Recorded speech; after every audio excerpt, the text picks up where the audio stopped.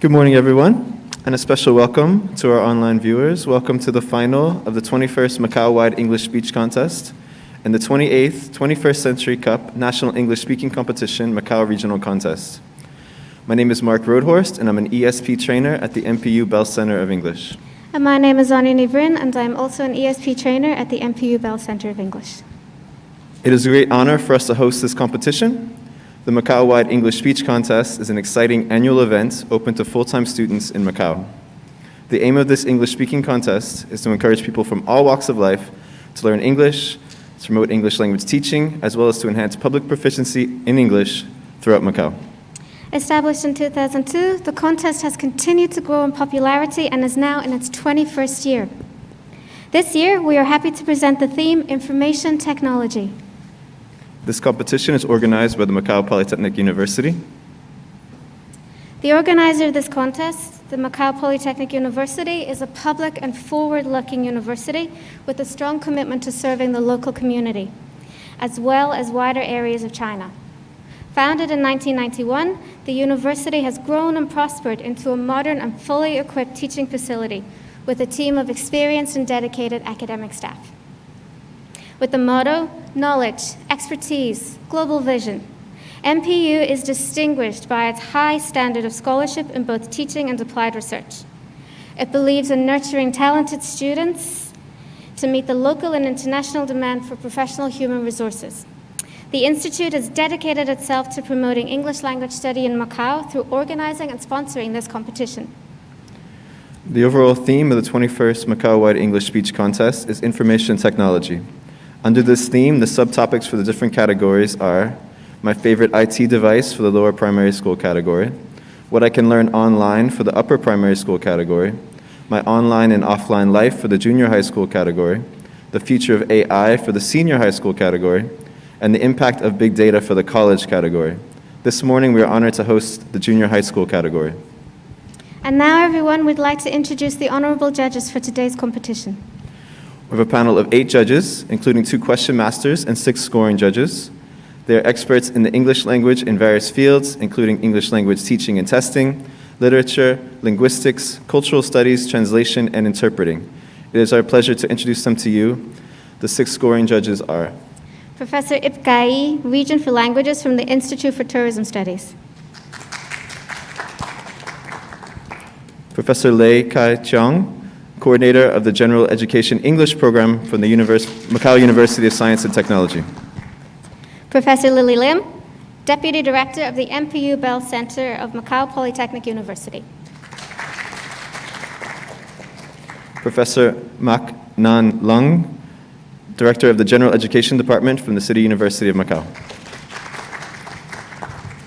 Duncan Myers, Director of the English Language Center from the University of St. Joseph. And Professor Wang Xian, Coordinator of the Master of Arts Program in Translation Studies from the Department of English of the University of Macau. And the 2 question masters are Mr. Michael Dudoff, ESP Trainer and Examination Services Coordinator for the MPU Bell Center of English. and Mr. Richard Frost, ESP Trainer from the MPU Bell Center of English. We would also like to introduce our scorekeeper and our timekeeper. Our scorekeeper is Ms. Priscilla Chan from the MPU Bell Center of English. And our timekeeper is Mr. Stephen Liang from the MPU Bell Center of English. And now that we've introduced the judges, we'd like to introduce the procedures of the competition. The theme for our contest is information technology. This morning, the topic for the junior high school category is my online and offline life. Each contestant will present a 3-minute prepared speech and a 2-minute impromptu speech on a different topic, and then answer 2 questions about the speeches from the question masters. One of the questions will be about their prepared speech, and the other will be related to their impromptu speech. For each question, the contestant has 1 minute to answer. A bell will ring at the end of each part to let the speaker know that time is up. When the bell rings, candidates should finish as soon as possible, within 15 seconds. Otherwise, marks will be deducted. And now let's start the contest for the junior high school category. Let's welcome contestant number 1, Bunyamin Barry Linden.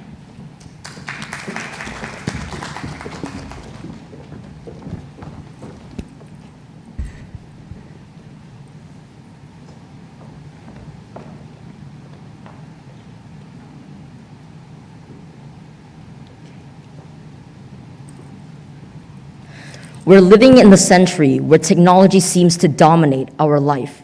We're highly dependent on social media, either on our work or through our communication. Have you ever thought about what your life would be like without the internet? I dare to say that information technology has totally changed my way of living. When I work online, I usually surf the internet for some information for my homework, listen to music, and play video games with my friends from all over the world. And when I go offline, I'll just do my regular day-to-day things, going to school, doing homework, hanging out with my friends, and going out for dinner with my family. Indeed, both online and offline life do bring me valuable experiences, both good and bad. The online experience is irresistible. I love watching videos online. I can stare in front of a screen for several hours nonstop if no one stops me. My eyes are constantly getting tired from staring at the screen all day. Floaters and ice trains have come to affect my way of living. Gradually, I realized the potential problem. However, living in the 21st century, we cannot ignore the importance of information technology. Online social media has greatly reduced my social distance with friends and relatives from different parts of the world. It has drastically impacted my life in a good way. It has really helped me socialize with others with ease. As a socially awkward kid with little social skills in my childhood, I didn't like to talk and share with my peers, and I rarely paid attention to the global news. Now, I've greatly improved my urge to talk and share. I read online news every day, I talk to my friends through WeChat, and I browse my friends' Instagram and Facebook frequently now. Online social media has really helped me with that aspect, and I've been shaped into a different person in a positive way, and I'm thankful for it. Life can be boring without either of them. Both online and offline experiences give me great opportunities to grow, to learn to balance life, and to adapt to changes. Instead of saying one weighs more than the other, I'd rather have equalized their importance. Without either of them, I would not become who I am today. I would not be able to adapt to such a magical world where everything is made possible based on information technology. In order for me to get the best of both worlds, striking a balance is the key. Thank you. Thank you for your prepared speech. Now please give your impromptu speech. Your topic is number 7. Suppose that something magic happened and suddenly pets could talk. What do you think they would say to their owners? If pets could suddenly talk, which is a very unlikely thing to happen because we don't understand them and they don't understand us, the only way we can truly communicate with them now is by our emotions and not by our words. But if it did happen, their pets would shower their owners with words of joyfulness and gratefulness towards them. An example of this is when you have been taking care of your pets to your fullest extent and your pets could suddenly talk. Not only would they love you even more, they would also learn to appreciate and embrace you as well. And with the added benefits of communicating with their pets, their owners can learn how to truly love their pets more and truly embrace them as well.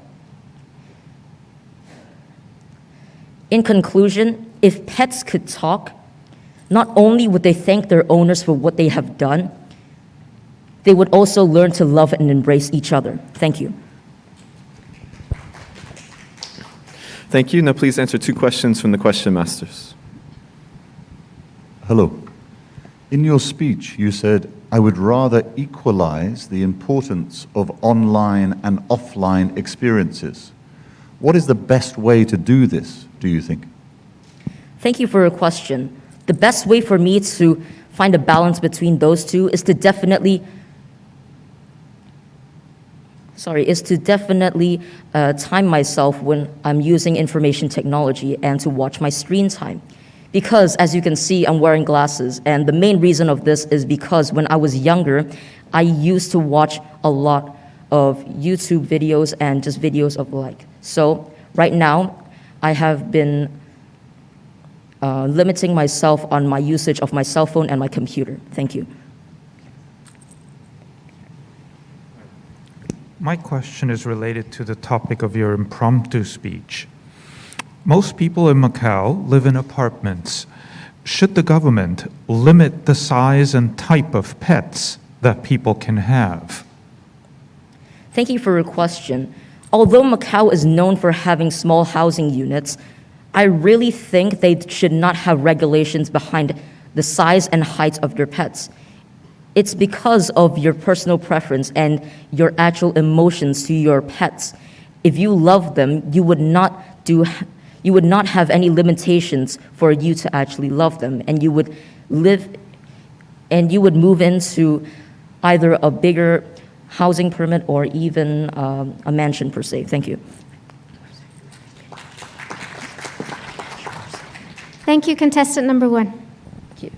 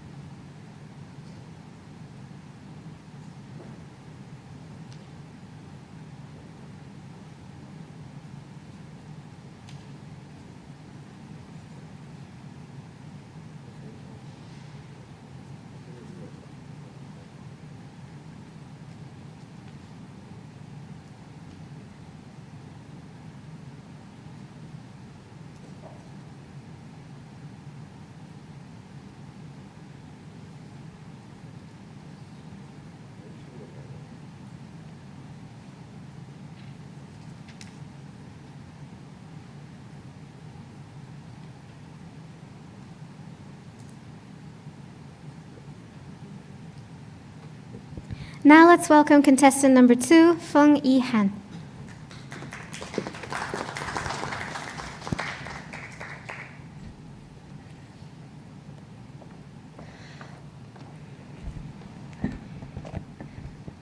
My online and offline life. 3 years ago, on a cold winter night, I was lounging in my comfy chair, drinking hot chocolate with marshmallows, watching YouTube videos, and leisurely enjoying my online life when my offline mother came in and took away my device because I've been online for way too long.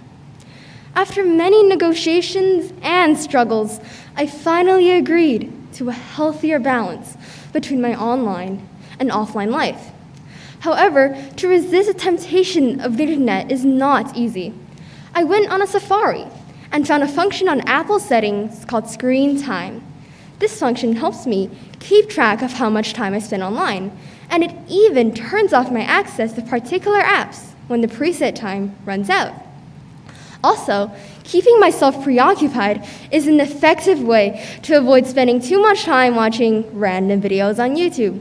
I usually use the time to read books, walk my dog, and spend quality time with the people I care about.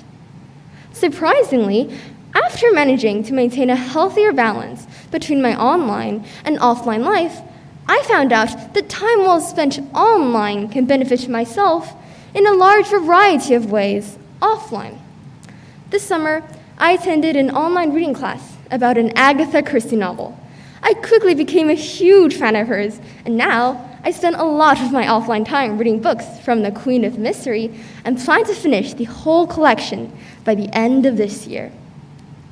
Ever since the outbreak of COVID-19, a lot of people's lives have moved online, especially the way that young people are educated. Thanks to online learning, I've attended 2 Model United Nations conferences with young people from all over the world, discussing the protection of world cultural heritage, sustainable fishing, and the SDGs, which is an experience I would never have had offline. It was also a great opportunity to make new friends, some of whom I've already met in person. Online life or offline life, both are enjoyable, but it's all about a healthy balance. So make sure you do worthy things with your time. Next time you're browsing random videos on YouTube, ask yourself if this video should maybe be the last one for today. And then head outside to the park with your friends and see what our world has to offer. Thank you. Thank you for your prepared speech. Now please give your impromptu speech. Your topic is number 8. Suppose you had the power to bring an extinct animal back to life. Which extinct animal species would you bring back to life and why? Animals are interesting.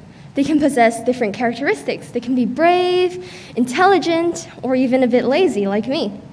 If I could bring back an extinct species to life, I would bring back a furry, cute little bird, the dodo bird. The dodo bird is pink, yellow, and green in color. It existed millions of years ago. The reason it inspires me so much is because it lived in a period of time when dinosaurs were roaming, when volcanoes were erupting, and the climate was constantly changing. However, it gathered its teammates, it worked hard, and it lived through that period of hard and tough time. The dodo bird is not just an animal. It is a sign of inspiration that all of us has to listen to and has to follow to. When we are facing hard times in life, when we are facing obstacles, we can be like the dodo bird. We can face these struggles with a brave heart, team up with our group mates, and strive for the better future. Thank you. Thank you. Now please answer 2 questions from the question masters. Hello. In your main speech, you said online life or offline life is all about a healthy balance. How would you describe to someone what a healthy balance really is? Thank you for your question. I know that a lot of people in our societies nowadays think that a balance between online and offline life is spending the exact same time on both things. However, I think that a true balance is using the amount that it needs to be. For example, when I am a student, I need to use more time offline, studying with my friends and learning new knowledge. With my offline time, I could maybe watch some informational videos, but in my opinion, as a student, my online time shouldn't outweigh my offline time, as my key goal as a student is studying, not learning some excess information for entertainment. It is cool, online life is cool, but it is addition to online life. This is how I would talk to my classmates. Thank you. Hi, my question is related to the topic of your impromptu speech. Animals are also threatened by our eating habits. How can we get people to eat less meat and care more about animal welfare? Thank you for your question. To do this, I think we need to focus on 2 aspects. The first one is promoting vegan meat, as vegan meat is a healthy alternative to our regular meat, as it's made of tofu and other vegetables or potatoes. The second point is that we really need to let our audience know the seriousness of this problem. Meat consumption takes up to 24% of annual greenhouse gas emissions, and every year 365 billion gases of methane and carbon dioxide are released by cows, pigs, and chickens. I can also mention that throughout these harsh environments, cows and other cattle may have diseases such as salmonella, and I could say that vegan meat is a healthier alternative and safer alternative to our regular meat. And this is how I would promote less meat consumption. Thank you. Thank you, contestant number 2.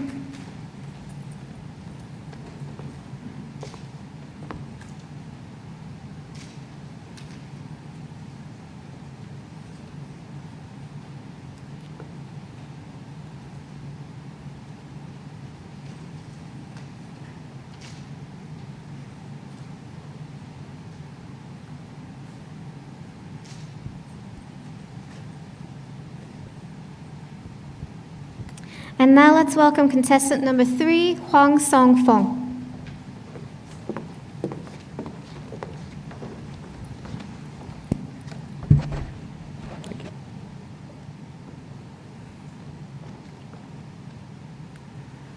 My online and offline life. In recent times, technology has become an integral part of our lives and our society. Many of us practically live on the web, and our online presence is stronger than ever. The line between the web and the real world has been becoming increasingly blurry. Almost every aspect of our daily lives is now dominated by technology. For many of us, including myself, education and entertainment have largely shifted to a new medium, the internet. Many see this as an unwelcome change, but I believe that it is a necessary one. I cannot go a day without consulting my phone screen. Rather than seeing it as a distraction, I like to think of it as stepping into another world of endless resources and infinite knowledge. Much of my education is done through online learning platforms, which have brought a new level of convenience to the classroom. Much of my communication is done on social media, which allows me to talk to my friends anytime and anywhere. Much of my entertainment is done on streaming platforms, which offer an endless array of high-quality content. Okay, yes, and sometimes mindless drivel. On the other hand, the real world is just as exciting. As much as I love video games, a meaningful conversation with a true friend is just as good, if not better. A day out with my family is just as satisfying as a well-produced television show. Both worlds are important to me and treasured. As our reality shifts beneath our feet, it is important to stay grounded.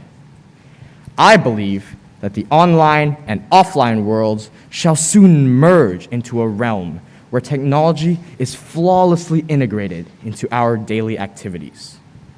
A seamless transition will be present between tech and reality, creating a delicate balance for us all to enjoy.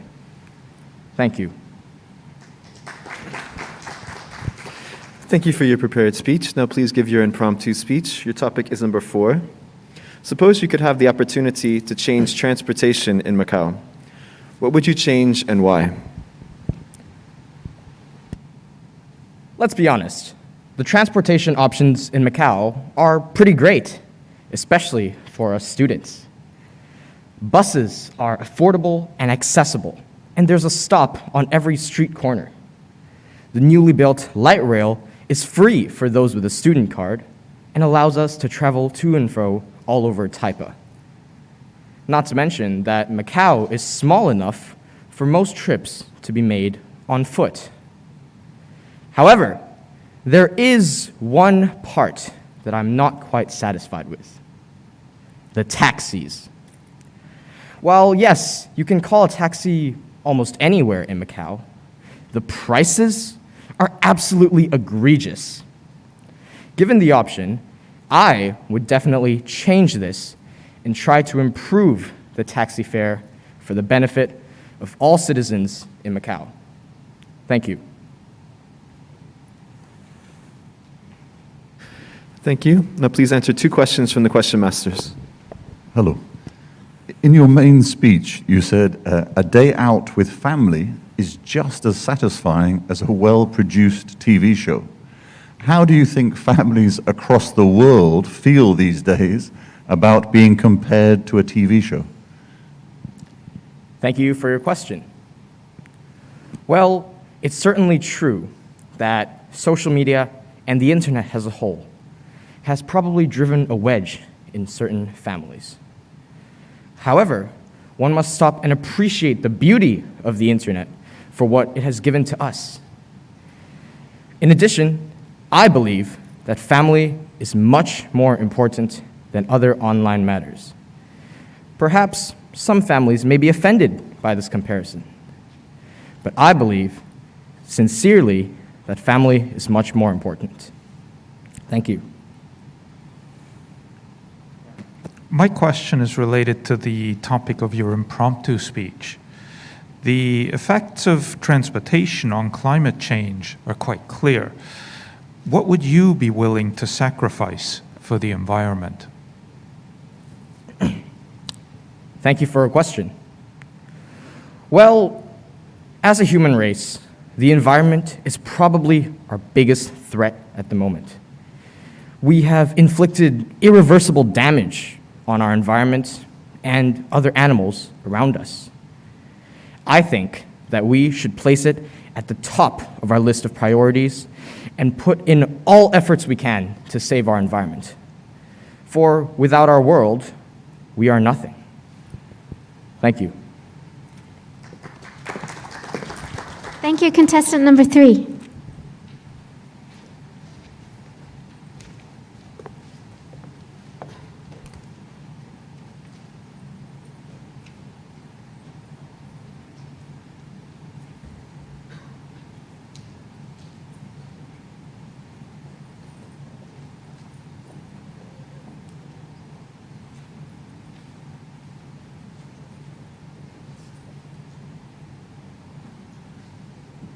Now let's welcome contestant number 4, Lai Che Yo.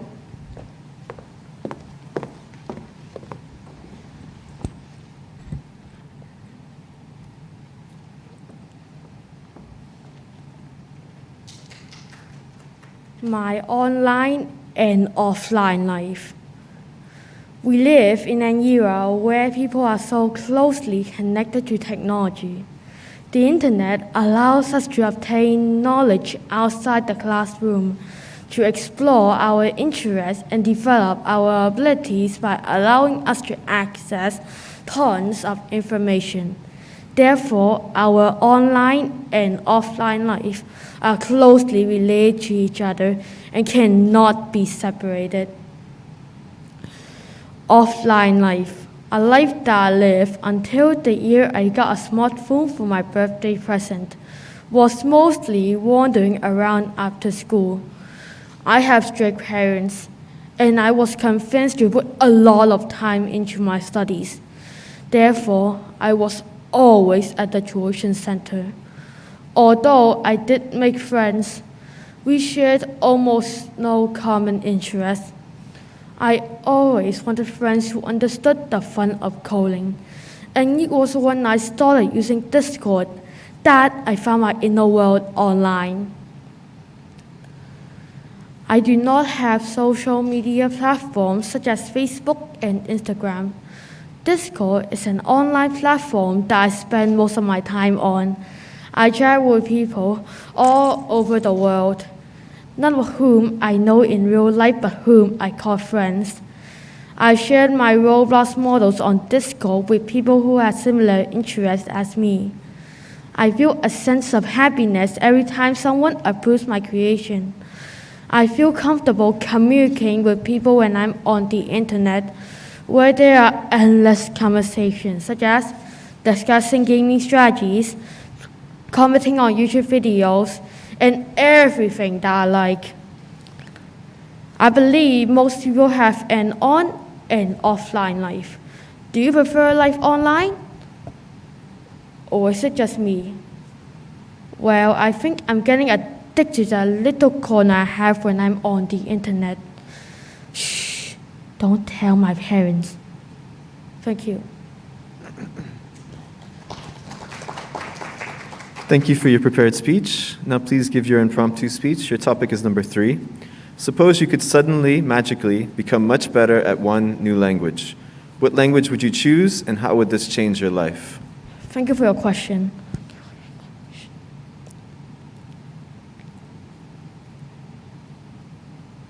The language I would choose is English, because English is one of the most common language in the world, and also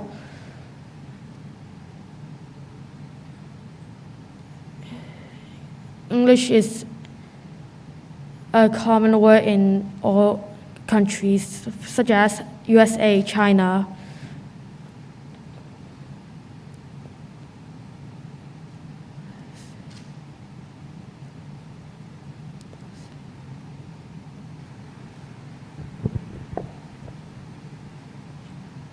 And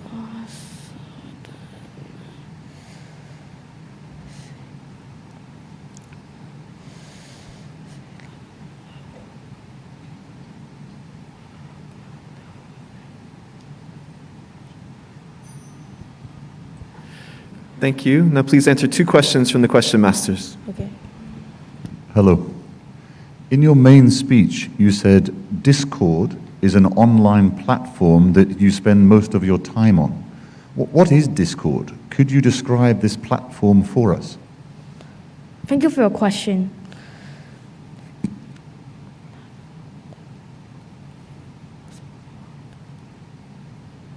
Discord is an online platform that almost all the country use. It's an online platform that you can go make live streams and send it on Discord with like group chats or something. And also, Discord, you can send things that, for example, like emojis or stuff. And also, there's one more special thing about Discord is that the AIs of the Discord, you can make AIs that prevent people saying bad words. If they say bad words, they will get like banned from Discord.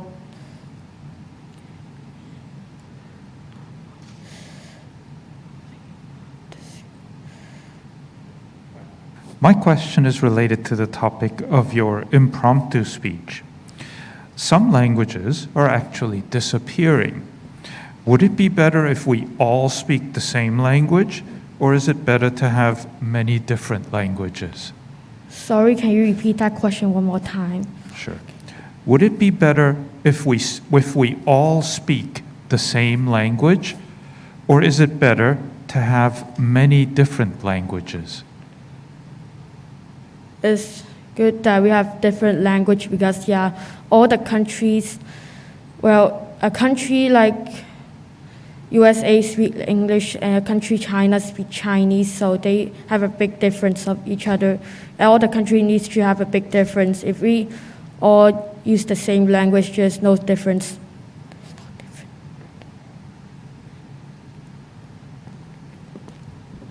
Thank you, contestant number 4.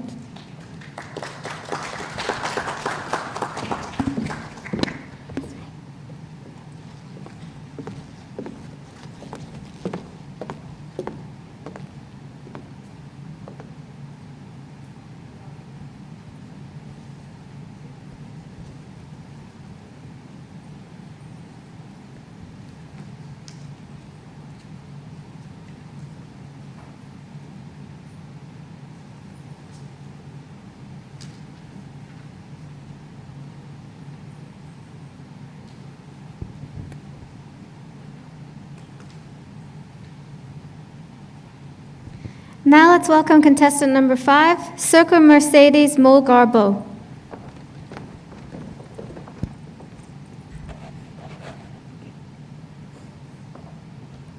My online and offline life.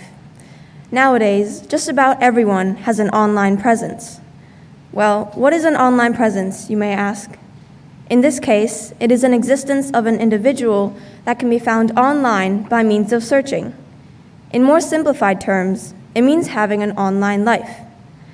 Having an online life is especially important in the current era of technology, where 91% of all the people on Earth have a smartphone.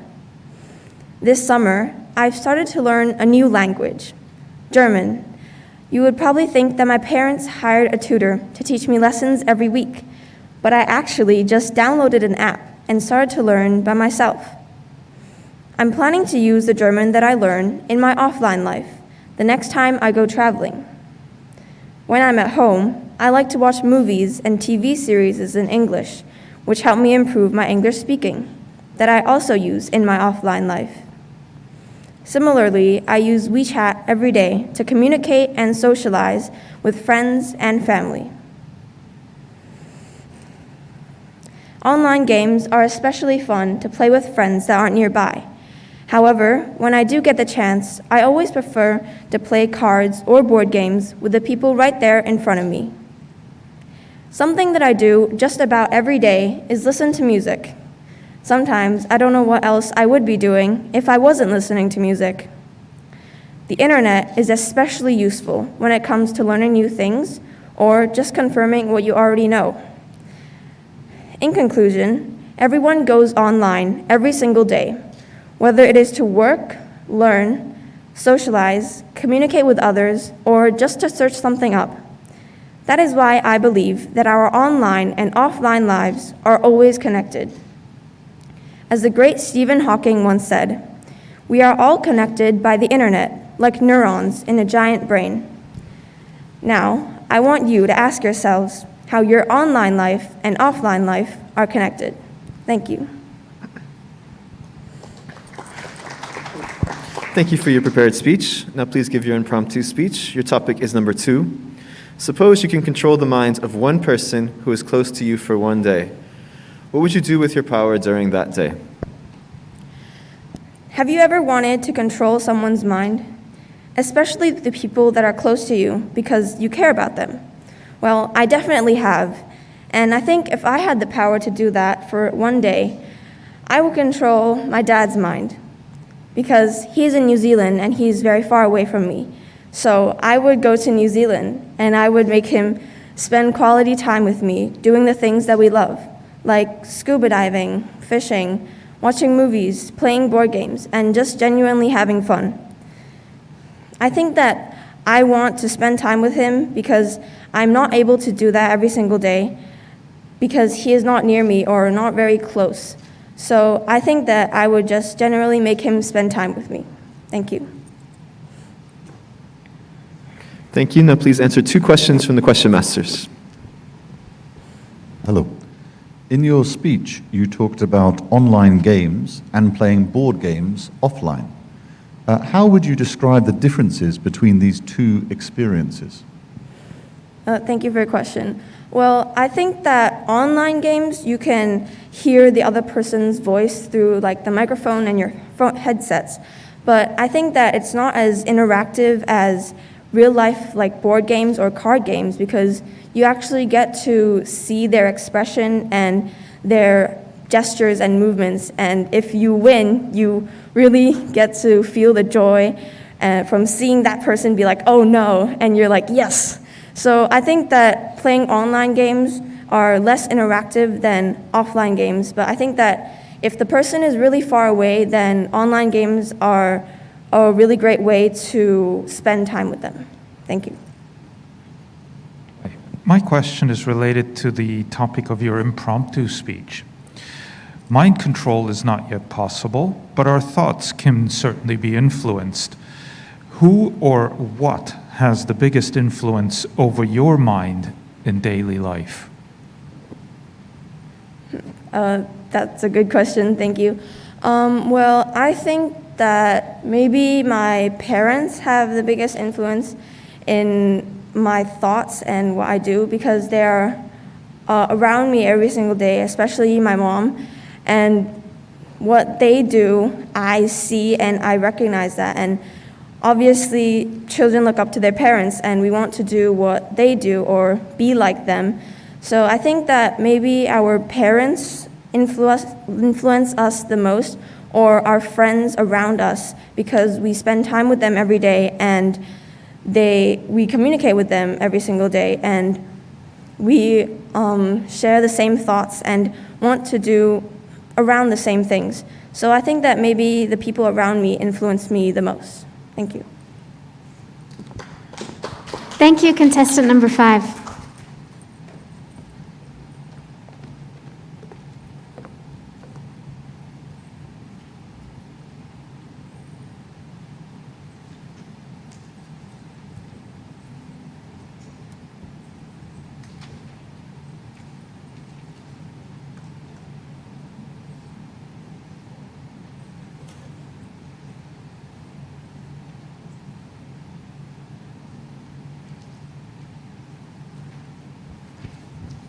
Now let's welcome contestant number 6, Wong Pak Ho.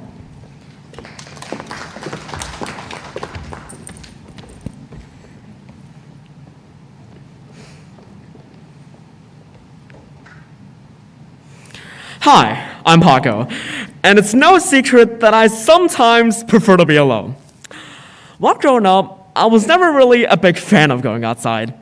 As a toddler, I'd stare at my iPad screen all day just watching YouTube videos and playing video games just because I had nothing better to do. Even now when I do go outside, I'm always glued to my phone screen because I'm just that scared of being disconnected from the internet. I still remember the days before I had a data plan on my phone. I would try to guess the passwords of public Wi-Fi networks just so I could be connected and check my messages. It was hilarious, but I'm glad that's now a relic of the past.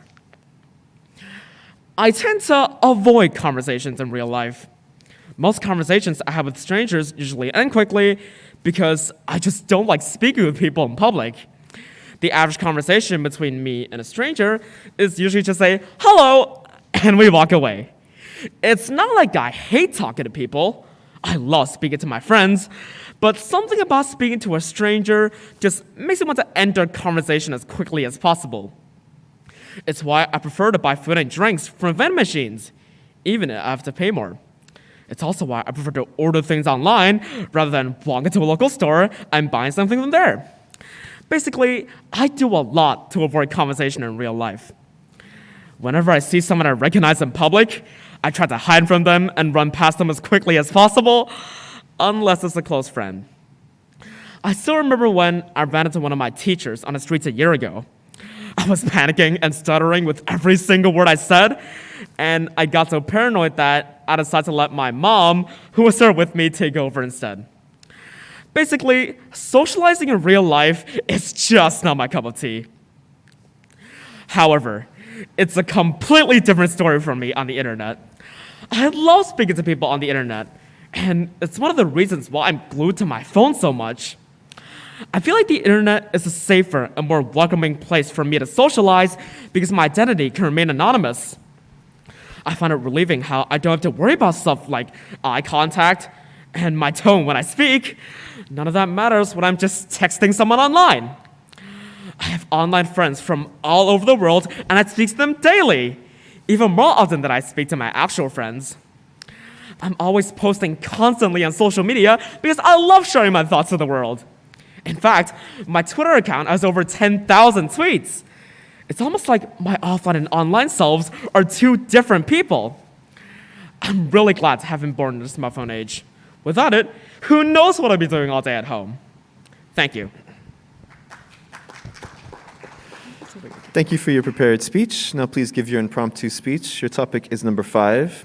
Suppose you can go back in time and meet yourself as you were in primary school. What advice would you give your past self? Thank you for the question. I think if I were allowed to go back in time and meet my past self, I would remind him that failure is a better outcome than having to give up.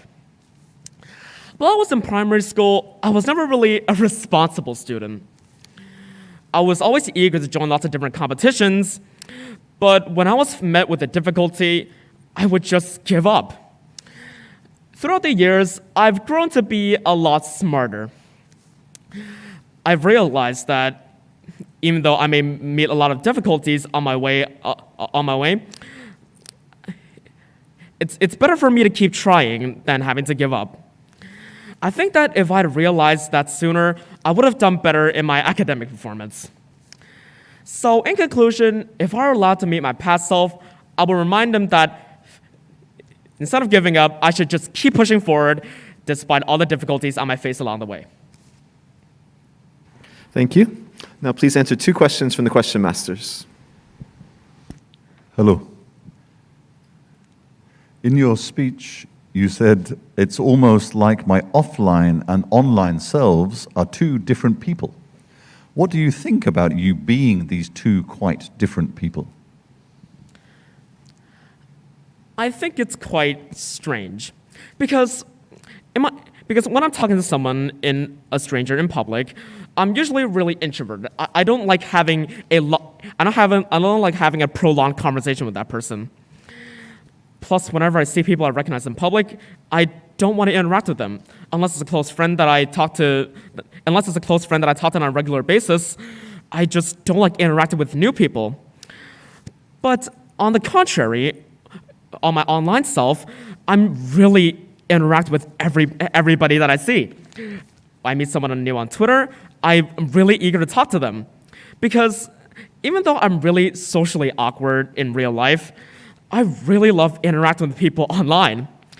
So I think that's how I see my offline and online selves.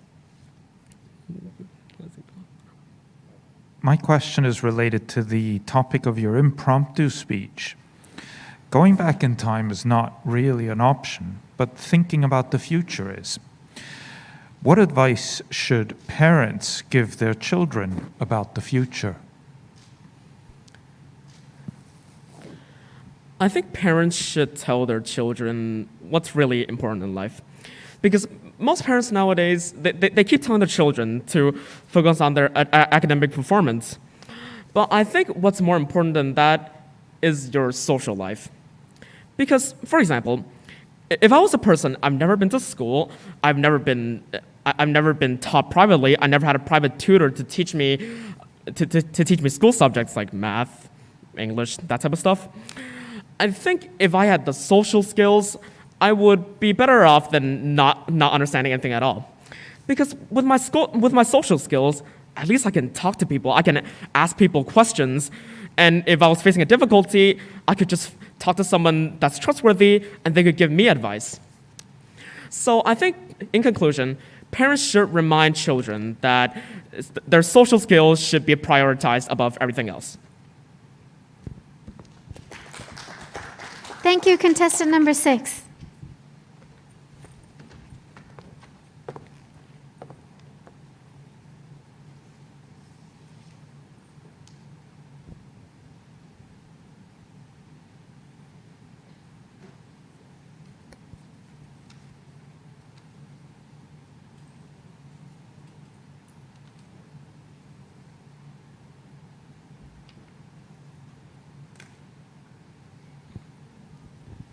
Now let's welcome contestant number 7, Wong Sam E. Madeline.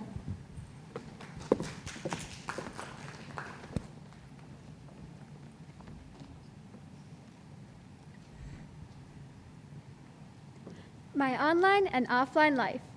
Whether it is my online or offline life, creativity is my passion. My goal as a creative person is to achieve an amplified, balanced, complete life. My A, B, C. As best-selling author and creativity advocate Elizabeth Gilbert said, "A creative life is an amplified life. It's a bigger life, a happier life, an expanded life." To build creativity, Ms. Gilbert recommends digging a deep well of experience and spending time with creative people. Searching for new experiences and meeting people offline is crucial, but the internet also has a trove of creative people and virtual experience that complements reality. When I am offline, I enjoy traveling, eating at new restaurants, and trying new experiences, like being on a radio show or bouldering. My favorite form of creative expression is baking and decorating cakes. The best cake I've made was a Father's Day cake, tailored to my father's looks. Although the watermelon sandwich cakes I made were a close second. When I need a break from all that sugar, I journal and write short stories, make bracelets with colorful patterns and beads, or make light clay creations that mirror my love of baking with realistically mouth-watering designs. Pair me with upbeat music and I can create for hours. When I go online, I eschew the chaos and hatred in social media and look to augment my creativity instead. I delve into my creative interests and find communities of people who love to create as I do. Online, my life is less delicious than when I am offline, but creatively speaking, equally fulfilling, with animations, games, and robots. When online, I recently shifted from a game player to a game creator when I discovered coding. After only a few short months, I can now code animated games with storylines. It feels amazing to have my hard work gradually come together to create the perfect cake, with code, robotic parts, and the cherry on top, a successful run. Through the perfect coupling and regulation of online and offline lives, we can thrive whether we are on or offline. We can always find something creative that will give us our A, B, C. an amplified, balanced, complete life. Healthy online activities should overlap and complement our lives, not overshadow them. Thank you. Thank you for your prepared speech. Now please give your impromptu speech. Your topic is number 10. Suppose your parents would allow you to get a tattoo. Would you choose to get a tattoo? And if yes, what tattoo would it be? If my parents were to allow me to get a tattoo, I would actually choose not to get a tattoo.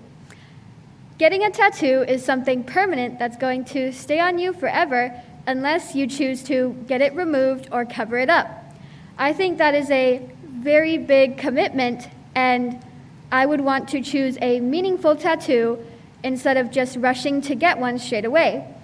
Another reason that I would not want to get a tattoo as of now is because I don't have a main reason to.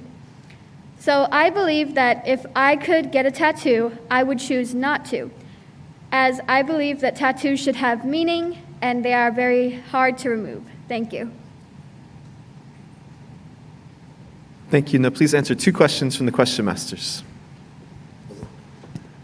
In your speech, you said making the watermelon sandwich cakes were a close second to your best cake. How do you make watermelon sandwich cake? It sounds amazing. Thank you for your question. So the basis of the watermelon sandwich cake is like an ice cream sandwich with the filling in the middle and 2 pieces of cake on the sides. In the middle, there is also strawberry, and it is just shaped to look like a watermelon sandwich cake. I think that creating cakes really helps me to express my creativity, and this was one of those projects that helped me with that. And that is how you can create a watermelon sandwich cake with strawberry in the middle. Thank you. Hi, my question is related to the topic of your impromptu speech.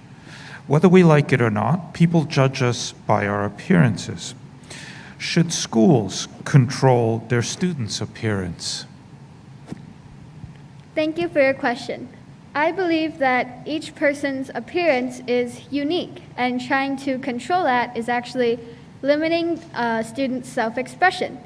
Of course, there should be some form of control so as students' appearances don't get too out of hand, but I believe that overall schools should let kids dictate their own appearance.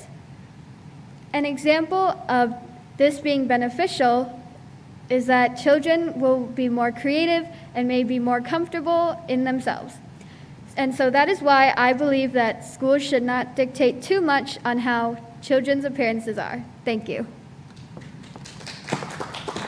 Thank you, contestant number 7.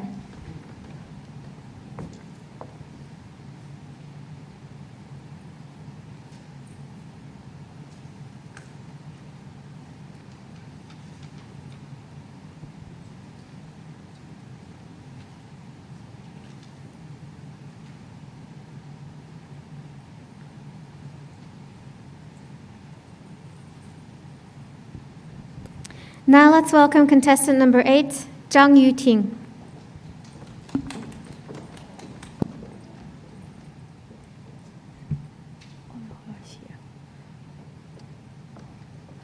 Ladies and gentlemen, good morning.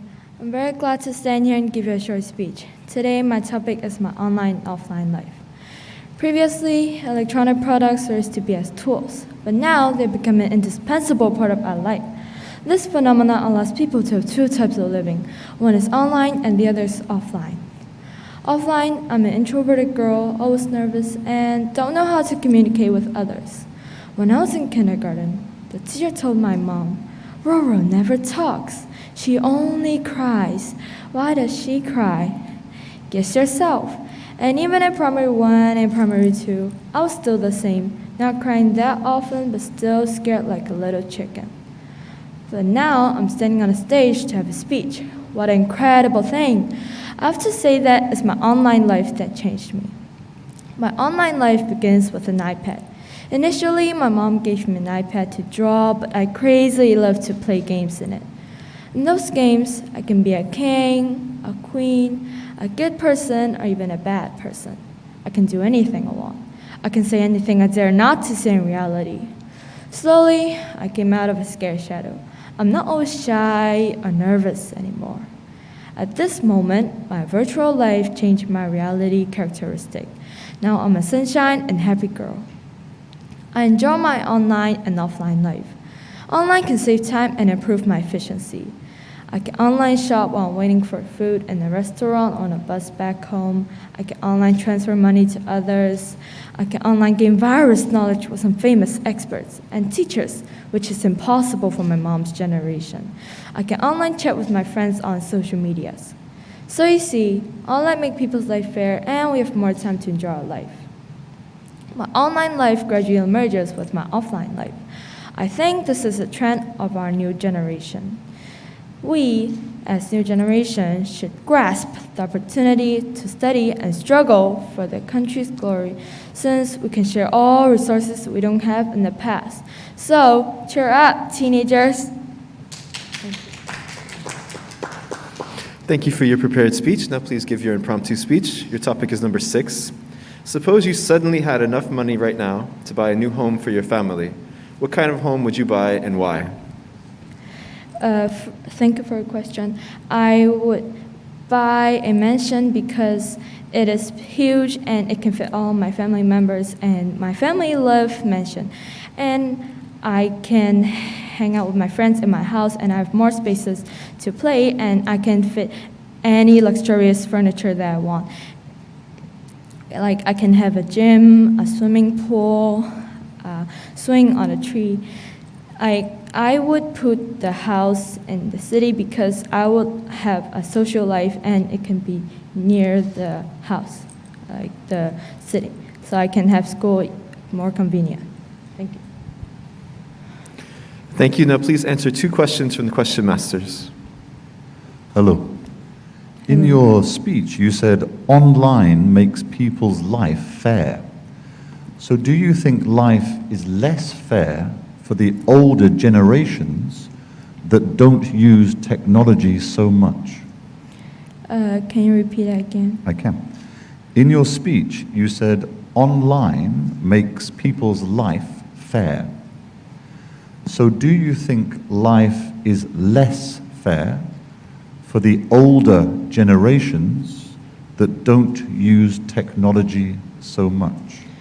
Well, I think that they can learn how to use it because their children or their grandchildren can teach them how to use it, how to use the internet, the technology to search something that they don't want to. And like, for example, my mom doesn't know how to use her phone. Like, I can teach her how to use it and patiently because she would love to listen about it.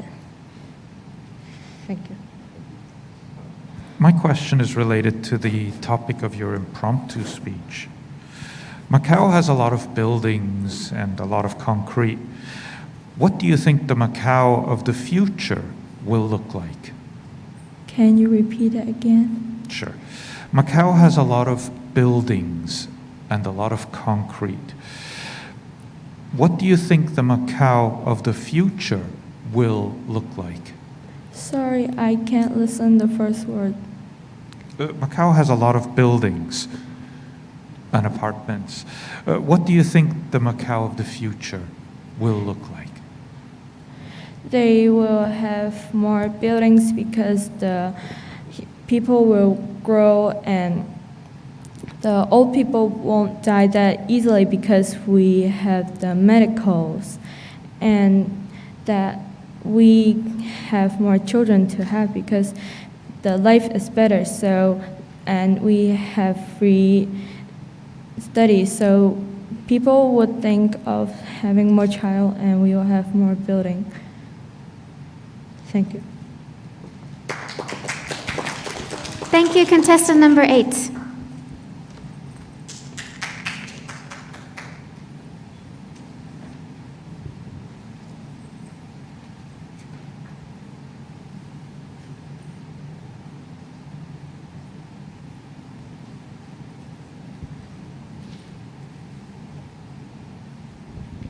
Now let's welcome contestant number 9, Shu Ka K.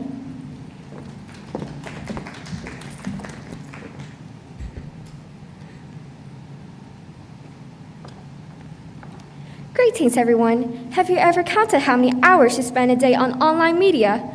Honestly, I spend a lot of time online. But it doesn't have to mean that I'm endlessly scrolling through Instagram or WeChat all the time. Instead, my time online is going towards polishing my life. My favorite subjects in school are history and literature. And I have a dream. My dream is to be a ballerina. During the pandemic, I woke up every 5 a.m. to participate in a range of online ballet lessons. You might wonder why I have to wake up at 5 for an online class. It's because this particular range of sections helped me a lot in achieving my dream. I still find it helpful and nutritious. Yes, online technology helps me to achieve my dream, and being self-disciplined pushes me to go online mindfully. Last year, I read many ebooks about history online, and I learned a lot about the Greek civilization and myths. Reading an online book filled with colorful words and all the gods and goddesses illustrations is super gripping. From then on, I started reading more and more ebooks from an e-library. By reading the ebooks, I understand better the lessons given by my teachers at school. Yes, my online reading life helps me to reach my offline lessons, and being self-disciplined pushes me to go online meaningfully. Aside from reading history ebooks, I also play chess online to advance my IQ. Yes, online life helps to push my limits and connects me with the offline world beyond the online world. What about my offline life? I do always do workouts at home to strengthen my muscles. The motivation of that? For my dream, to be a ballerina. With a dream, one is more willing to be self-disciplined. Right. Being self-disciplined helps me to achieve my dream and connects me with the offline world beyond the online world. No matter when or where, in the virtual world or in the real life, we teenagers do need our dream. A dream has driven me to be more self-disciplined in both online and offline life. So just get a dream, stay self-disciplined, and make it happen in both online or offline life, like I do.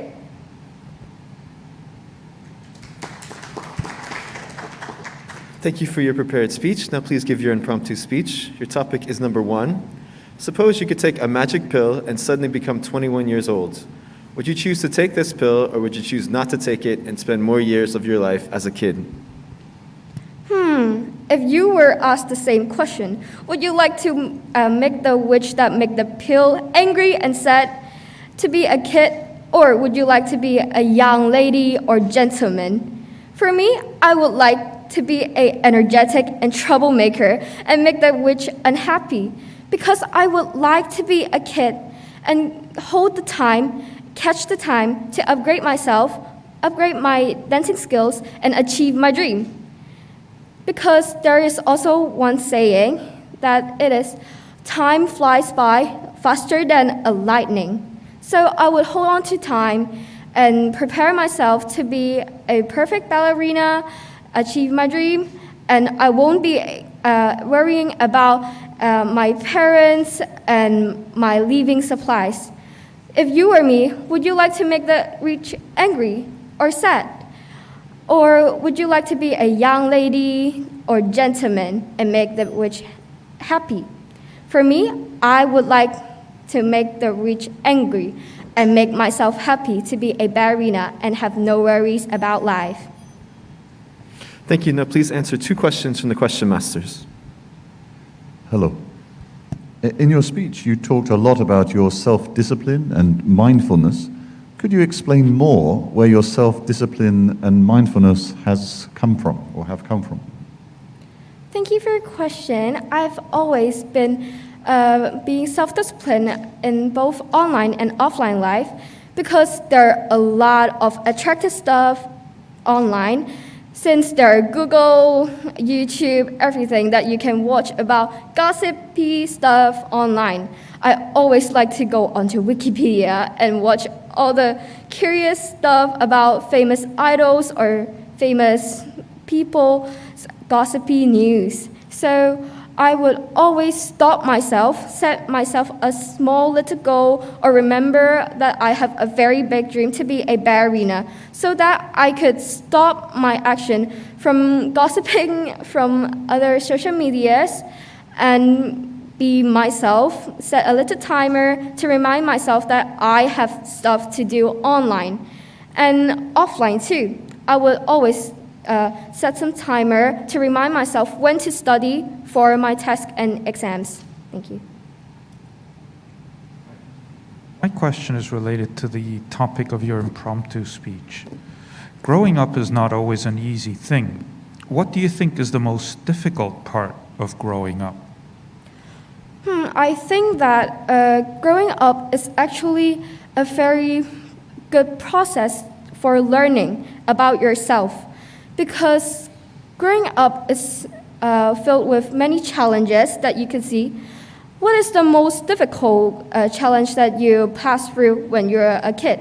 For me, I am a very naughty monkey and a troublemaker, so I would always go through challenges by scolding people, my parents scolding me or my teachers scolding me.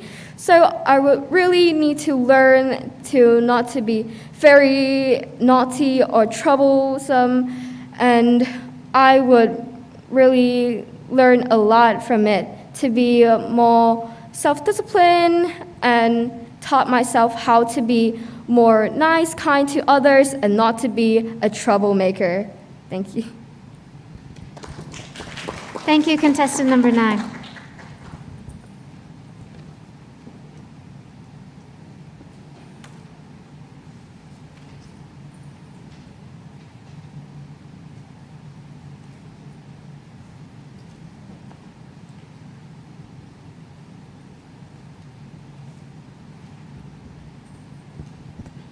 Before we introduce the next contestant, we would like to apologize for misreading the name of candidate number 8, who was in fact Xiao Sok Tan. Xiao Sok Tan, we apologize. And now let's welcome contestant number 10, Yuan Se-yin.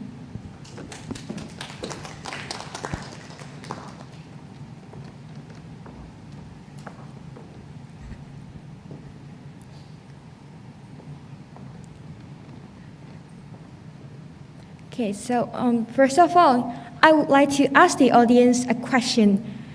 What do you do during your holiday? Is it meaningful and interesting? In the last summer holiday, I always watch movies or YouTube. I was immersed in my online life every day. I think I was addicted to online life, as I always stayed in my bedroom. I only came out to the living room to be with my parents during mealtime. So I lost a lot of family time during the summer holiday. And I did not have a normal schedule. If I had to describe my life, I would say it was not very meaningful. But when I got back to school in September, I can't use my phone during the school hours, because the school hopes we can be more concentrated on our studies to fulfill our aspirations. But when we need to do some research online, we can use it as our learning tool. Thanks to school regulations, I programmed my cell phone successfully and spent more time on spots and real communications with my classmates. I think the most important thing is to strike a balance between our online and offline life. Enjoy both lifestyles and make them meaningful. When we're online, we can search for some new knowledge that we are interested in knowing. And we can make video calls to share our joys and problems with our family and friends living far away. And also, we can learn news about different countries to keep up with updates around the whole wide world. But when we're offline, be adventurous, explore the world, or even just the world around us.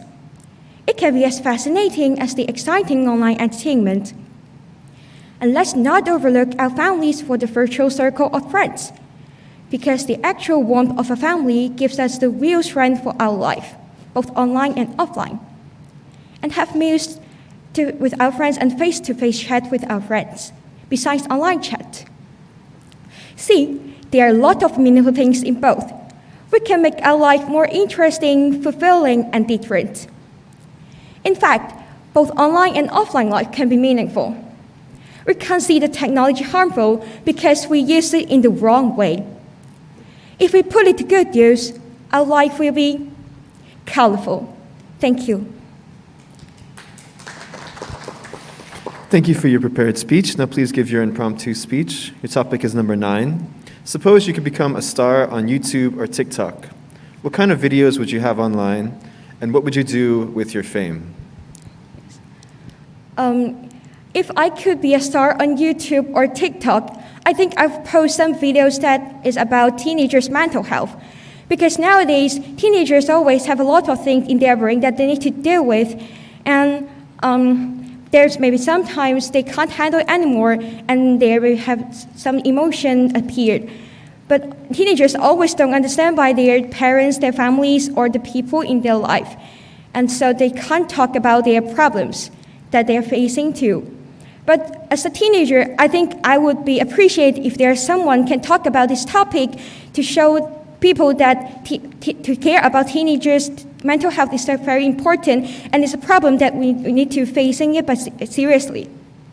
And I hope I can be the person that to show this topic to the society and let teenagers can talk about their problems with my fame. Thank you. Thank you. Now please answer 2 questions from the question masters. Hello. In your speech, you mentioned striking a balance between your online and offline life. Could you just develop a little more on what that balance means to you? Maybe we can control our time to use our phone and to just doing something online. And we need to spend more time when we stay with our families. Then we can less to talk on phone and just control the time between online and offline. Yeah. Hi, my question is related to the topic of your impromptu speech. YouTube and TikTok can be useful, but they can also be a problem. Should these platforms require users to be over 18? Over 18? I'm sorry, I didn't hear it clearly. Can you repeat that again? Sure. YouTube and TikTok can be useful, but they can also be a problem. Should YouTube and TikTok require users to be over 18? I think we don't need to limit that. We just use it over 18 because always, as teenagers, we always need to relax ourselves online. And I think TikTok is a very good media to let us to know about the world and to communicate with the people around the world. And so I don't think that we need to limit it for the people that they just can use it over 18. Thank you. Thank you, contestant number 10.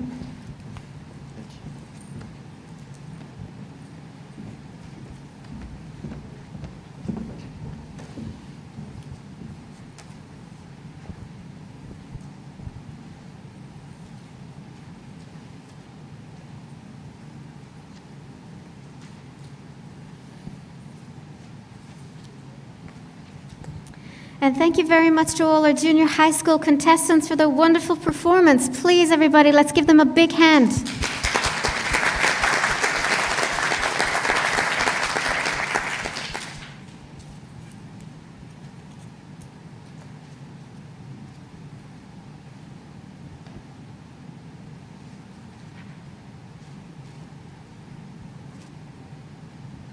Also, a huge thank you to the judges, the question masters, the scorekeepers, the timekeepers, the cleaners, and all our supporting staff. And a very warm thank you to the teachers and the contestants' family. Thank you all so much for your participation.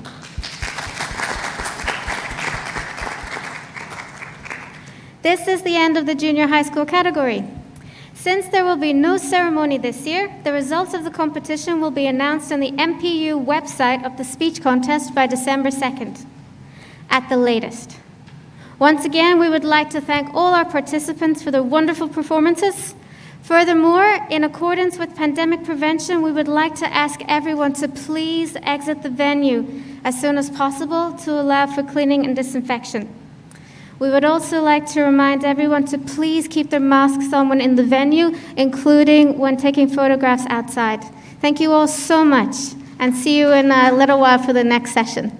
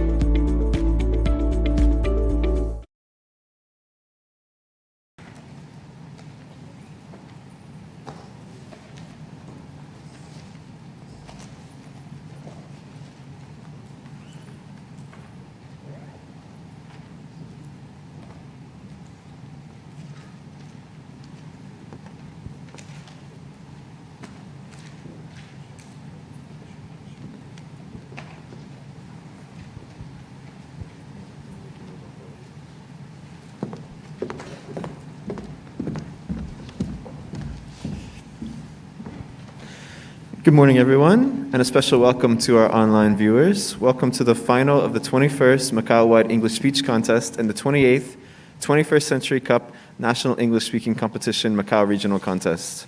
My name is Mark Roadhorst, and I'm an ESP trainer at the MPU Bell Center of English. And my name is Anya Nivrin, and I'm also an ESP trainer at the MPU Bell Center of English. It is a great honor for us to host this competition. The Macau-wide English Speech Contest is an exciting annual event open to full-time students in Macau. The aim of this English speaking contest is to encourage people from all walks of life to learn English, to promote English language teaching and testing, as well as to enhance public proficiency in English throughout Macau. Established in 2002, the contest has continued to grow in popularity and is now in its 21st year. This year, we are happy to present the theme, Information Technology. This year's competition is organized by the Macau Polytechnic University. The organizer of this contest, Macau Polytechnic University, is a public and forward-looking university with a strong commitment to serving the local community as well as wider areas of China. Founded in 1991, the university has grown and prospered into a modern and fully equipped teaching facility with a team of experienced and dedicated academic staff. With the motto, knowledge, expertise, global vision, MPU is distinguished by its high standard of scholarship in both teaching and applied research. It believes in nurturing talented students to meet the local and international demands for professional human resources. And the Institute has dedicated itself to promoting English language study in Macau through organizing and sponsoring this competition. The overall theme of the 21st Macau-wide English Speech Contest is Information Technology. Under this theme, the subtopics for the different categories are my favorite IT device for the lower primary school category, what I can learn online for the upper primary school category, my online and offline life for the junior high school category, the future of AI for the senior high school category, and the impact of big data for the college category. This morning, we are honored to host the senior high school category. And now, everyone, we'd like to introduce the honorable judges for today's competition. We have a panel of 8 judges, including 2 question masters and 6 scoring judges. They are experts in the English language in various fields, including English language teaching and testing, literature, linguistics, cultural studies, translation, and interpreting. It is our pleasure to introduce them to you. The 6 scoring judges are Professor Ip Kai, Regent for Languages from the Institute for Tourism Studies. Professor Lei Kai-Cheong, Coordinator of the General English Education Program from the Macau University of Science and Technology. Professor Lily Lim, Deputy Director of the MPU Bell Center of Macau Polytechnic University. Professor Mak Nang Lung, Director of the General Education Department from the City University of Macau. Duncan Myers, Director of the English Language Center from the University of St. Joseph. And Professor Wang Xian, Coordinator of the Master of Arts Program in Translation Studies from the Department of English of the University of Macau. And the 2 question masters are Mr. Michael Dudoff, ESP Trainer and Examination Services Coordinator for the MPU Bell Center of English. and Mr. Richard Frost, ESP Trainer from the MPU Bell Center of English. We would also like to introduce our scorekeeper and our timekeeper. Our scorekeeper is Ms. Priscilla Chan from the MPU Bell Center of English. And our timekeeper is Mr. Stephen Leong from the MPU Bell Center of English. And now that we have introduced the judges, we'd like to introduce the procedures of the competition. The theme for our contest is information technology. This morning, the topic for the high school category is the future of AI. Each contestant will present a 3-minute prepared speech and a 2-minute impromptu speech on a different topic, and then answer 2 questions about the speeches from the question masters. One of the questions will be about their prepared speech, and the other will be related to their impromptu speech. For each question, the contestant has 1 minute to answer. A bell will ring at the end of each part to let the speaker know that time is up. When the bell rings, candidates should finish as soon as possible, within 15 seconds, otherwise marks will be deducted. And now let's start the contest for the senior high school category. Let's welcome contestant number 1, Cho Sut-chung Matilda.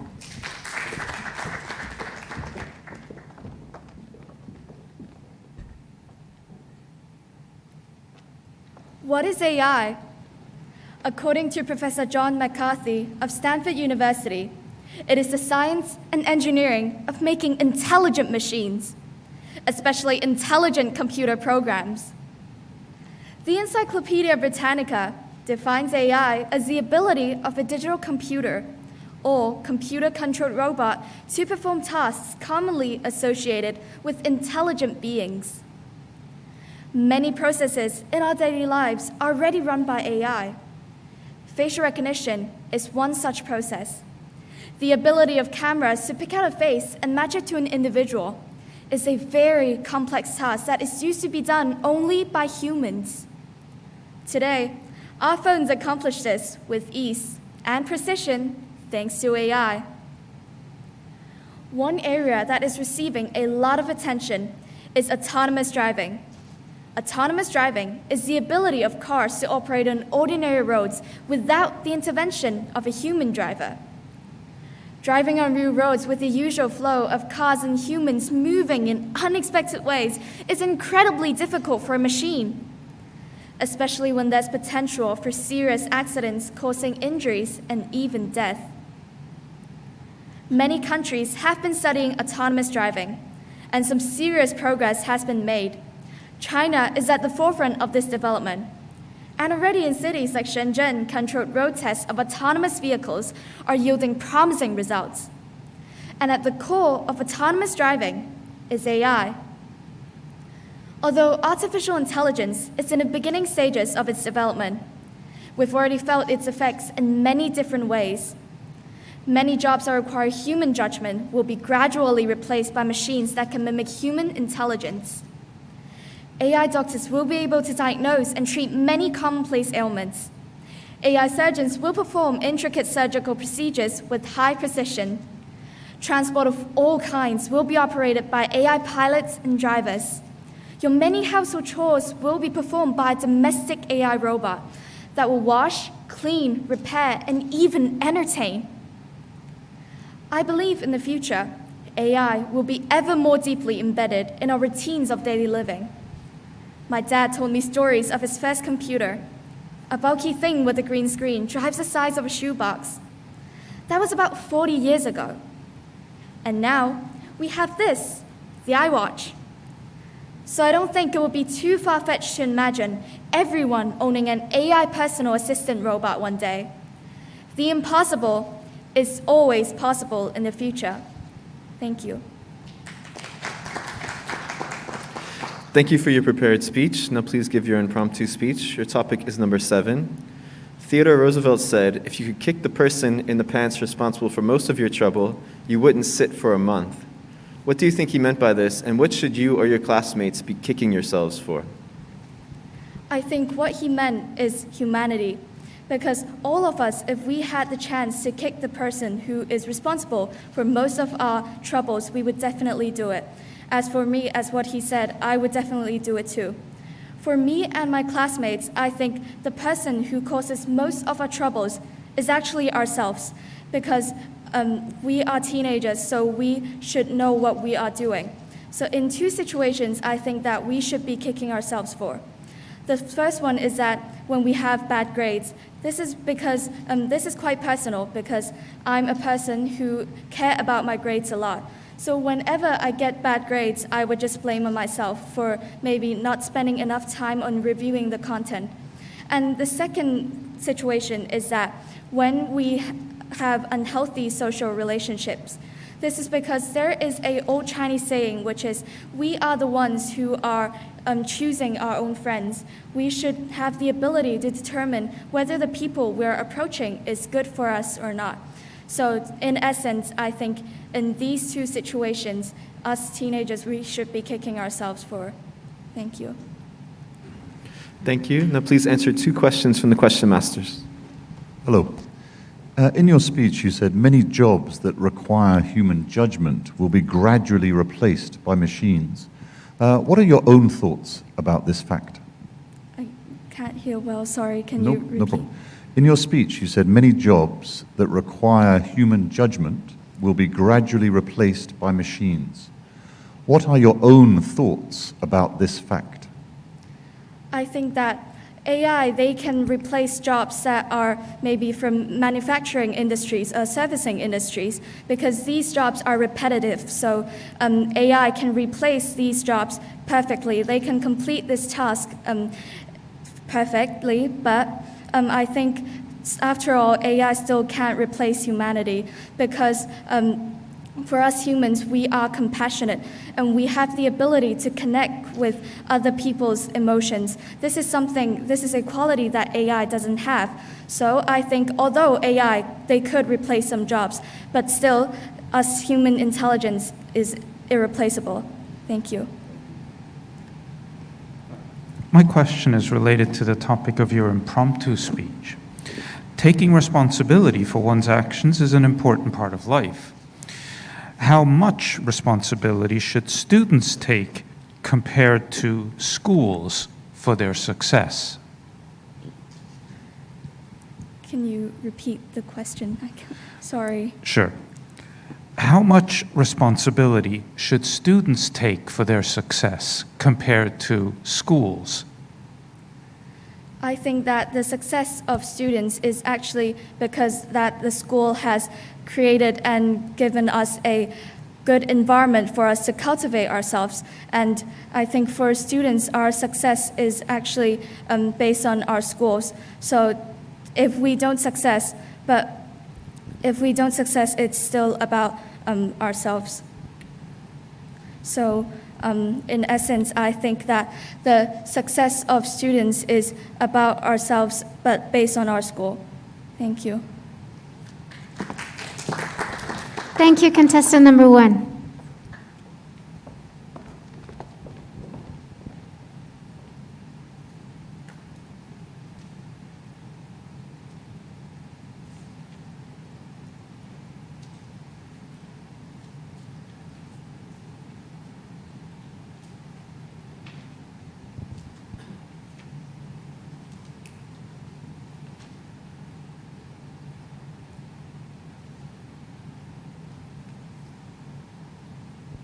Now let's welcome contestant number 2, Choi Ho Tong Bernice.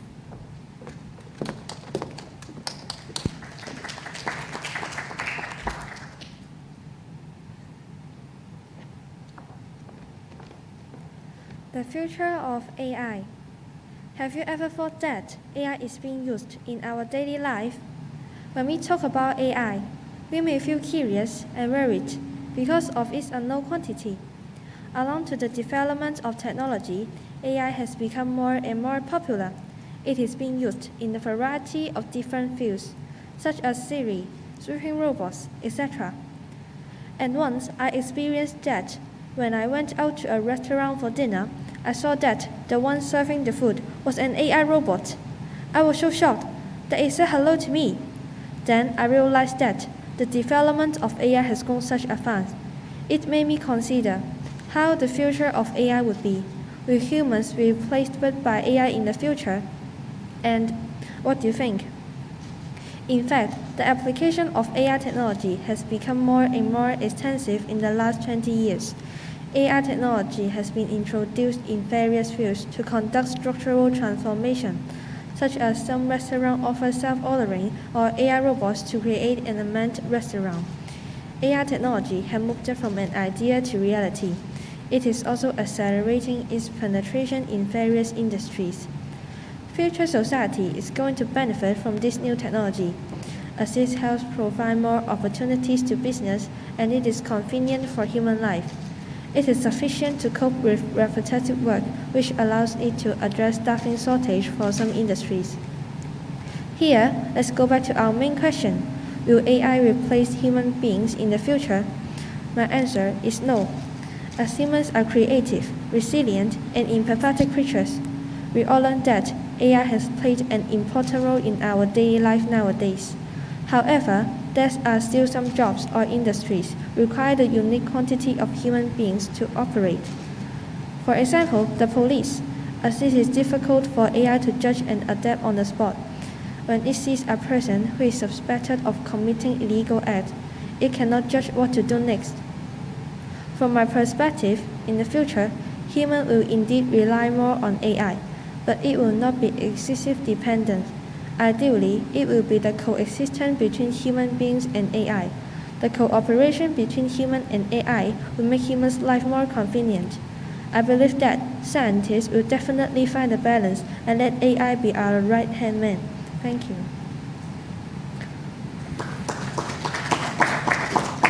Thank you for your prepared speech. Now please give your impromptu speech. Your topic is number 9. Terry Pratchett said, "The trouble with having an open mind, of course, is that people will insist on coming along and trying to put things in it." What do you think he meant by that, and how open-minded is too open-minded?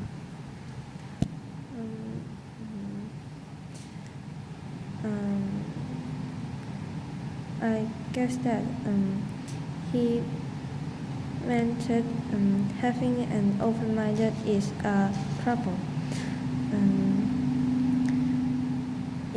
In my opinion, I think that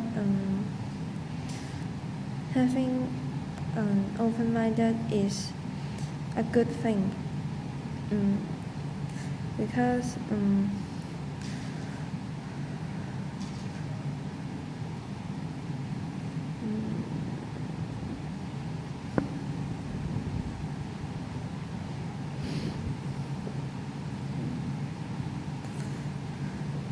I think that nowadays people need to have an open-minded because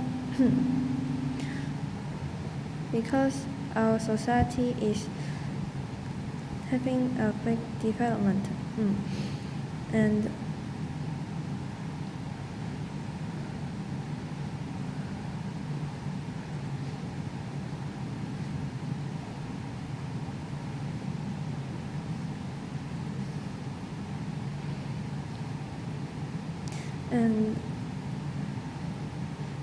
everything has changed and nowadays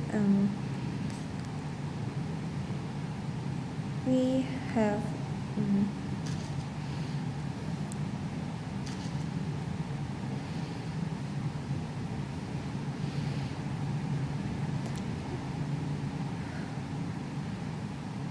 in the past the people do many things by rules, but nowadays I think we can have an open mind, but not too open-minded because we are too open-minded. There must be some people doing wrong things. Thank you. Thank you. Now please answer 2 questions from the question masters. Hello.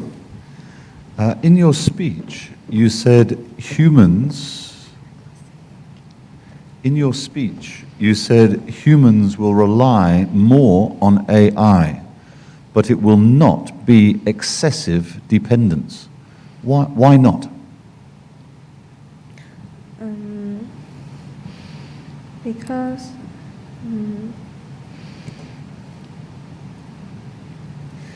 Because in the future, I think that we will let AI do some things for us. For example, doing some housework or searching information. But I think that humans will do. There are still some things humans will do by ourselves. Thank you. My question is related to the topic of your impromptu speech. Talking about being open-minded and living it are 2 different things. How open-minded would you consider your generation compared to your parents' generation?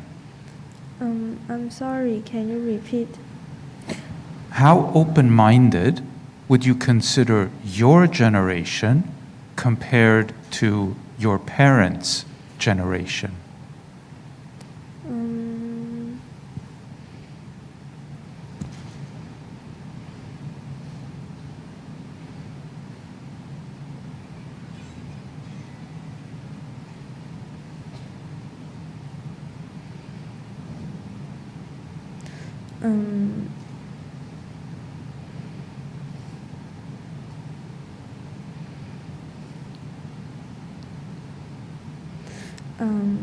My parents will judge from my wearing sometimes because they think I'm a girl and should not wear some clothes that was small and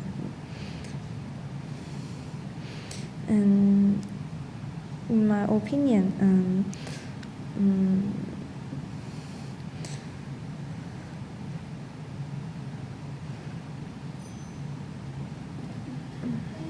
Number 2.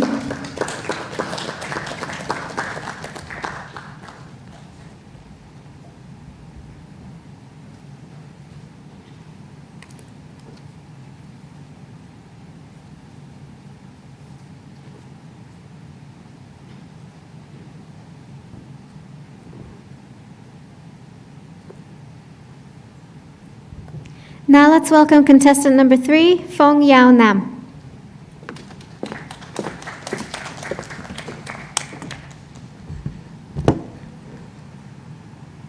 Good morning, judges.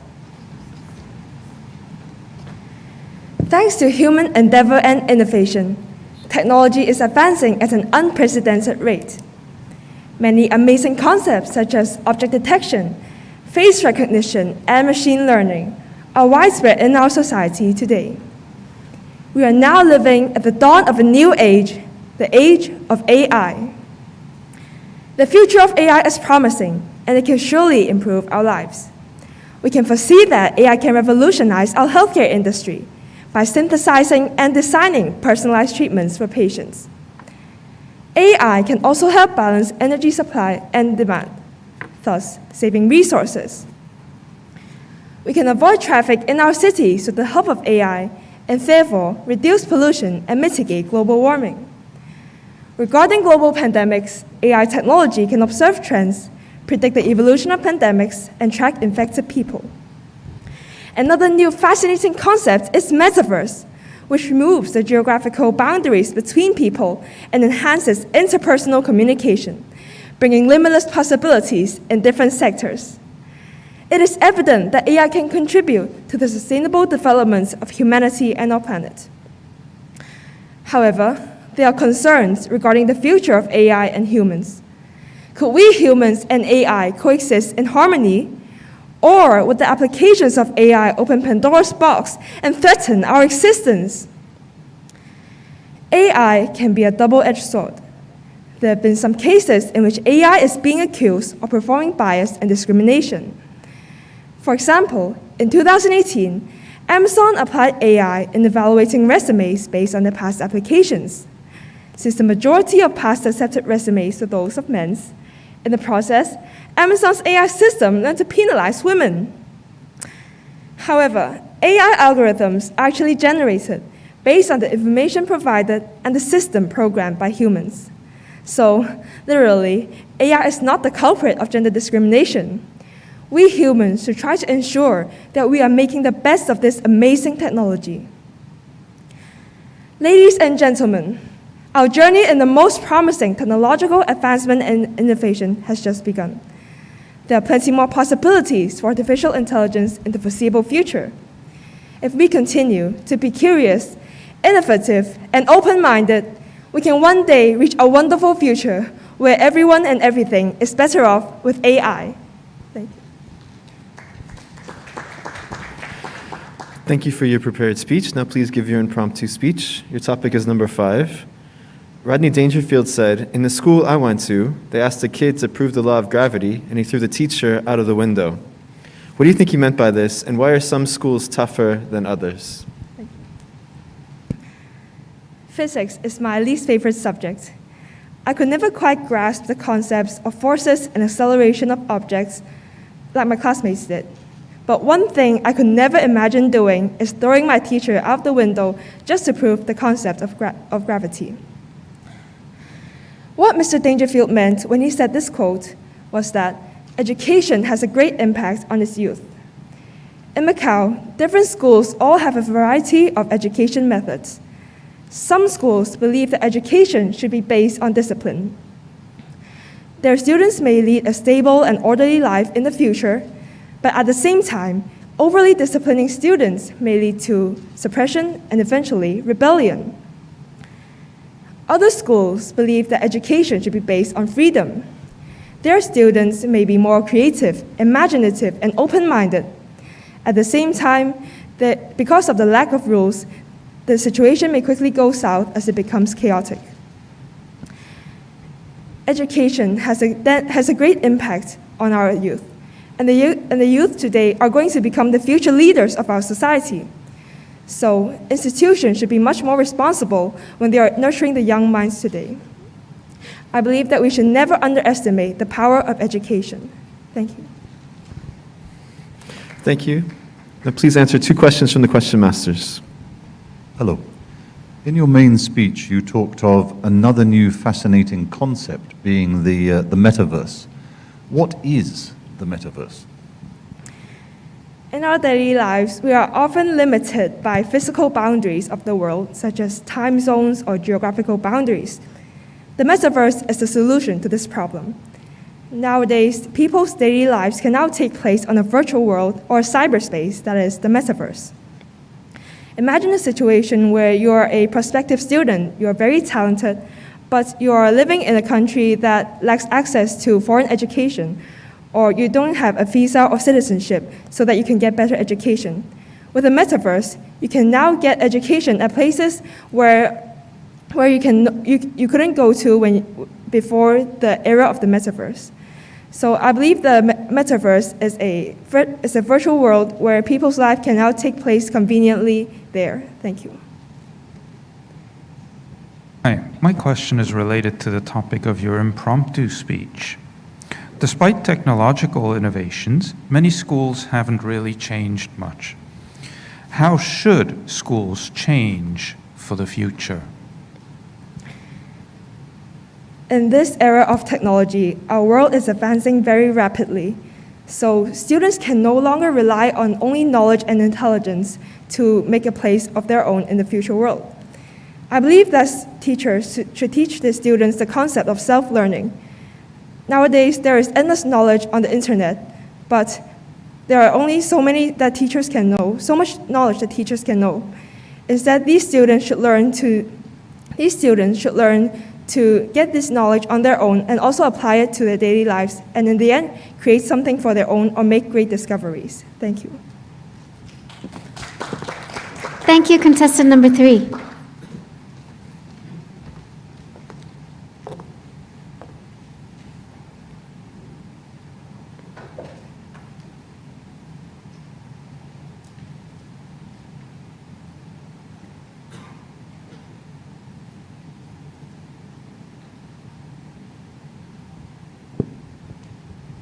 Now let's welcome contestant number 4, Lei Yo Hong.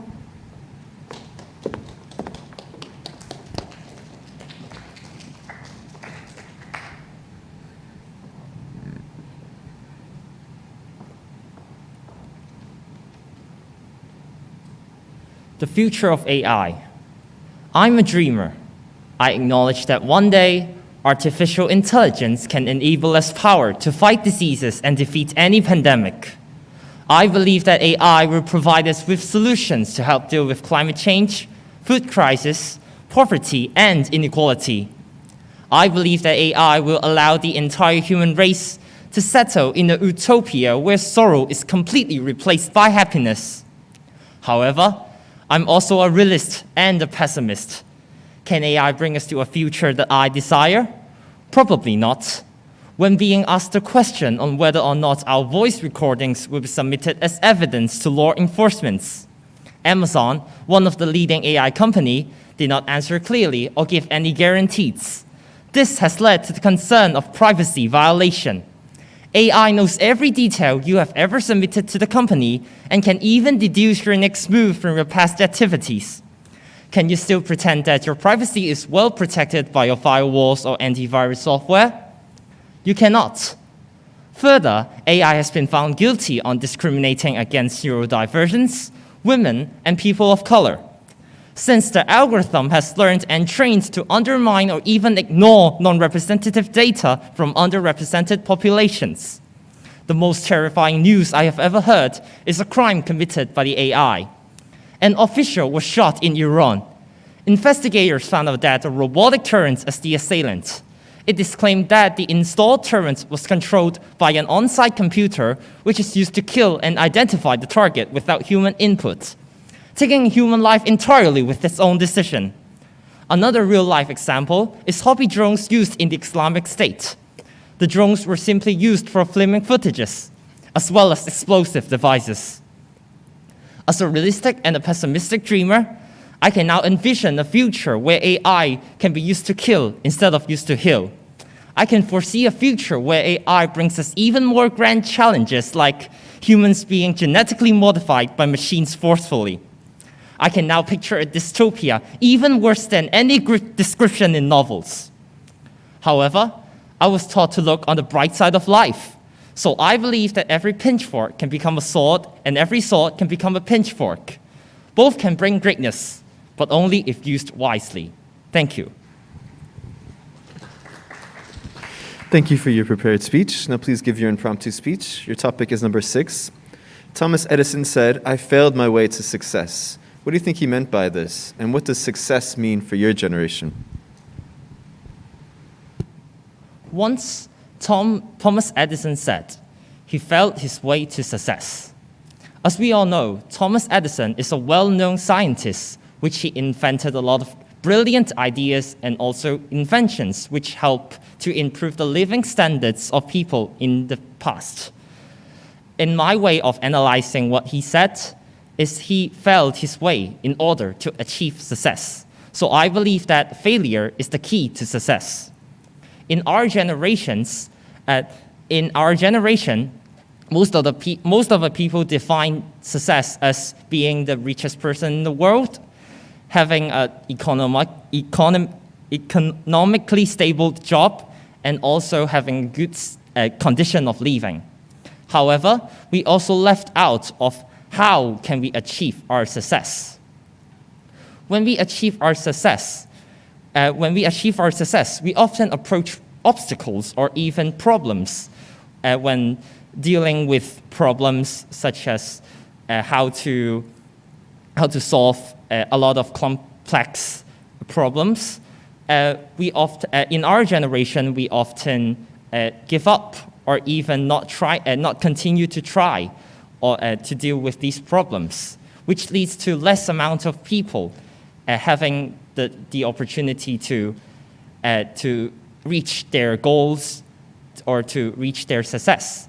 Therefore, as technology advances, we often rely technology for dealing our complex tasks or even comprehensive problems. Therefore, we should not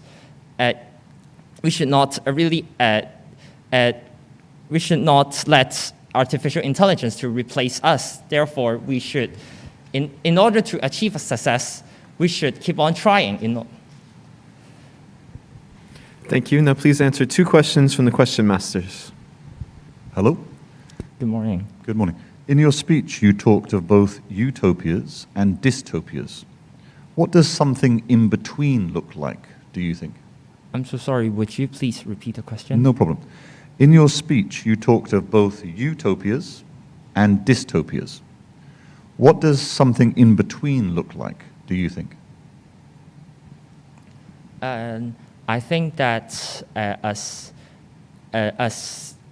artificial intelligence have its own development in the future, which can be really, which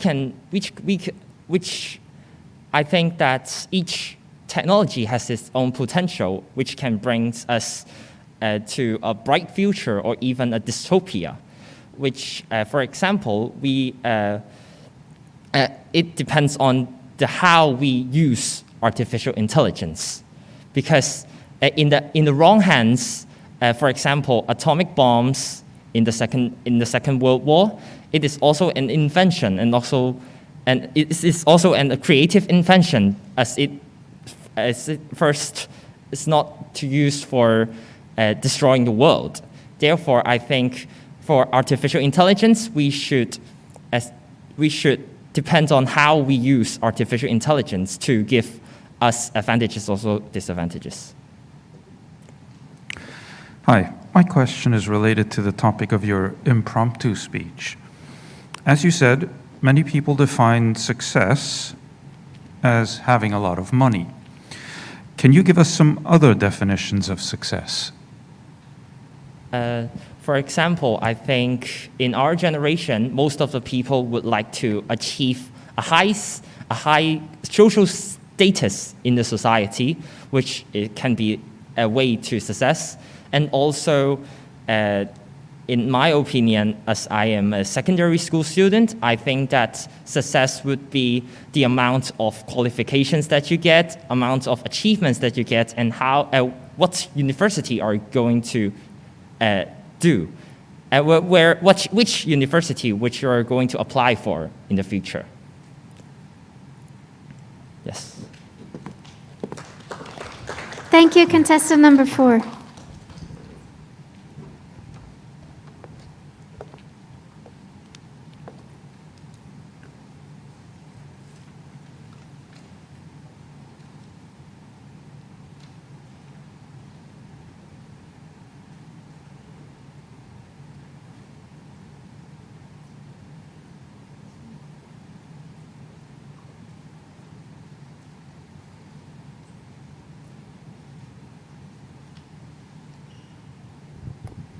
Now let's welcome contestant number 5, Leong Chung Long.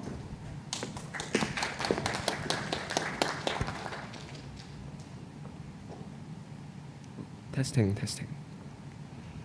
May I start now? The global market of artificial intelligence in education is predicted to reach $3.68 billion next year, which is higher than the total annual GDP of 10 developing countries, including Mongolia and Fiji. This number is expected to grow by 45% annually, reaching $80 billion by 2030, surpassing the GDP of the Philippines or the United Arab Emirates. With the expansion of the market for AI education in recent years, what lies behind the cloud? Crisis or opportunity?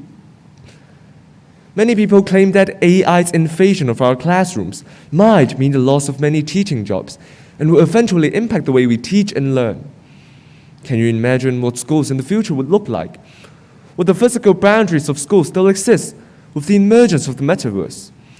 Would algorithms and internet security become alternatives to some of our traditional subjects nowadays?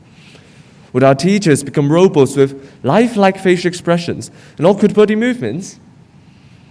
Despite the controversy surrounding the myths of AI, I think that AI cannot replace the role of human teachers because teaching is not only about knowledge. Instead, the essence of teaching lies in the communication between students and teachers. From establishing student-teacher rapport to giving prompt responses for student problems, showing love, showing empathy and life experience, human teachers play an indispensable role in the growth of learners. There is also enormous potential for AI in education.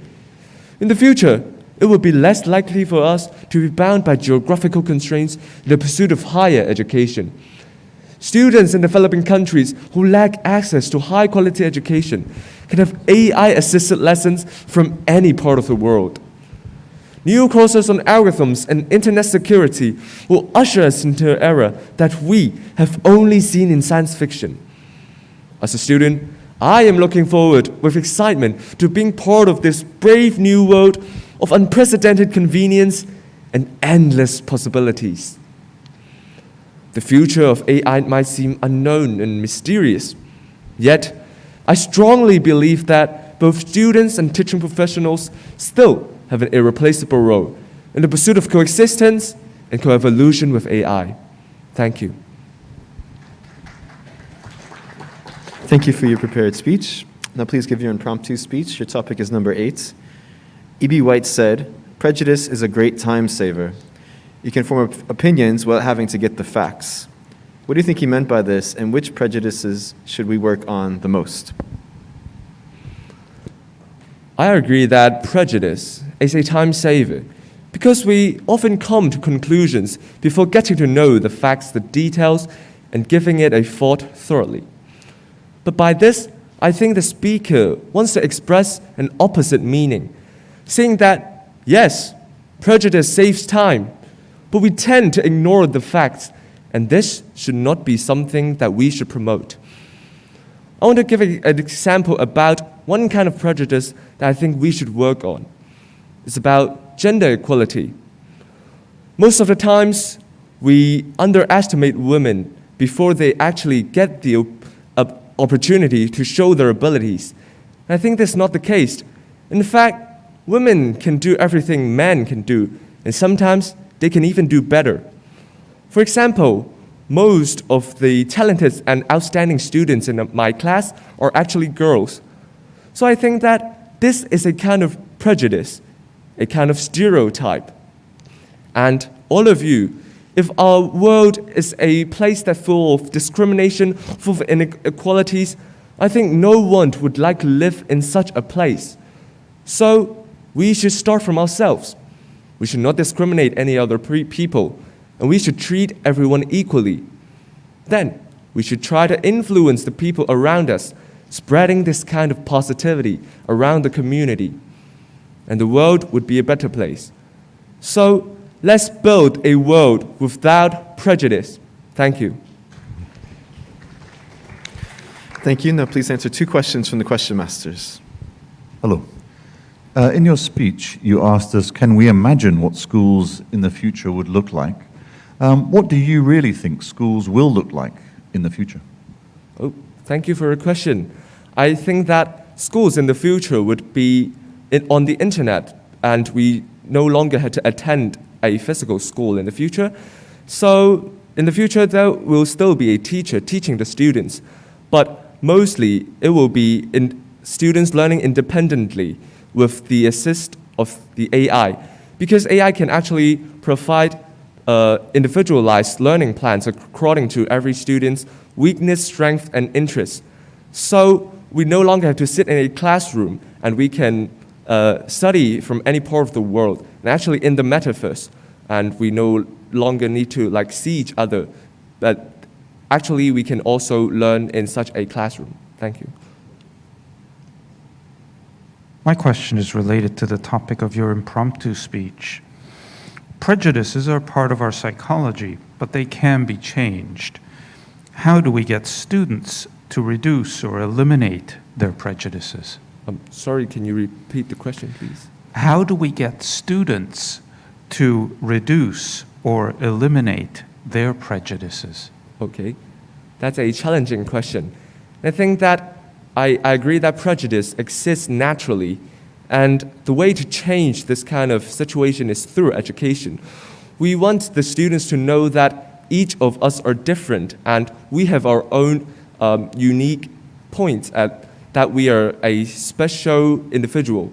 And getting to know that everyone is actually equal, we should not discriminate other people. And this change should come from themselves, because no matter however the teacher teaches them and teaches them knowledge, it's useless if the students don't understand it themselves and agrees with it. So I think it actually comes from education, and we want everyone to know that each student is different. Thank you. Thank you, contestant number 5.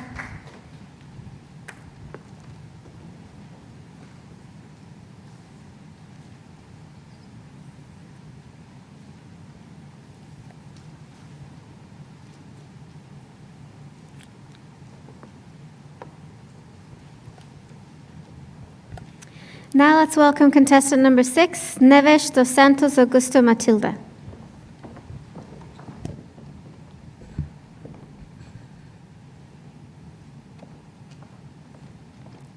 Over the years, there have been many misconceptions about AI.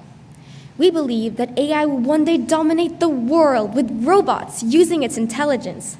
But this isn't true. Even though AI has evolved incredibly over the years, it would have been impossible without the help of human beings. So, why is AI so remarkable? AI stands for artificial intelligence, which has a large assortment of computer science that can perform a variety of tasks. Using machine learning, experts specialized in computer science can input codes and algorithms into its system so it can follow tasks. But it isn't that simple. Since AI learns tasks by trial and error, it can be very challenging for AI to learn basic exercises, such as learning how to walk or write. This is because AI doesn't know how to be like a human. Instead, they have to learn how to behave like us. AI has a very bright future for itself. We can find AI anywhere, such as a Tesla with autopilot or an iPhone that has Siri. Since AI can notice small details that we humans might miss, AI can solve all sorts of problems more efficiently. Researchers have been trying to develop AI to detect cancers through MRI scans. If it's a success, we can detect cancers faster or even catch them in their early stages. Even if this might take years or even decades, I believe that there's still a possibility where AI can improve our lives immensely. But AI isn't all sunshine and rainbows. There's still possibilities where AI can fail. Since AI has been programmed by trial and error, we might depend too much on it, which can lead to terrible accidents. It can either malfunction or detect something similar to what it's supposed to. That is why, if I were to summarize the future of AI, I would say it's a work of progress. We might have high expectations for AI shortly, but we shouldn't depend on it too much. We're still capable of doing things as fascinating as a robot.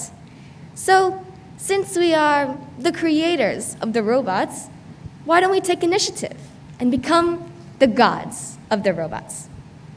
Thank you so much. Thank you for your prepared speech. Now please give your impromptu speech. Your topic is number 2. George Will said, "The nice part about being a pessimist is that you are constantly being either proven right or pleasantly surprised." What do you think he meant by this, and what is your generation most pessimistic about? Throughout these years, we have been going through many crises. For an example, COVID-19, world fires, etc. Going through these things, it's, to be fair, of course we're going to feel down. We're going to think that we're the worst. We feel that the world won't have anything good from it. A quote that I've heard that reminds me of this poem from George Will is that, "Expect the worst and you won't be disappointed." Even though I don't agree with this motto, it is true. If we think highly of ourselves, we might not see that we aren't that great. We think that maybe that we will be as great as maybe Albert Einstein. We might think that we can find the cure of cancer, but we all have limitations. We all have flaws. Perfection doesn't exist. I think our generation is most pessimistic about our future. An example of mine is that I'm going to be graduating in 2 years. I have to make the biggest life decision of what field to study and what university to go. If I think too highly of myself, I might think that I can do whatever I want, that life is in my side, but honestly, it isn't. We should balance about being optimistic and pessimistic. Thank you. Thank you. Now please answer 2 questions from the question masters. Hello. In your speech, you mentioned a number of things that AI can do. What, in your opinion, are the best things AI may do for us in the future? Thank you for a question. I think that the best thing that AI can do for us is time management. Throughout these years, we are doing many things. We are finding things that we can't from the past. And I think that AI can make our lives more efficiently. For an example, even with the simplest things, we can, instead of going through TV reports and finding what the weather is, we have a phone to show us what the weather report is. And I think that makes our life way more efficient. Thank you. My question is related to the topic of your impromptu speech. There are a lot of things to be pessimistic about these days. How can we turn pessimism into optimism? Thank you for your question.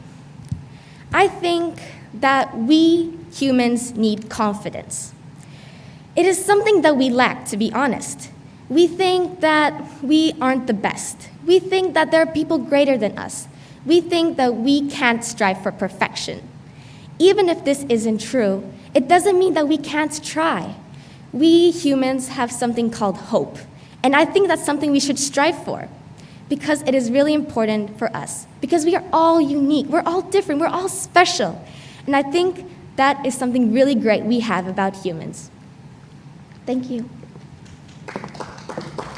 Thank you, contestant number 6.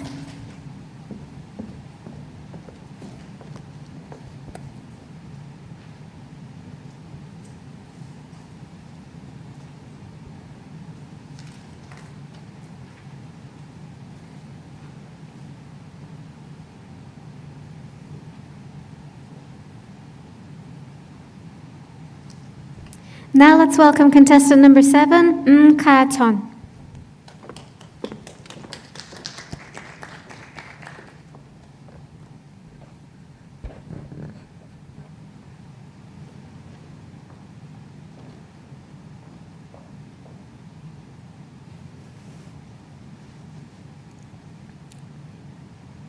AI is not threatening.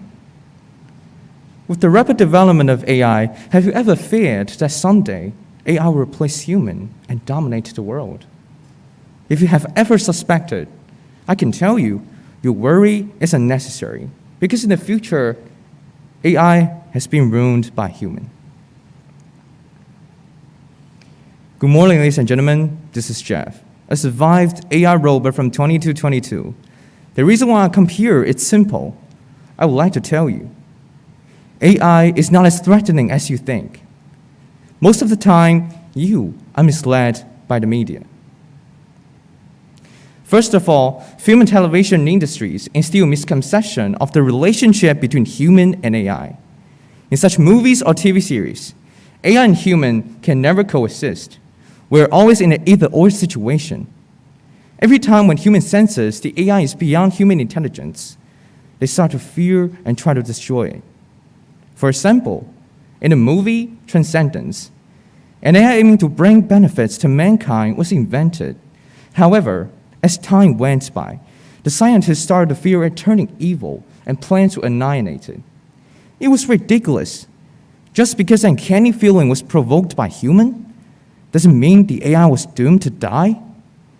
Why can't human and AI live with each other harmoniously?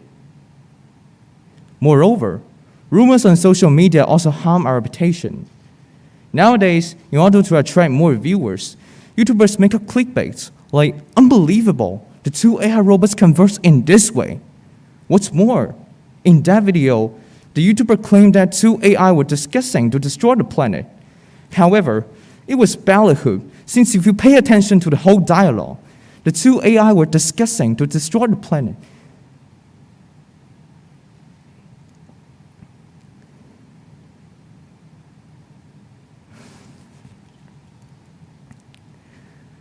Ladies and gentlemen, AI is not evil, but we are continuously being defamed by the media, which is detrimental to building a relationship with human. I hope my speech will clarify all the misunderstandings so that my fellows and I can live with human harmoniously in the future. Thank you.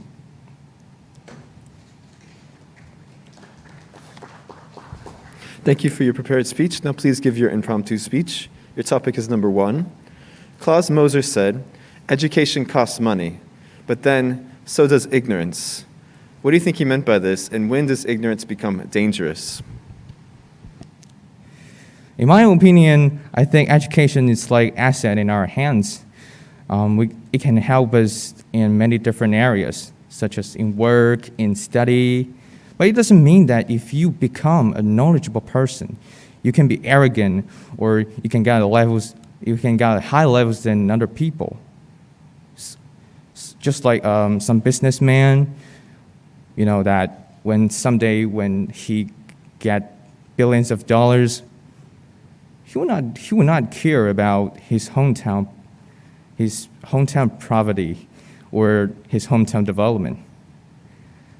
I think when a person to be a successful person in his life, it's time to the ignorance to become a dangerous moment.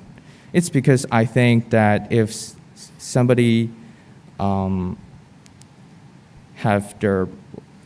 become rich, to become knowledgeable, got a PhD, he would miss his parents, his friends, teachers' advice, or feeling to be an arrogant person. Thank you. Thank you. Now please answer 2 questions from the question masters. Hello. In your speech, you referred to AI robots building relationships with humans. In your opinion, what should these relationships look like?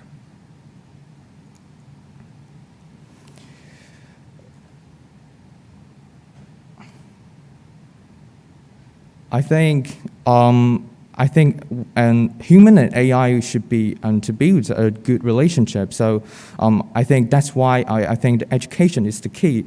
I also believe that education is the best method to prevent problems. In fact, we should teach children that AI is not as threatening as others think. Instead, AI is useful in many aspects of life. For example, AI can be used in predict crimes. People can use AI in many ways.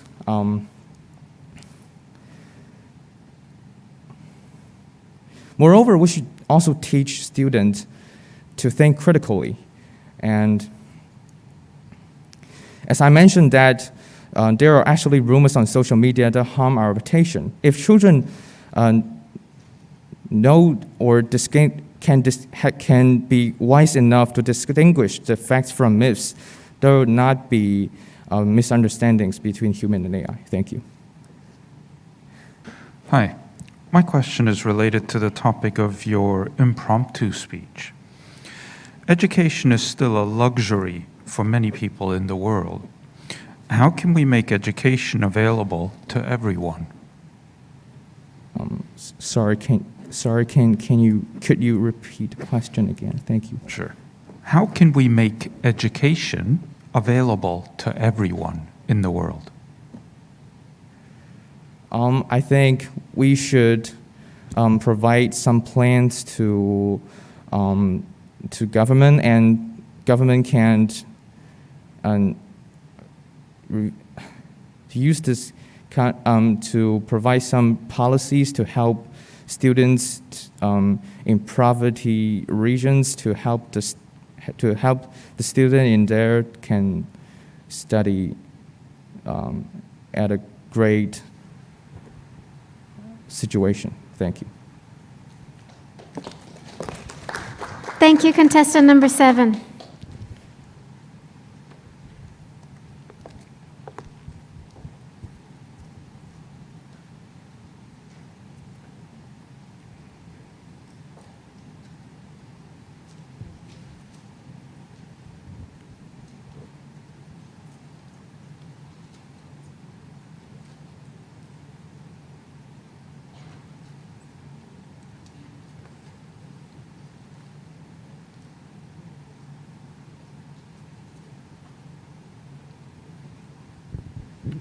Now let's welcome contestant number 8, Pangan Aliana Nicole Hernandez.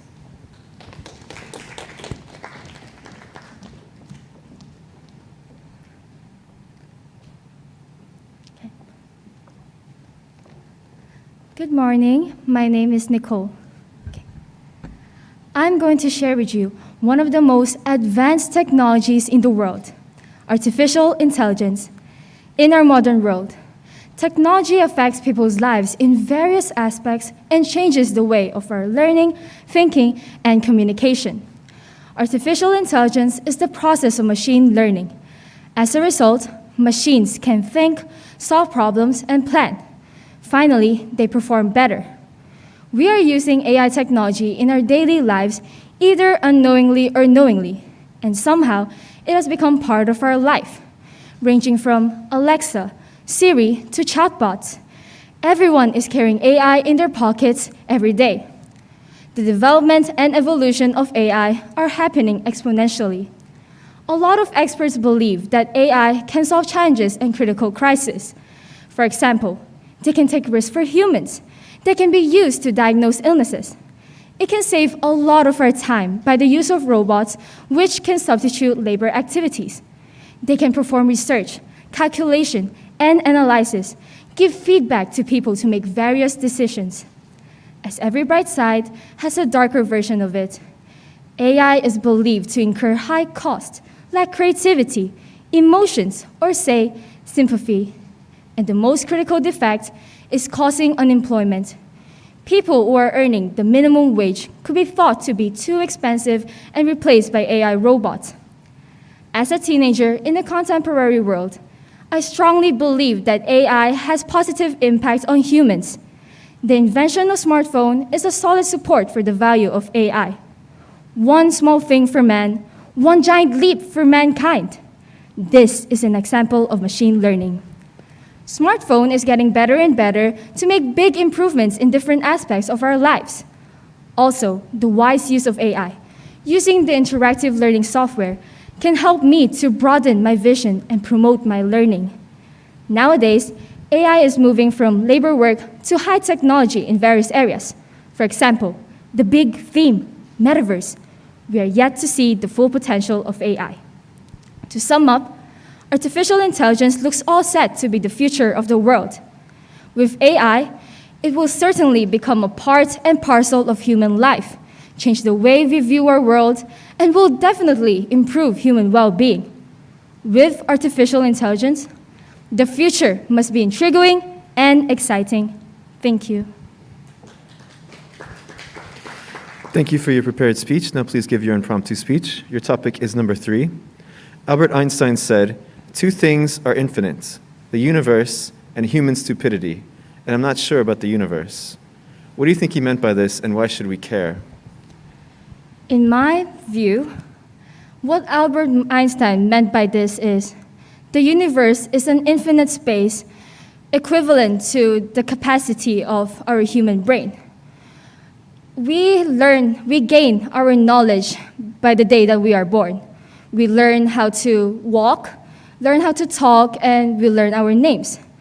Then we go to school to learn different subjects and possible hobbies.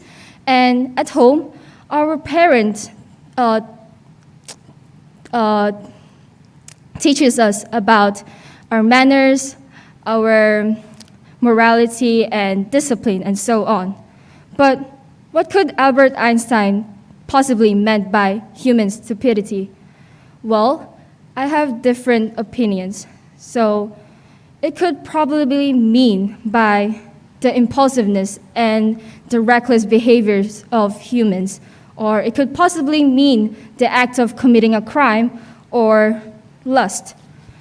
There could be possible ways of human stupidity, but it's not something that we should be ashamed of because we make mistakes as humans. So every day we are doing stupid things, possibly by maybe if you're a student, you don't know your test, maybe you could have the thought of cheating, or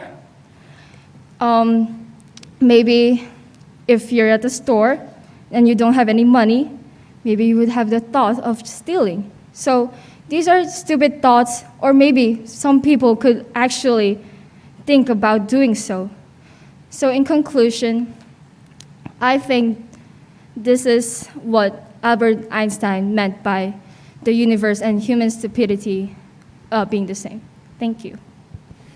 Thank you. Now please answer 2 questions from the question masters. Hello. Hi. In your speech, you talked of both unemployment and being a teenager. How worried do you think teenagers ought to be about AI and unemployment in the future? Thank you for your question. To answer your question, unemployment is caused because AI is far more superior than humans nowadays because they are moving from labor work to high technology. So as a teenager, I'm also about to graduate. So I don't think AI could harm me from being unemployed because if possibly I want to be a nurse in the future, I think AI could assist me during surgery, or it could also help in hospitals. So in conclusion, I do not think that AI could prevent me from being unemployed. Thank you. Hi. My question is related to the topic of your impromptu speech. As a species, humans have done a lot of stupid things. What are some of the biggest mistakes humans have made? Thank you for your question. I have done a lot of stupid things in my life. I could give an example by me talking back to my mother. I think this is a very stupid thing to do. It's me becoming selfish and me just being a teenager generally. But what I think is this is my mom protecting me and disciplining me to become a much better person. So I think this is what I've done in my life, like the most stupid thing what I've done in my life.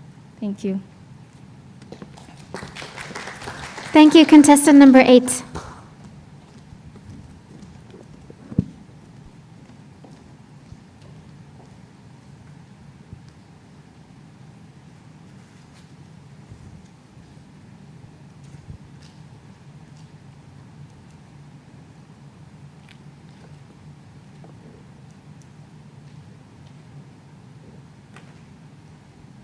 Now let's welcome contestant number 9, Polasek Vit.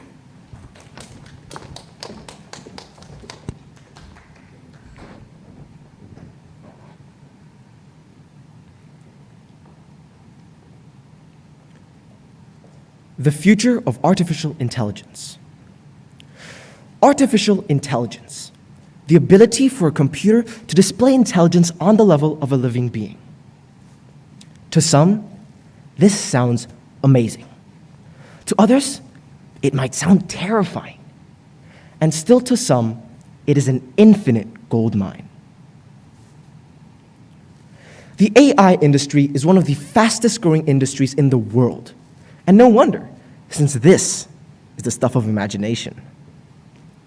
I'm willing to bet that most people sitting in this room have come across this recurring idea of AI.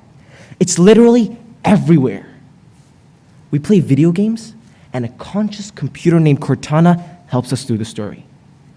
We watch movies about AI trapping human minds inside the Matrix. We read a book, and guess what? It happens to be a book about AI from 1921. And all this is just part of entertainment. Nowadays, AI has become synonymous with modern technology. Streaming platforms, social media, smart devices, the list goes on. AI is omnipresent in our lives, and there are people raking in huge profits from it. However, I'm not here to demonize these people. In fact, I admire them. Elon Musk seizes opportunities in AI to effect advancements. Does he profit from them? Definitely. And I must add, the profits are massive. But we must not forget that he's also considered to be a philanthropist, as he donates billions of dollars to charitable causes, such as the alleviation of world hunger. Whether we love it or hate it, the evidence shows that AI presents an opportunity for all of us. By investing in this idea, we're not only investing in something that will bring us significant personal profit, we are also investing in a concept that will go a long way to ensuring an improved and sustainable future for all mankind. Thank you. Thank you for your prepared speech. Now please give your impromptu speech. Your topic is number 10. Robert Orban said, older people shouldn't eat health food. They need all the preservatives they can get. What do you think he meant by this, and what will the future bring for the food we eat? Older people shouldn't eat healthy food. They need all the preservatives they can get. What I believe is meant by this is that nowadays we have access to a multitude of preservatives that can elongate the lifespan of the elderly. Now, this is very important because I agree with him. There's evidence to support his point of view. Looking throughout history, the amount of research done into the science of gastronomy has directly corresponded to the increase in human lifespan. For example, if you look at the Victorian era, the average lifespan would be about 50 years. Nowadays, we expect ourselves to live more than 80, perhaps even see 100. Now, the future is always uncertain. It is impossible to pinpoint directly what will happen. But my prediction, by looking at the past, is that the food we eat will slowly but surely evolve, containing much more nutrients essential for preserving life. This, in turn, will also increase our lifespan, and we will live longer than ever. Thank you. Thank you. Now please answer 2 questions from the question masters. Hello. In your speech, you talked of AI helping to ensure an improved and sustainable future for all mankind. Could you explain a little more why you believe that? Thank you for the question. Looking at the smallest things in life, I assume you all have an iPhone. That there is an example of AI. Now, say we were supposed to live a week without AI. That means a week without our electronic devices. It is hard to say that we could even comprehend such a scenario happening because we are so dependent on the technology. I believe that in the future, we will become even more dependent on this technology. Therefore, having AI alongside us will lead us into a different age. This will usher a new era of mankind. Thank you. My question is related to the topic of your impromptu speech. We now have 8 billion people on the planet. How will we ensure our future food supplies? I'm sorry, can you repeat the question? How will we ensure our future food supply? Thank you for the question. Well, when it comes to overpopulation, our planet has had this problem for decades now. Unfortunately, we still haven't come up with a proper solution for it, hence the many starving people. I believe that our future food supply will be heavily dependent on what we do this year, now, this decade. We have the ability to recycle, to reuse. We can make a change in the current food supply. Unfortunately, I believe that the problem that the food supply poses is going to take very long to solve, which is why I said we need to start now. Thank you. Thank you, contestant number 9.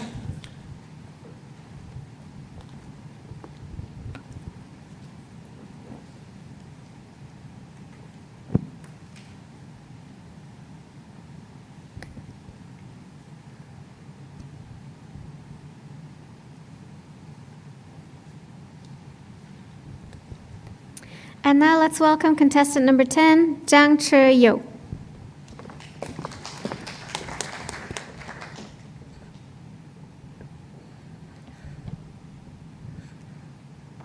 Good afternoon. Humans have dominated the earth for millennia, not because we are the strongest, fastest, or fiercest, but because we are the smartest.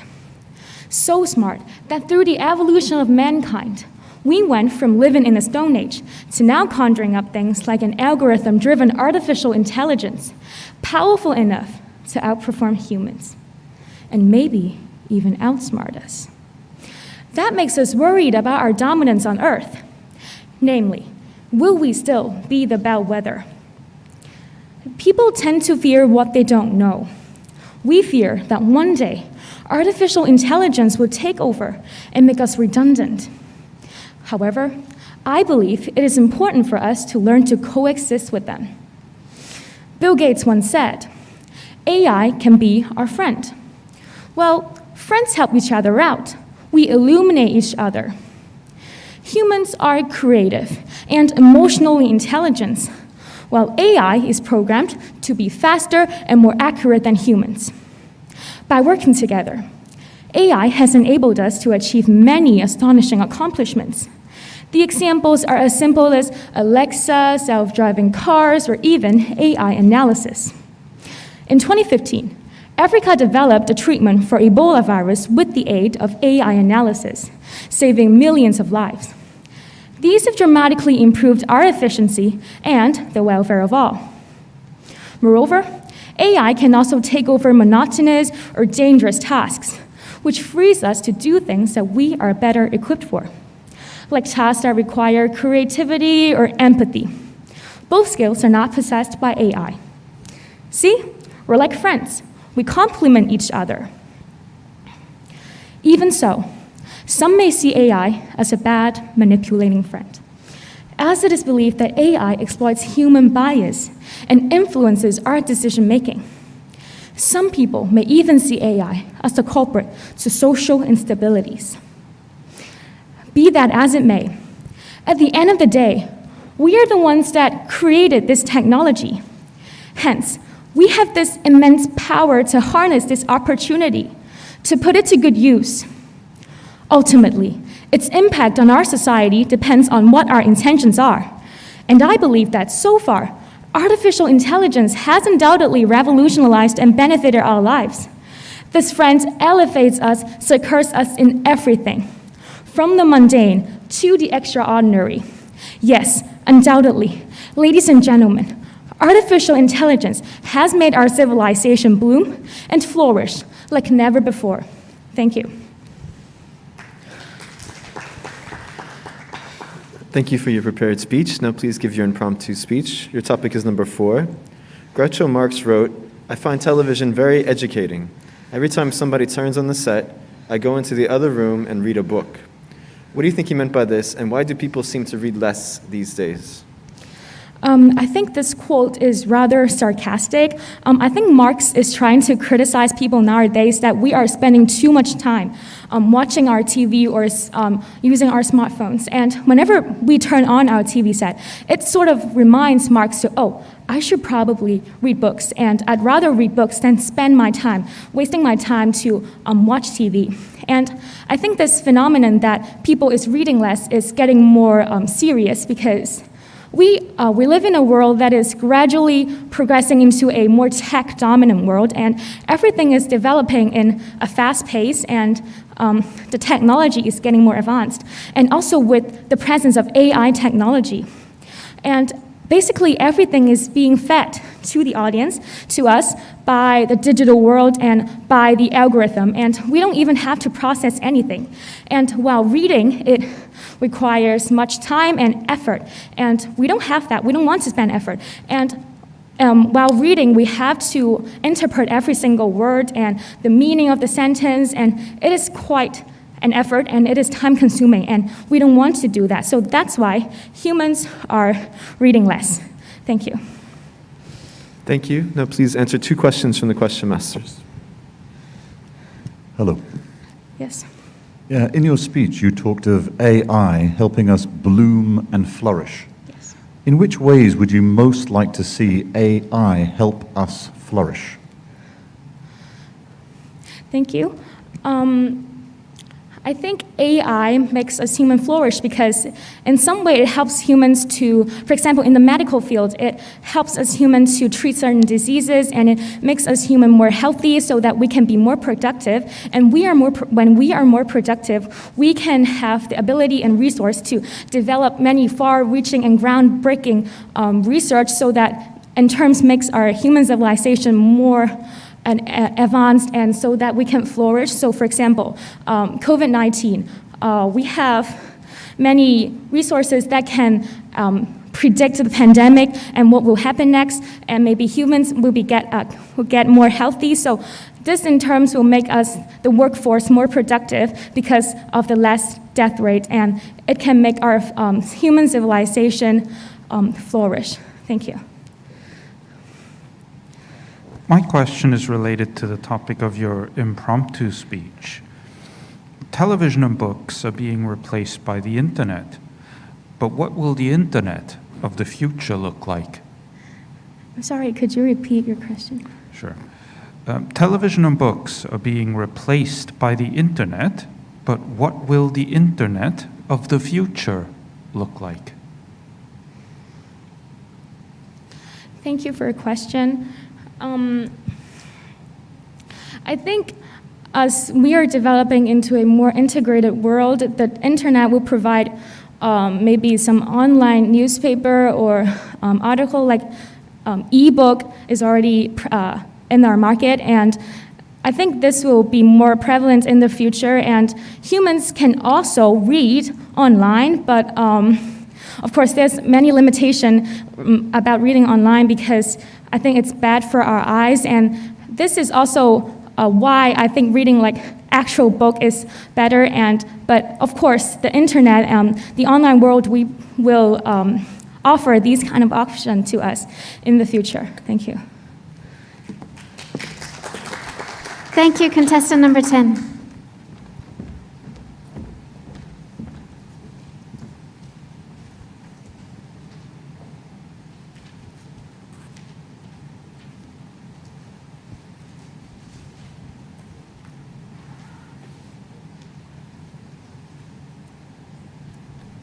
And thank you very much to all our senior high school contestants for their wonderful performance. Everybody, please, let's give them a big hand.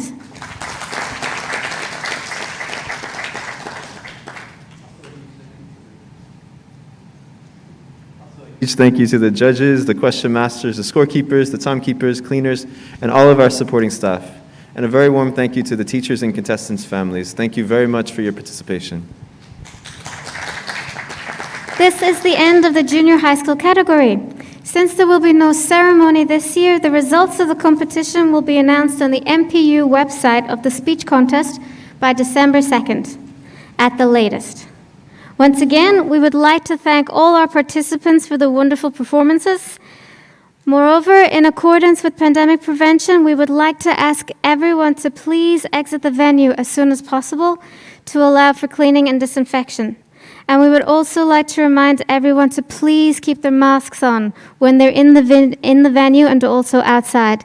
Thank you so much for your cooperation.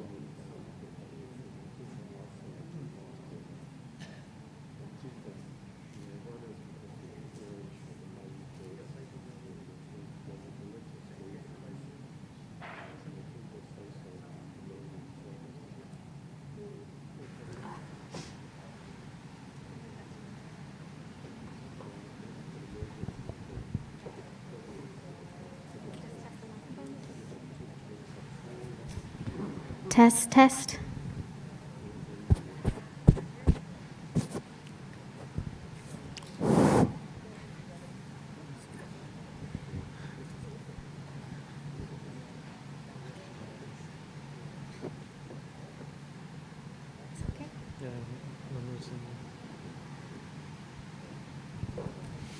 All right, you want to do it?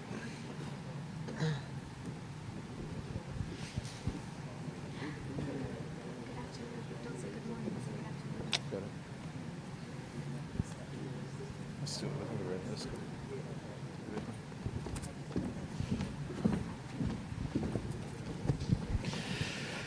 Good afternoon, everyone, and a special welcome to our online viewers. Welcome to the final of the 21st Macau-wide English Speech Contest and the 28th 21st Century Cup National English Speaking Competition Macau Regional Contest. My name is Mark Roadhorst, and I'm an ESP trainer at the MPU Bell Center of English. And my name is Anya Nivrin, and I am also an ESP trainer at the MPU Bell Center of English. It is a great honor for us to host this competition. The Macau-wide English Speech Contest is an exciting annual event open to full-time students in Macau. The aim of this English-speaking contest is to encourage people from all walks of life to learn English, to promote English language teaching, as well as to enhance public proficiency in English throughout Macau. Established in 2002, the contest has continued to grow in popularity and is now in its 21st year. This year, we are happy to present the theme, Information Technology. This year's competition is organized by the Macau Polytechnic University. The organizer of this contest, Macau Polytechnic University, is a forward-looking university with a strong commitment to serving the local community as well as the wider areas of China. Founded in 1991, the university has grown and prospered into a modern and fully equipped teaching facility with a team of experienced and dedicated academic staff. With the motto, knowledge, expertise, global vision, MPU is distinguished by its high standard of scholarship in both teaching and applied research. It believes in nurturing talented students to meet the local and international demand for professional human resources. The Institute has dedicated itself to promoting English language study in Macau through organizing and sponsoring this competition. The overall theme of the 21st Macau-wide English Speech Contest is Information Technology. Under this theme, the subtopics for the different categories are my favorite IT device for the lower primary school category, what I can learn online for the upper primary school category, my online and offline life for the junior high school category, the future of AI for the senior high school category, and the impact of big data for the college category. This afternoon, we are honored to host the lower primary school category. And now, everyone, we'd like to introduce the honorable judges for today's competition. We have a panel of 8 judges, including 2 question masters and 6 scoring judges. They are experts in the English language in various fields, including English language teaching and testing, literature, linguistics, cultural studies, translation, and interpreting. It is our pleasure to introduce them to you. The scoring judges are Professor Ip Gai, Regent for Languages from the Institute for Tourism Studies. Professor Lei Kai-Chong, Coordinator of the General Education English Program from the Macau University of Science and Technology. Professor Lily Lim, Deputy Director of the MPU Bell Center of Macau Polytechnic University. Professor Mak Nan Lung, Director of the General English Education Department from the City University of Macau. Duncan Myers, Director of the English Language Center from the University of St. Joseph. And Professor Wang Xian, Coordinator of the Master of Arts Program in Translation Studies from the Department of English of the University of Macau. And the 2 question masters are Mr. Michael Dudoff, ESP Trainer and Examination Services Coordinator for the MPU Bell Center of English. and Mr. Richard Frost, ESP Trainer from the MPU Bell Center of English. We would also like to introduce our scorekeeper and our timekeeper. Our scorekeeper is Ms. Priscilla Chan from the MPU Bell Center of English. And our timekeeper is Mr. Stephen Leong from the MPU Bell Center of English. And now that we've introduced the judges, we'd like to introduce the procedures of this competition. The theme for our contest is information technology. This afternoon, the topic for the lower primary category is my favorite IT device. There are 10 contestants, and each contestant will have 2 minutes to present their prepared speech, and then we'll have to answer 2 questions from the question masters. One of the questions will be about their prepared speech, and the other will be unrelated. For each question, the contestant has 1 minute to answer. A bell will ring at the end of each part to let the speaker know the time is up. When the bell rings, candidates should finish as soon as possible within 15 seconds. Otherwise, marks will be deducted. And now let's start the contest for the lower primary school category.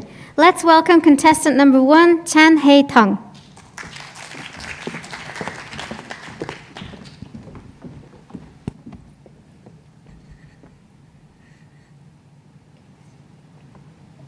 My heart goes sha-la-la-la, sha-la-la in the morning. This was my mother's favorite song when she was younger. But she could only listen to music on the radio and watch television shows. That's not the case now. There's a device that I like the most. It can act as a portable mini computer. Can you guess which electronic device I favor the most? You are correct. It is an iPad. iPads are versatile. It can become your food directory, dictionary, or even a book. The best part is you can download whatever apps you want for free and delete them whenever you don't like them. By the way, educational apps are a good choice for self-learning. As a child, playing video games on an iPad is so much fun and great for relaxation. As a result, I believe it greatly benefits our daily lives. Does anyone else notice that I'm wearing glasses? Is the effect of using it. I used it quite a long period of time without taking any breaks. Put it so close to my eyes. This is why I've got my new glasses. So listen to my advice. Don't get addicted to it. Whatever the case, electronic devices has become essential in our daily lives. If we use them correctly, we can learn a lot and make our lives easier. Thank you. Thank you. Now please answer 2 questions from the question masters. Hello. In your speech, you said education apps are a good choice for self-learning. Which is your favorite education app and why? If you ask me, my favorite app is Power Lesson 2 because I can learn and I can play, I can learn at the same time, and that I could do even my homework on Power Lesson 2 when I am sick.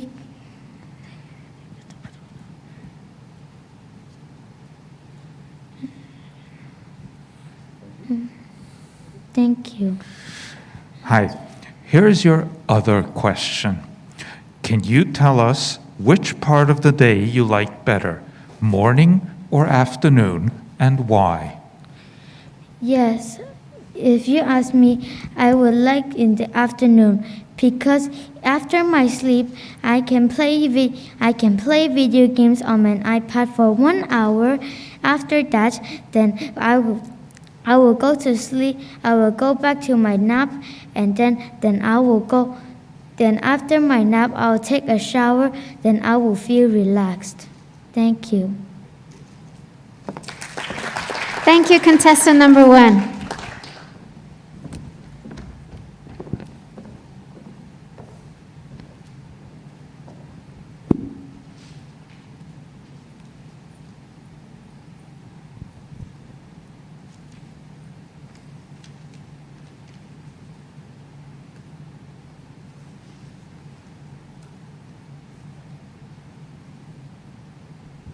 Now let's welcome contestant number 2, April Fernandez Leong.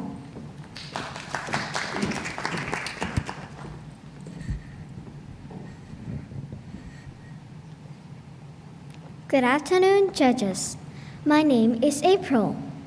My favorite IT device. Have you noticed that people always have an iPad with them? That's because it can perform many functions and is easy to carry around. Today, I'm going to talk about my favorite IT device, the iPad. I love watching movies on the big screens. I can also watch them with my computer, but it's not convenient to carry around. With the iPad's big screen, I can see everything big and clear. Besides, it's light and easy to carry. I can enjoy the videos at any time and anywhere. There are various apps that I can use to communicate with other people. Even if I'm far away from my family or friends, I can send messages to my loved ones.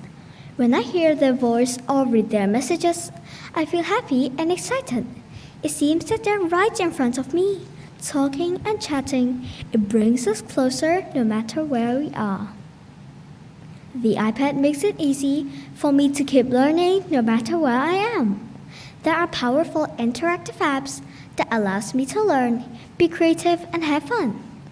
I can also use my iPad to do research or online assignments. It's a useful tool for learning.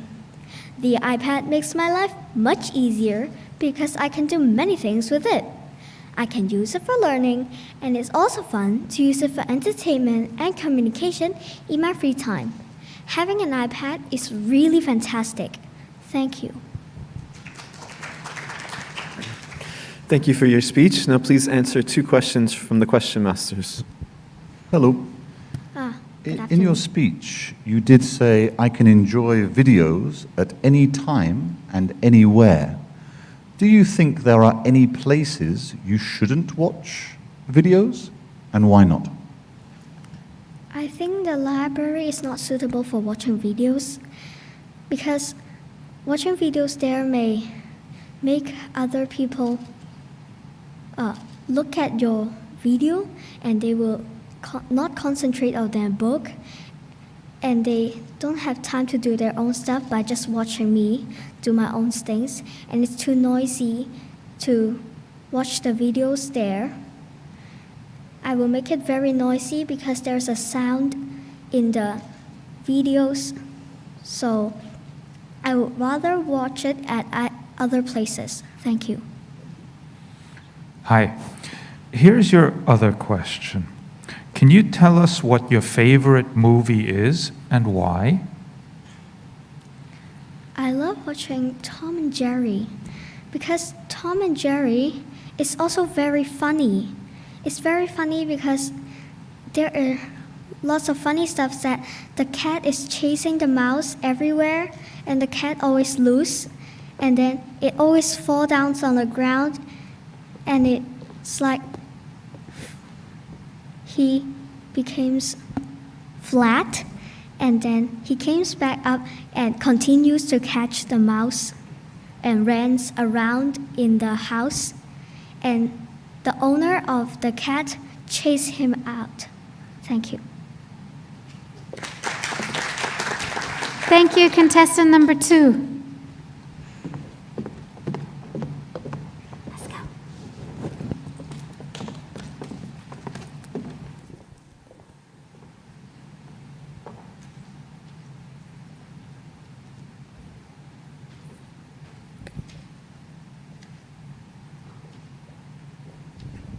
Now let's welcome contestant number 3, Phong Cam Yo.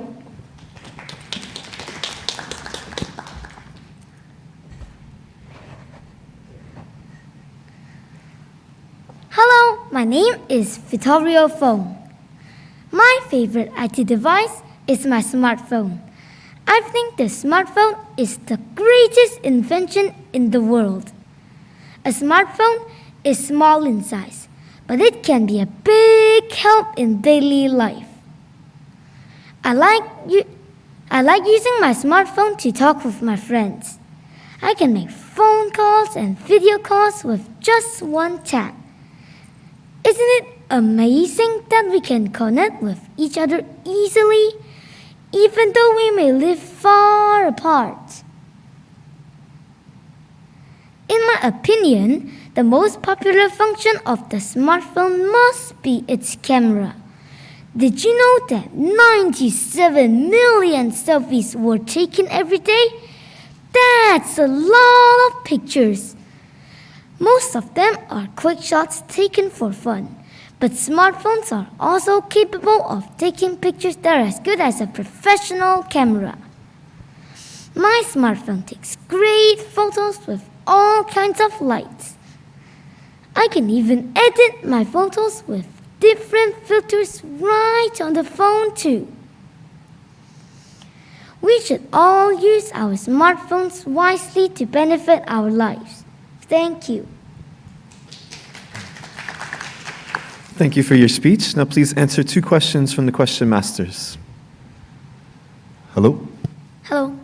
In your speech, you said some kids my age are not allowed to own a smartphone. Why aren't some kids allowed to own a smartphone, do you think? Thank you for a question. I think some kids don't own a smartphone is because their parents don't let them use a smartphone, or else they might hurt their eyes and might affect their sleep, like what I said in my speech. Like that. Thank you. Hi, here's your other question. Can you tell us what your favorite room is at home and why? Can you repeat it, please? Sure. Can you tell us what your favorite room is at home and why? Favorite room? Thank you for a question. I think my favorite room is always my bedroom, because I always sleep in there for every day. Like I never leave it every night when I sleep. And sometimes I also do homework in my bedroom. Like there's a bench in there. I always use my tools or drawing. Thank you. Thank you, contestant number 3.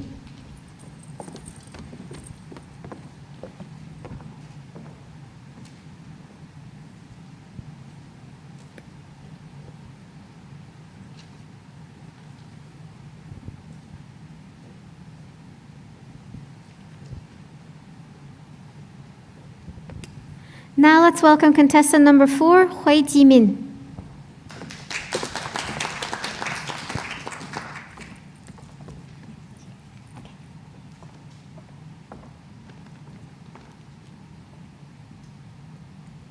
Good morning, everyone. I am Jimin Hui.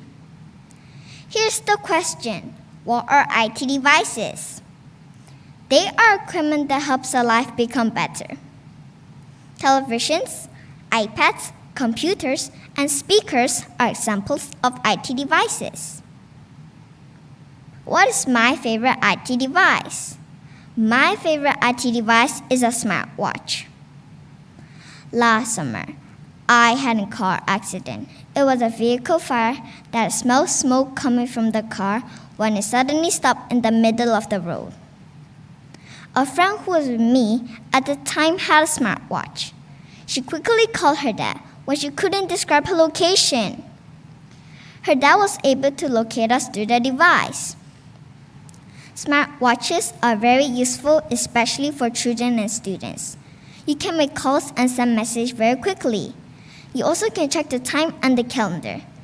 You can listen to the music and play a game.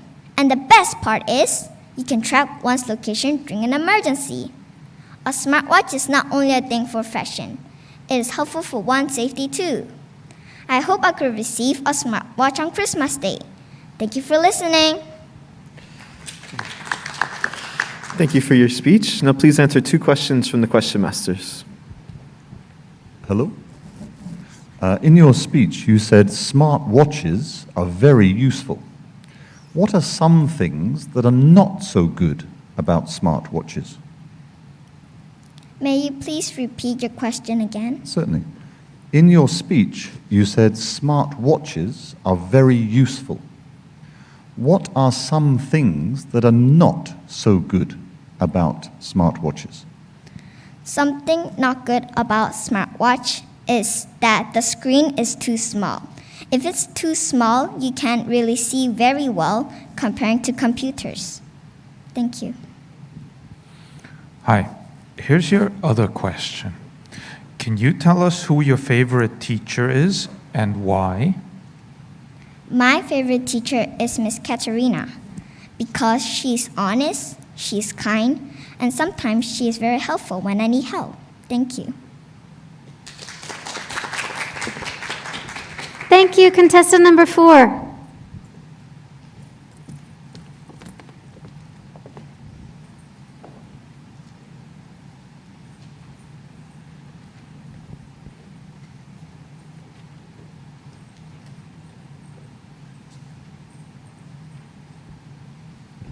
Now let's welcome contestant number 5, Ma Chung-ho.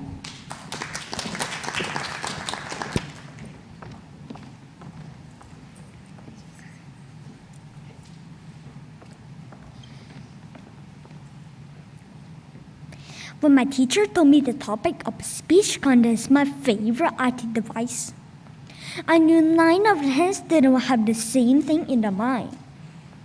iPad. I did the same. My mom tried to convince me to change to another device to make my speech just a little bit special. But I insisted on working on it. Mom, do you know why? I just don't want to tell a lie. I bet you can guess what my favorite device is. I can't think of any reason not to choose the iPad. Apart from its specification, it has a large screen and it's easy to use. I use it for my studies and schoolwork, especially when I'm bored and alone. This gadget is my best buddy. It can help me with everything. I can say it's just like Doraemon, but I don't have to give it whipped bean pancakes. But there's a saying, too much of anything is bad. Although it has numerous benefits, there are some downsides if we overuse it. First, eyeglasses will fetch you if you keep staring at a screen too long. Second, you may get 0 marks if you are addicted to using it. Furthermore, you may not have any real friends if you lack face-to-face interaction. Does it sound terrible? If you ask me, it doesn't. The benefits outweigh the downsides. I'm joking. The issue is that we should control the gadgets rather than being controlled by them. Thank you. Thank you for your speech. Now please answer 2 questions from the question masters. Okay. Hello? In your speech, you said you may get 0 marks if you are addicted to using your iPad. Yes. How do we know if we are addicted to our iPads? Could you repeat the question for me, please? Yes, I can. In your speech, you said you may get 0 marks if you are addicted to using your iPad. Yes. How do we know if we are addicted to our iPads? We addicted is we need to stop and wait a second and we rest a time. And we do some exercise and watch some green plants like trees, mountains, or go to the parks. Then we go some other place to do some exercise, play, or running. It is good to use. Thank you. Hi, here's your other question. Can you tell us about your favorite thing you do with your family? Oh, I like our family to have a party. It is we eat some cake, eat some noodles and rice. Then the most I favorite is getting the present from our parents. It is good to have each other to have together. Thank you. Thank you, contestant number 5.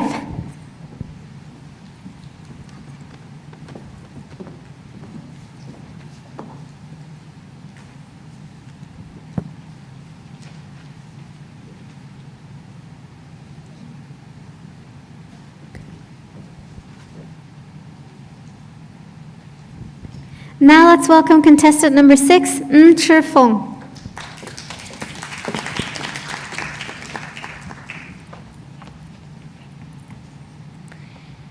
Hello, judges. I'm Neil, and I'm delighted to be here today to talk about my favorite IT device. Now, everyone, I would like you to take a moment and imagine a world without your smartphones or computers. It's hard, right?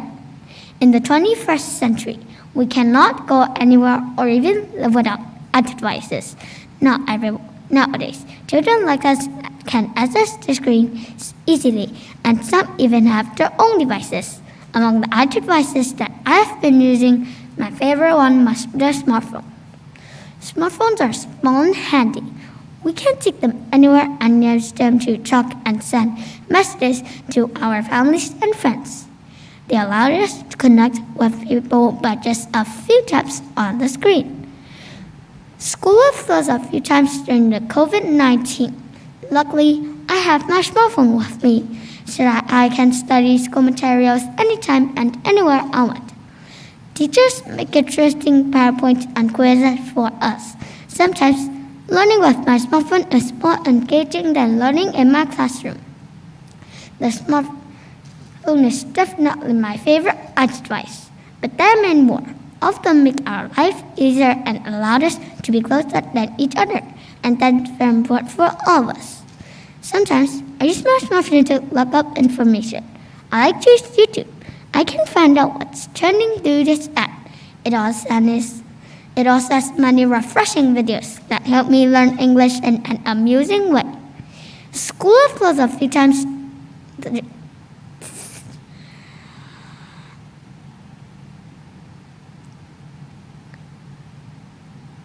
School has closed a few times during the COVID-19. Luckily, I have my smartphone with me so that I can study school materials anytime and anywhere I want.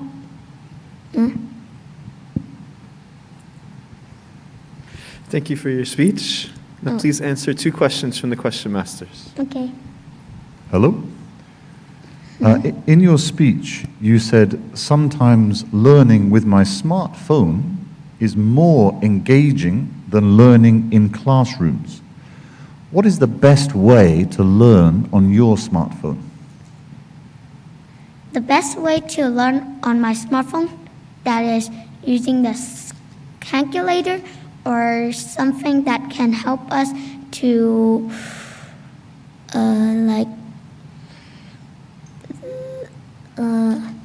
letting it from Chinese to English, to help us learning some words, that meanings.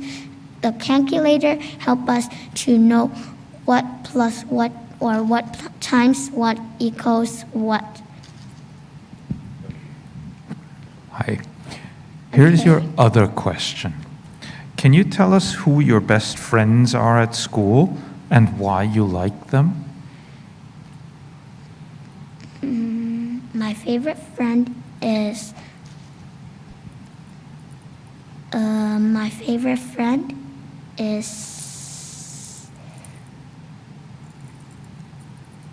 actually every people in my school. I also think they are my friends because they are also from my school and they are all my schoolmates.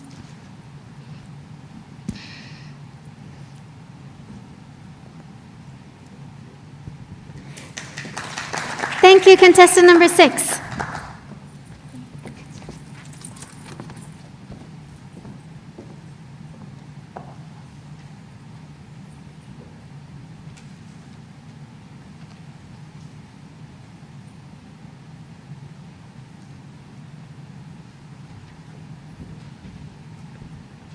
Now let's welcome contestant number 7, Pang Yok Hang.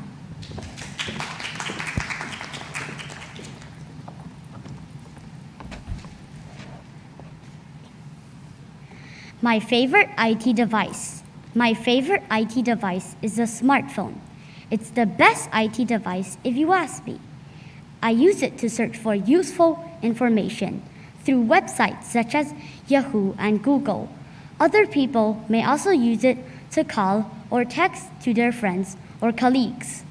Others may use it to set timers to wake them up or catch a flight.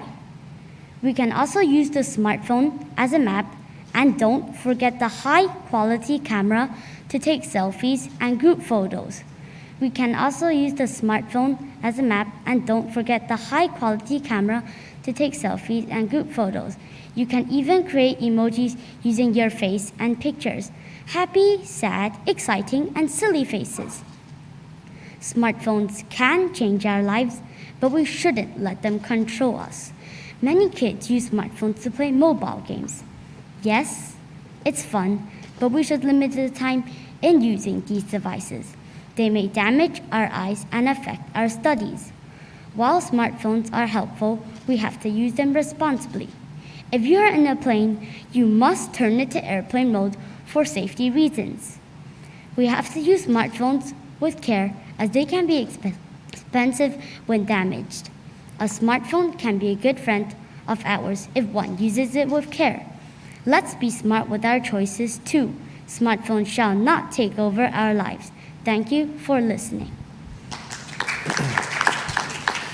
Thank you for your speech. Now please answer 2 questions from the question masters. Hello. Hello. In your speech, you said we should limit the time we use the devices for games and other things. How do you control your time on your devices? May you repeat the question? In your speech, you said we should limit the time we use the devices for games and other things. How do you control your time on your devices? Well, when I play games, usually my parents set a time limit, and I can keep myself away from doing regular homework instead of always playing smartphones, because I know smartphones are bad for my eyes, and my eyes in the future I cannot see. So I try to keep a distance away from smartphones. Thank you. Hi, here's your other question. Can you tell us what your favorite place is in Macau and why you like it? May you repeat the question? Sure. Can you tell us what your favorite place is in Macau and why you like it? My favorite Place in Macau? face? Place. My favorite Place. voice. My favorite voice is to use it when you speak fluently, and I like it to speak good so that you won't speak too loud or too soft. Thank you. Thank you, contestant number 7.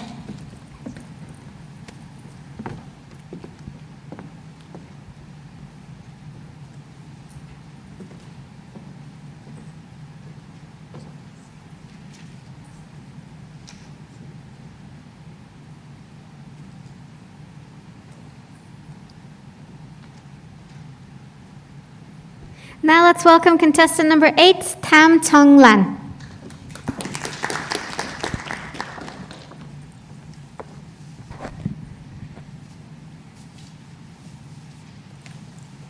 I'm Uranus. Today I'll share about my favorite IT device.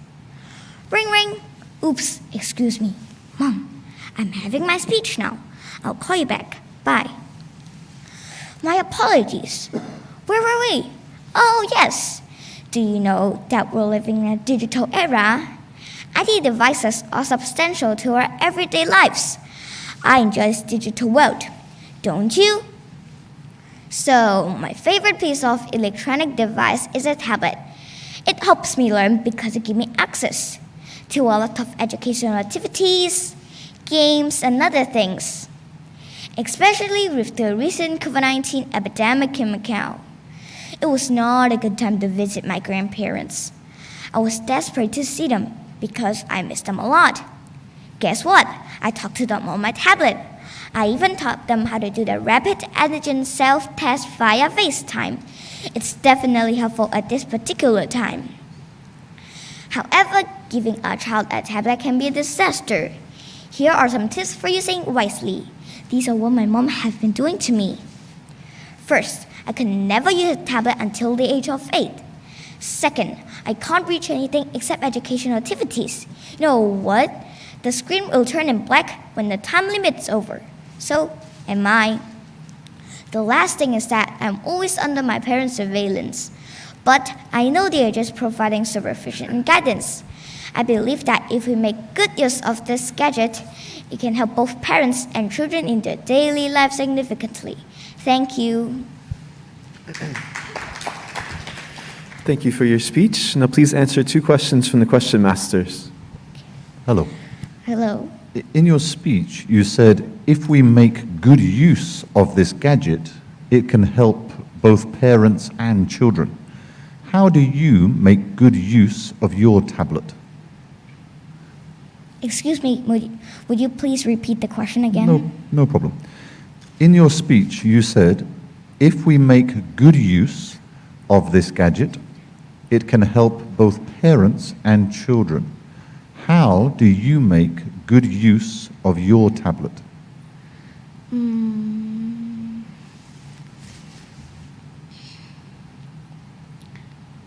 How do you make good use of your tablet?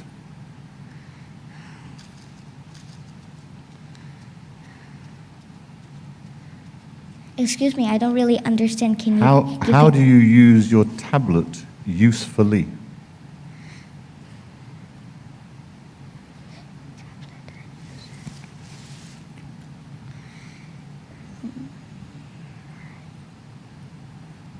Thank you. Here's your other question. Can you tell us which things you like to do with your friends?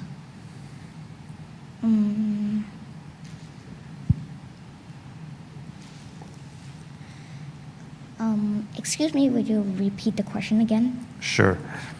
Can you tell us which things you like to do with your friends? Well, I like to play hopscotch with my friends and play catch.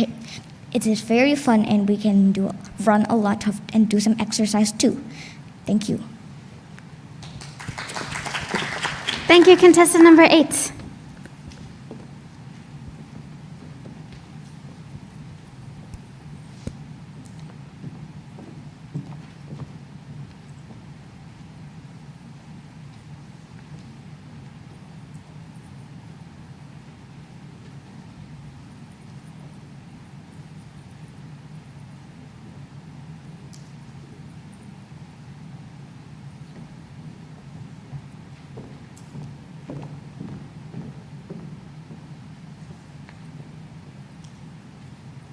Now let's welcome contestant number 9, Layla Tash.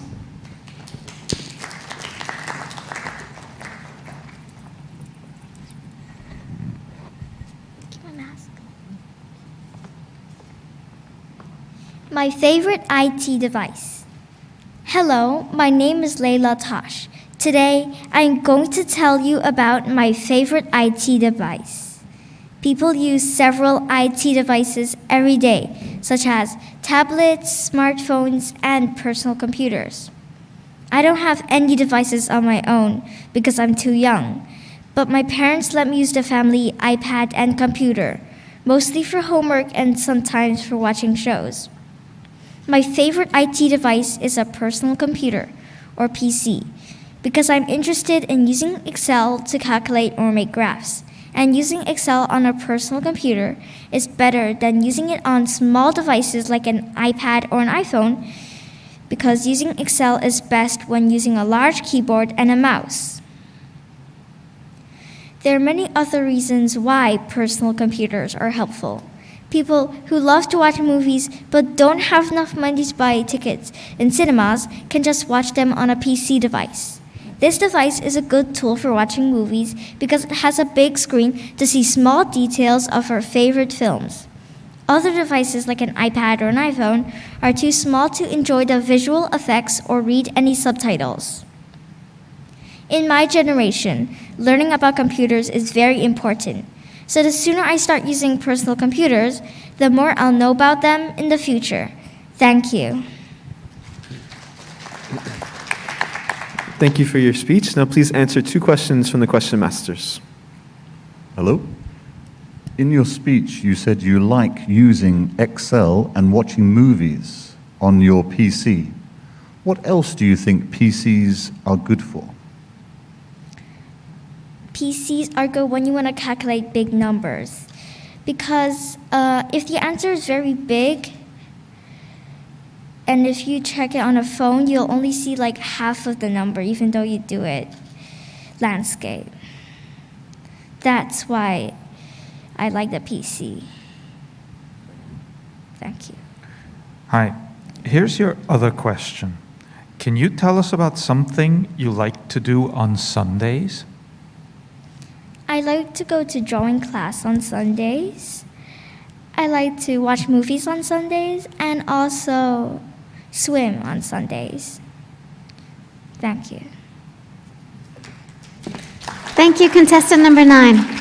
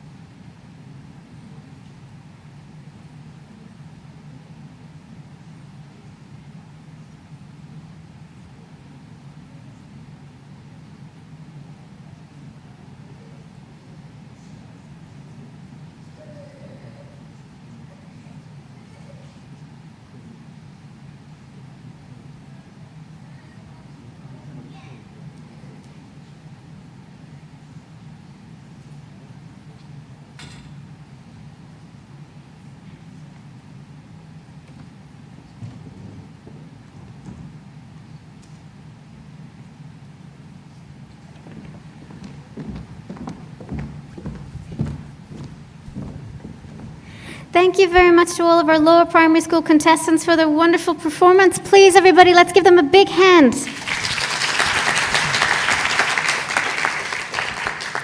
Also, a huge thank you to the judges, the question masters, the scorekeepers, the timekeepers, cleaners, and all of our supporting staff. And also a very warm thank you to the teachers and the contestants' families. Thank you very much for your participation. This is the end of the lower primary category. Since there will be no ceremony this year, the results of the competition will be announced on the MPU website of the speech contest by December 2nd, at the latest. Once again, we would like to thank all of our participants for their wonderful performances. In accordance with pandemic prevention, we would like to ask everyone to please exit the venue as soon as possible to allow for cleaning and disinfection. Also, we would like to ask everyone to please keep their mask on when in the venue and outside taking photographs. Thank you so much.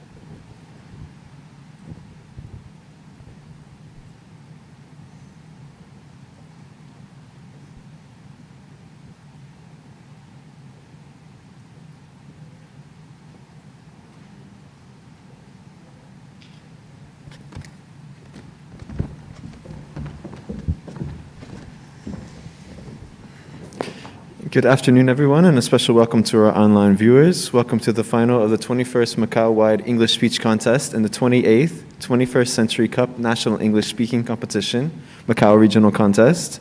My name is Mark Roadhorse, and I'm an ESP trainer at the MPU Bell Center of English. And my name is Ani Nivrin, and I'm also an ESP trainer at the MPU Bell Center of English. It is a great honor for us to host this competition. The Macau-wide English Speech Contest is an exciting annual event open to full-time students in Macau. The aim of this English speaking contest is to encourage people from all walks of life to learn English, to promote English language teaching, as well as to enhance public proficiency in English throughout Macau. Established in 2002, the contest has continued to grow in popularity and is now in its 21st year. This year, we are happy to present the theme, Information Technology. This year's competition is organized by the Macau Polytechnic University. The organizer of this contest, Macau Polytechnic University, is a public and forward-looking university with a strong commitment to serving the local community as well as the wider areas of China. Founded in 1991, the university has grown and prospered into a modern and fully equipped teaching facility with a team of experienced and dedicated academic staff. With the motto, Knowledge, Expertise, Global Vision, MPU is distinguished by its high standard of scholarship in both teaching and applied research. It believes in nurturing talented students to meet the local and international demand for professional human resources. The Institute has dedicated itself to promoting English language study in Macau through organizing and sponsoring this competition. The overall theme of the 21st Macau-wide English Speech Contest is Information Technology. Under this theme, the subtopics for the different categories are my favorite IT device for the lower primary school category, what I can learn online for the upper primary school category, my online and offline life for the junior high school category, the future of AI for the senior high school category, and the impact of big data for the college category. This afternoon, we are honored to host the upper primary school category. And now, everyone, we'd like to introduce the honorable judges for today's competition. We have a panel of 8 judges, including 2 question masters and 6 scoring judges. They're experts in the English language in various fields, including English language teaching and testing, literature, linguistics, cultural studies, translation, and interpreting. It is our pleasure to introduce them to you. The 6 scoring judges are Professor Ip Kai, Regent for Languages from the Institute for Tourism Studies. Professor Lei Kai Chong, Coordinator of the General Education English Program from the Macau University of Science and Technology. Professor Lily Lim, Deputy Director of the MPU Bell Center of Macau Polytechnic University. Professor Mak Nan Long, Director of the General Education Department from the City University of Macau. Duncan Myers, Director of the English Language Center from the University of St. Joseph. And Professor Wang Xian, Coordinator of the Master of Arts Program in Translation Studies from the Department of English of the University of Macau. And the 2 question masters are Mr. Michael Dudoff, ESP Trainer and Examination Services Coordinator from the MPU Bell Center of English. And Mr. Richard Frost, ESP Trainer from the MPU Bell Center of English. We would also like to introduce our scorekeeper and our timekeeper. Our scorekeeper is Ms. Priscilla Chan from the MPU Bell Center of English. And our timekeeper is Mr. Stephen Leong from the MPU Bell Center of English. And now that we've introduced the judges, we'd like to introduce the procedures of this competition. The theme of our contest is Information Technology. This afternoon, the topic for the upper primary school category is What I Can Learn Online. There are 10 contestants, and each contestant will have 2 minutes to present their prepared speech. And then we'll have to answer 2 questions from the question masters. One of the questions will be about their prepared speech, and the other will be unrelated. For each question, the contestant has 1 minute to answer. A bell will ring at the end of each part to let the speaker know that time is up. When the bell rings, candidates should finish as soon as possible within 15 seconds, otherwise marks will be deducted.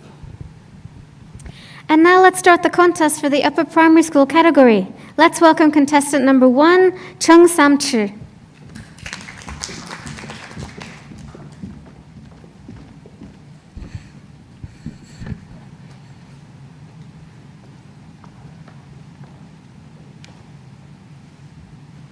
Since November of 2019, COVID-19 has rapidly affected day-to-day life.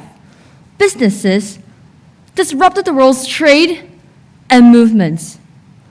From then on, my life has changed a lot. How has the virus changed my life? There are many, but the most significant for me is online learning. When I was young, I was told that surfing the internet was not good for me. I was also told that being online could make me blind, my school grades go low, and finally, I'll become a bad guy. Until now, I'm already 12 years old, and I can prove that all the hypotheses have not happened. On the contrary, I've experienced a lot through online learning these 2 years. You can't imagine the new things I have learned. I can learn a new skill every day through the app Duolingo, which I practice speaking, reading, listening, and writing to build my vocabulary and grammar skills in English. I can master a language in 2 months or less.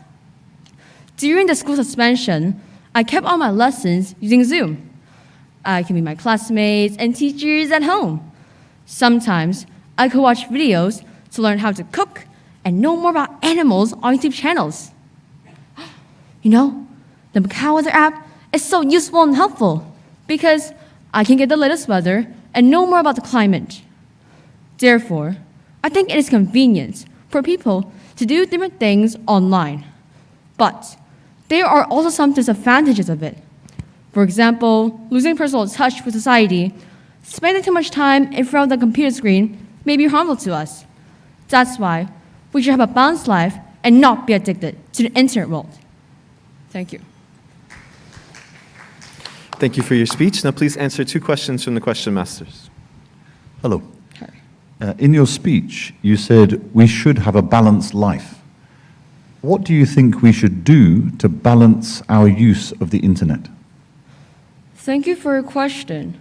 Well, as for me, I think that our balanced life should be that we should limit our time being on the internet so we won't be unsocialized. And we should also talk with our parents so that we can still have humanity. Thank you. Hi, here's your other question. If you could control the weather, what kind of weather would Macau have? Thank you for your question. Well, if I could control the weather, I would really want to be cloudy because I feel like cloudy is very comfortable and you can go out without raining and being sunny and getting sunburned. Thank you. Thank you, contestant number 1.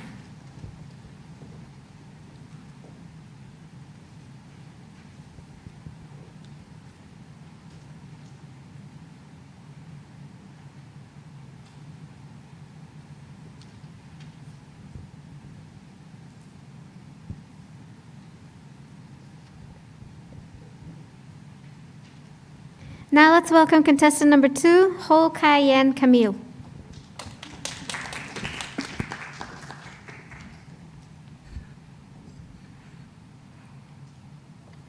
The things I can learn online. When I was in quarantine, I was bored out of my mind. Then one day, I had an idea. I had always wanted to learn origami, so I checked YouTube for tutorial videos. After a few days, I had made a bunny, a cat, a tiger, and several bookmarks. I became an origami pro. Once, I wanted to pick up a new hobby as a way to entertain myself. I found an old watercolor paint set, but there was a problem. I didn't know how to paint. Guess what I did? I went online and eventually found myself doodling on my sister's sketchbook. Of course, she was mad, but that didn't bother me. I kept going, and I painted a beautiful acacia tree. Another time, I wanted to improve my math skills, so I searched online for learning materials. I found a website called Khan Academy where I could watch videos. I started watching more and more tutorials until things made more sense. Here's the best part, they're all free. Finally, during lockdown, I was feeling bored and dreamt of traveling. My mom had a brilliant idea, a virtual tour with my sister. We saw some statues in the Museum du Louvre. We went to a room called Romantiques. The museum was in Paris, which meant only one thing. The Mona Lisa was in that museum. The internet is like a treasure chest where you can learn whatever you like, or a genie that can answer endless questions in a blink of an eye.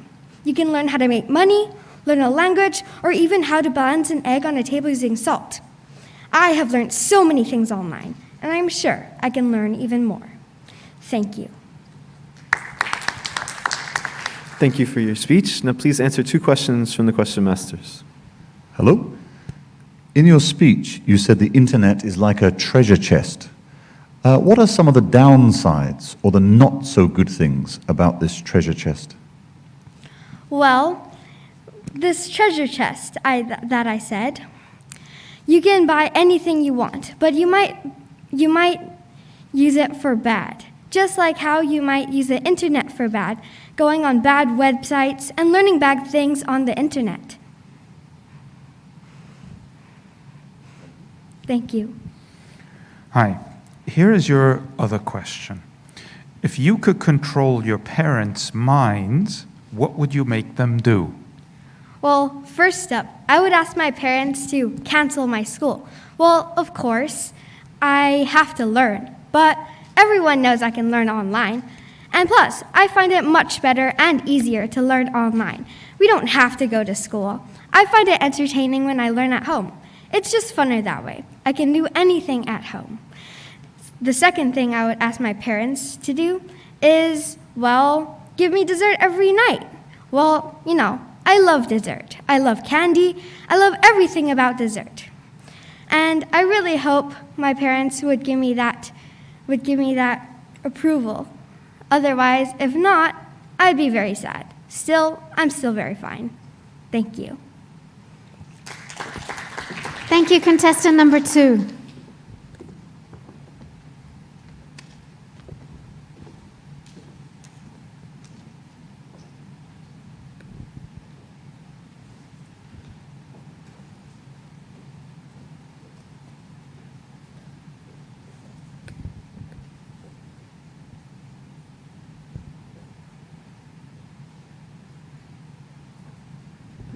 Now let's welcome contestant number 3, Ho Sung Nok.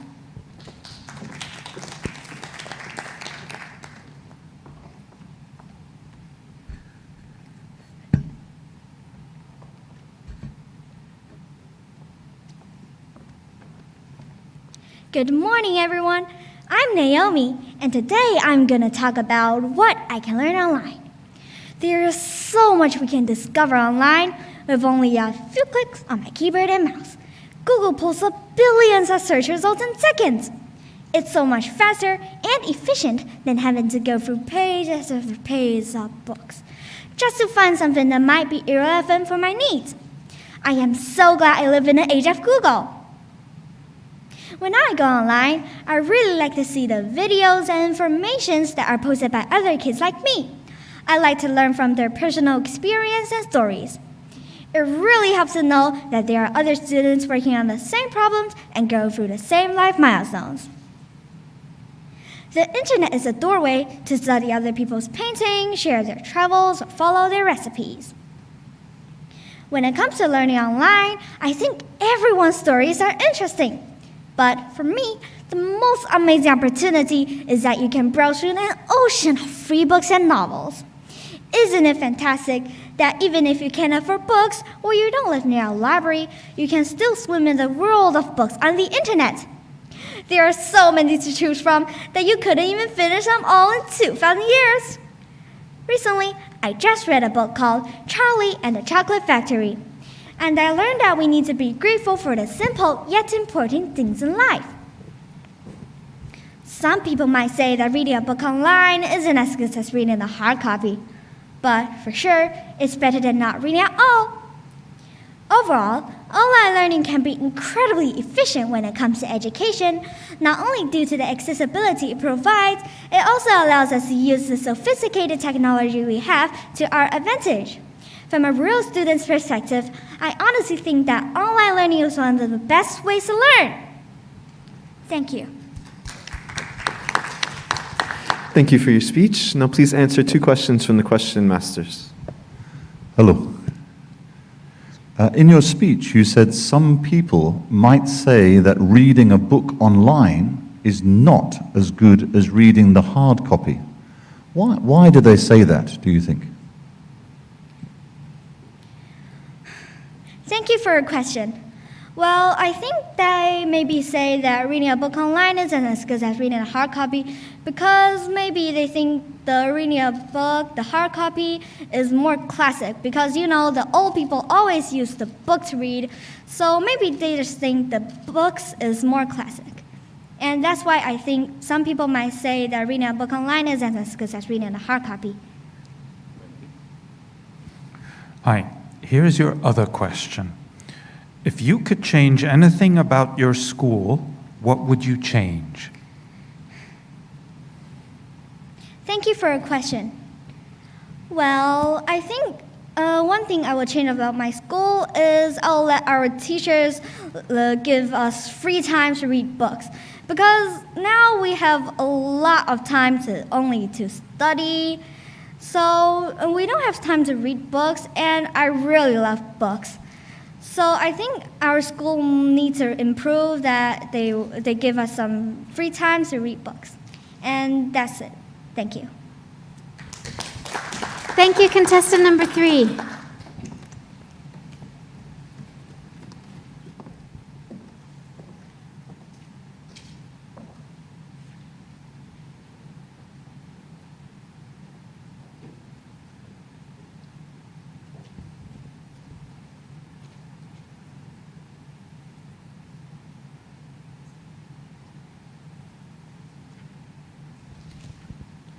Now let's welcome contestant number 4, Lei Yuk Mung.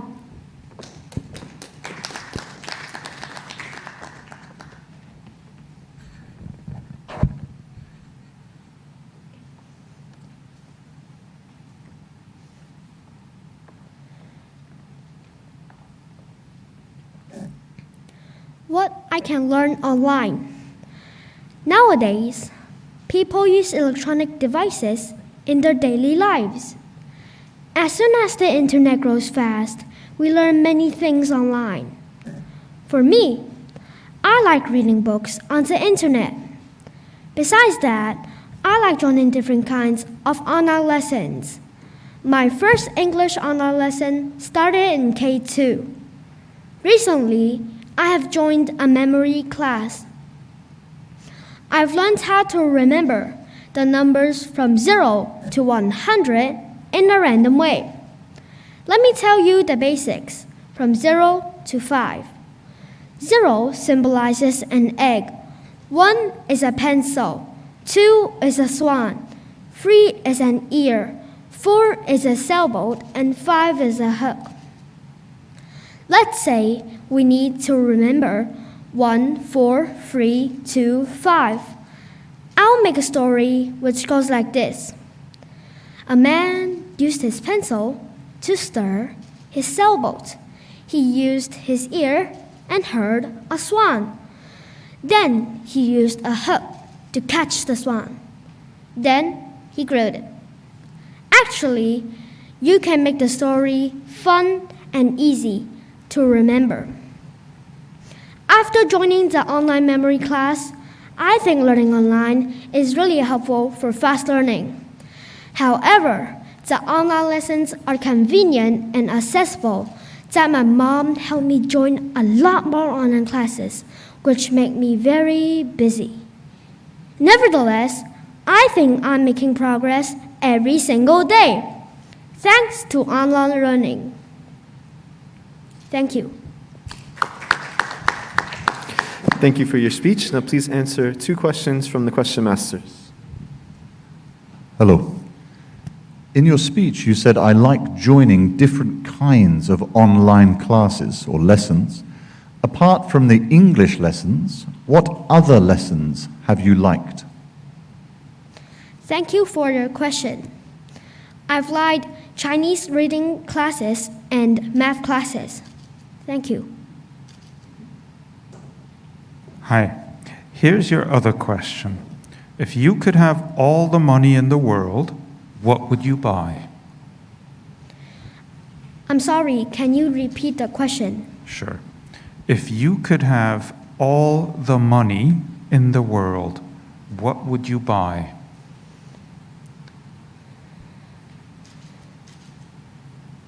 I would buy all the things that I like. Thank you. Thank you, contestant number 4.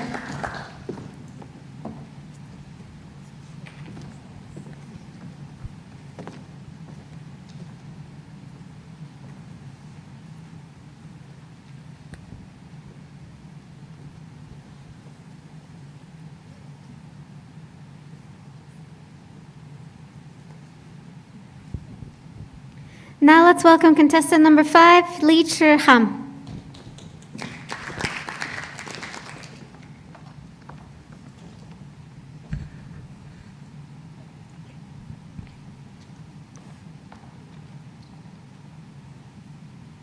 Hi, my name is Alina, and today I'm going to talk about what I can learn online. The internet plays an important role in modern society. In fact, it's hard for me to imagine the world without it. I use the internet every day to improve my studies and cultivate new skills. And, well, it's a part of my school life. Speaking of school life, the online world is especially useful for students like me. Sometimes, if I don't fully understand a teacher's lessons, I can search for an educational video to help me. Whatever I'm studying, like the rules of algebra, the water cycle, or Chinese calligraphy, I can always find a useful tutorial to help me understand better. But I'll be honest, not everything I learn online is academic.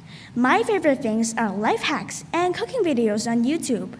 One of the things I learned recently was how to make pancakes. A YouTube influencer called Natasha's Kitchen, no apostrophe, immediately caught my eye. She has almost 3 million subscribers. It's not surprising since she is so energetic and her instructions are clear and easy to understand. I followed her step-by-step guide and presto! I made the tastiest, fluffiest pancakes and I felt like a master chef.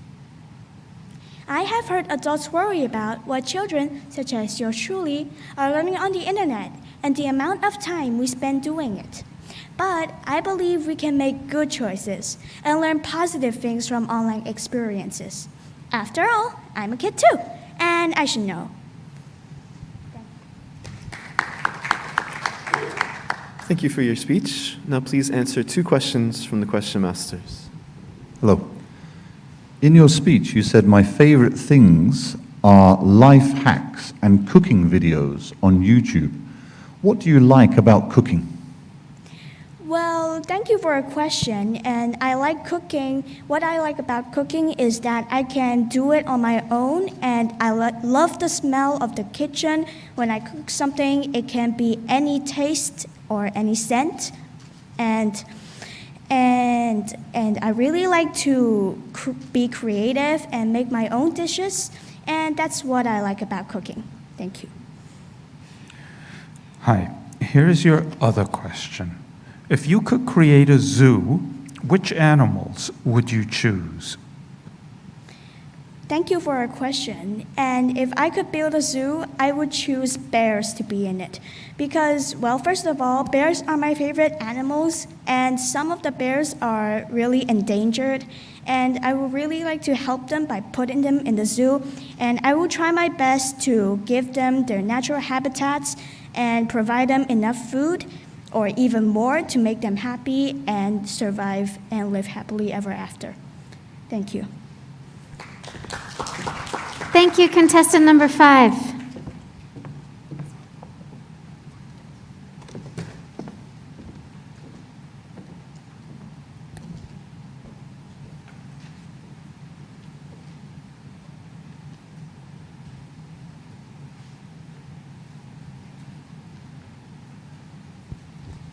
Now let's welcome contestant number 6, Lo Chi-yo.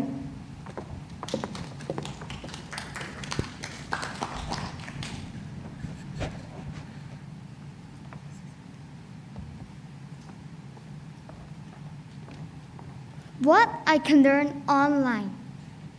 The internet is a fantastic world of wonders, especially during a lockdown.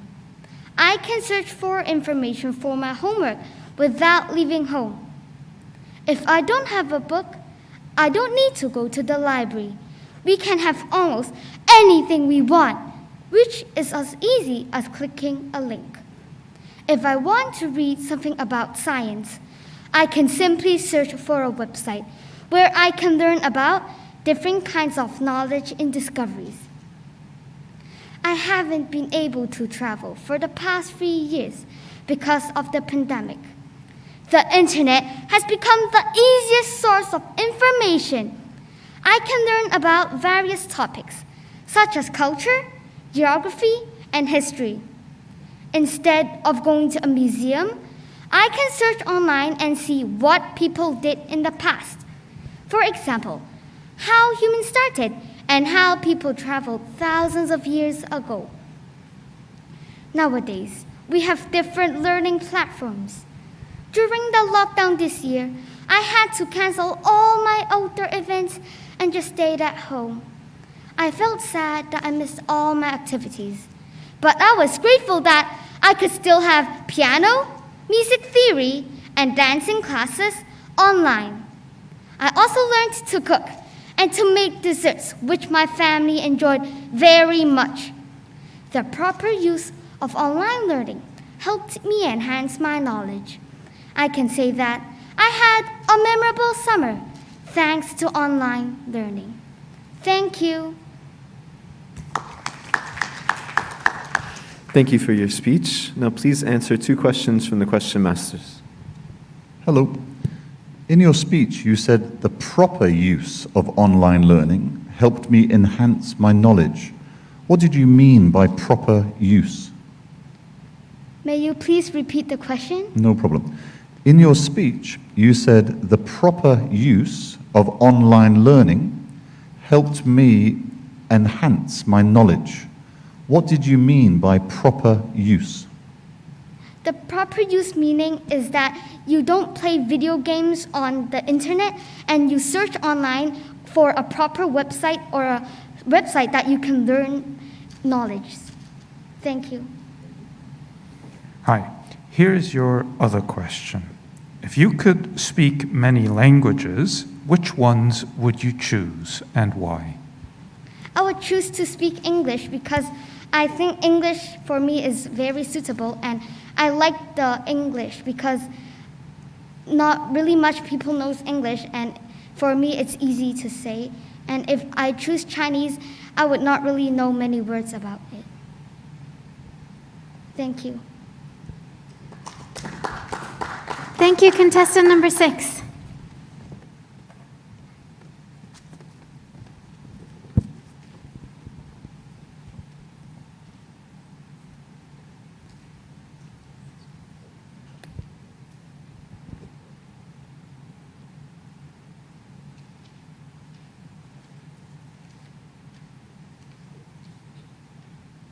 Now let's welcome contestant number 7, Pang Se Chung.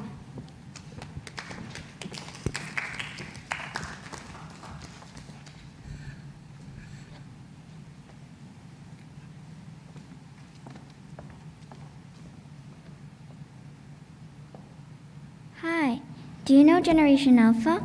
My mom said I belonged to it. At first, I didn't know what it was. So I turned to my computer, and in 1 second, I knew that Generation Alpha includes all children born in or after 2010, the same year the iPad was born. The website told me that our generation is the first to have seamless integration of technology into every aspect of our life. They call us tech savvy. So, just one click of the mouse, I can learn about things I don't know, people I don't know, and the world I don't know. For example, this summer I traveled to Xi'an. It's one of the 4 great ancient capitals in China. Before going there, I have already learned many things about the terracotta warriors online. I love reading, and the internet is like a portable library, so that I can read whenever I want, wherever I want, and as many as I want. The internet is the world's largest and best library. I am curious about the world, and the internet is like an encyclopedia that can bring us a lot of information and teach us a lot of knowledge. As a member of Generation Alpha, I can never imagine a world without the internet, smart technology, and virtual reality. Though the internet has some disadvantages, it can still be our good teacher if we use it properly. This is the end of my speech. Thank you. Thank you for your speech. Now please answer 2 questions from the question masters. Hello. In your speech, you said Generation Alpha has a seamless integration of technology. What does that mean?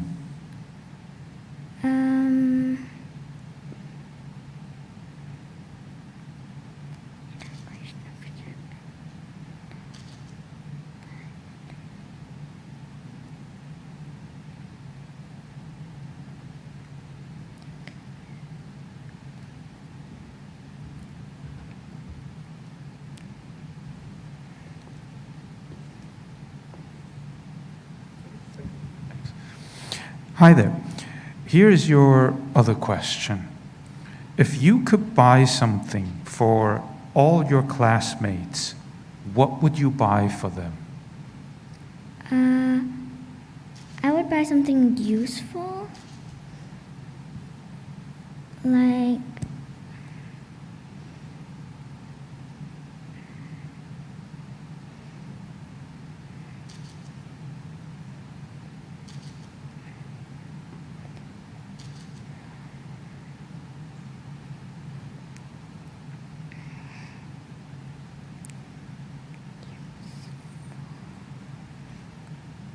things they can use in the day, and yeah.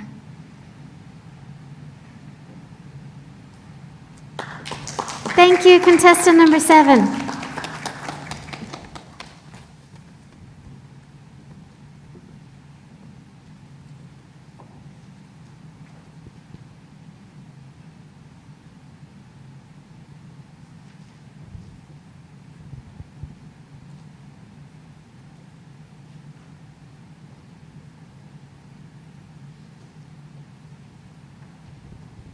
Now let's welcome contestant number 8, Tam Ho In.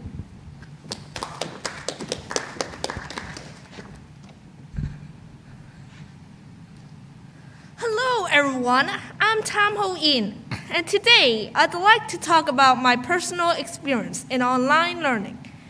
First, as a member of the digital native generation, I've been using a smartphone as a powerful device to communicate, to entertain, and to learn. Smartphone became popular 11 years ago when I was born, and now they are even more widely used in our daily life. I've put many apps on my smartphone, like electronic dictionary, on which I can search up the exact meaning and the usage of a new word.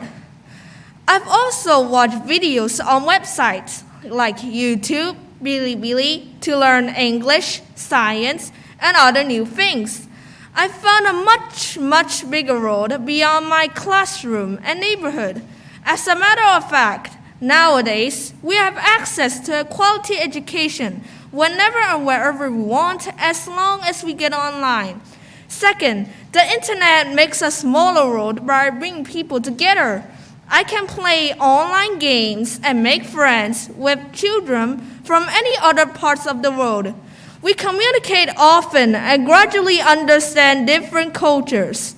We have to respect one another so that we can live in harmony on the earth and collaborate to make the planet a better place to live in. In conclusion, I've learned a lot from online resources, including knowledge, skills, and values. I think we're so lucky to benefit from this greatest invention of the time. Thank you. Thank you for your speech. Now please answer 2 questions from the question masters. Hello. Hello. In your speech, you said nowadays we have access to quality education online. What do you mean by quality education? Thank you for your question. You know, nowadays people usually use phones, computers to watch videos, right? Yeah, so people watch videos and they would learn a lot of things. Their talking knowledge will increase and people will make friends together. Well, they could talk with them and increase their talking abilities. And that's all. Thank you. Hi. Hello. Hello. Here is your other question. If you could live in another city, where would you move? Sorry, I didn't hear your question clearly. Can you repeat it again? Sure. If you could live in another city, where would you move? I would move to the United States. That's because the United States is a funny place. You can I can speak with people from other countries. Like people from the United States has good speaking abilities, of course. So that's why I would move to the United States. That's all. Thank you. Thank you, contestant number 8.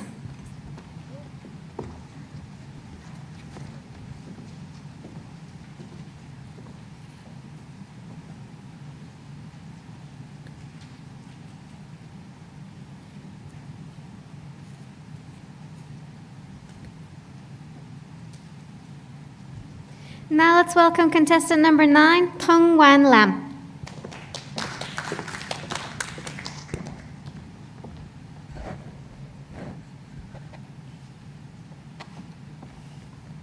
What I can learn online. Back in mid-June this year, school ended earlier because of COVID-19. We were all confined to home. No outdoor activities, no extracurricular classes, no anything. A lot of parents fretted about their kids. How could the kids spend a summer vacation at home in a meaningful and educational way? Well, kids think differently and find their way. How? Do it online. Just sit in front of a computer, connect to the internet, open a search engine, and there's almost no limit to what you can do online. To entertain yourself, you can watch movies, listen to music, play online games, etc. To educate yourself, you can check the latest news, read books online, watch videos, and learn how to make pretty much anything. What's more, you can shop and sell. And kids can even make money by starting a YouTube channel, and much, much more. But beware, because every coin has two sides. Fraud and cyberbullying are common on the internet. Take me, for example. In some of the games I play, there's a trade function. Some players may try to talk you into trust trading, which means you trade them first and they trade you back later. However, most of them are scams. How do I know? I was scammed, along with many other players, and I was bullied by the rude comments too. All in all, the online world has become an indispensable part of our life and an extension of the world we live in. So, just like in the real world, dangers are everywhere. From my past experience, I found out how to identify fraud and misinformation, as well as what to do when verbally abused. Staying away from inappropriate content is also important. To put it simply, staying safe online while making the most of the internet to facilitate my life and learning is what I have learned. Thank you. Thank you for your speech. Now please answer 2 questions from the question masters. Hello. In your speech, you said staying safe online while making the most of the internet is what you have learned. What advice would you give about staying safe on the internet? Thank you for your question. So, firstly, I will ask people to stay away from some fraud, like some things that include some things that are too good to be true, or some things that ask you for your personal information. And I'll also ask them to stay away from misinformation, like some information that's strange or you think that's very hard to believe. And I'll also ask them to stay away from cyberbullying. And If someone really bullies them, then they have to tell their parents and also not stay quiet. Thank you. Hi. Here's your other question. If you could change anything about your teachers, what would you change? Thank you for your question. So if I could change something about my teachers, then I would let them explain more to us, because sometimes I can't really understand what they're saying, but they won't come back and tell us what they were saying before, and they'll just move on to something new, and I don't really understand it. Thank you. Thank you, contestant number 9.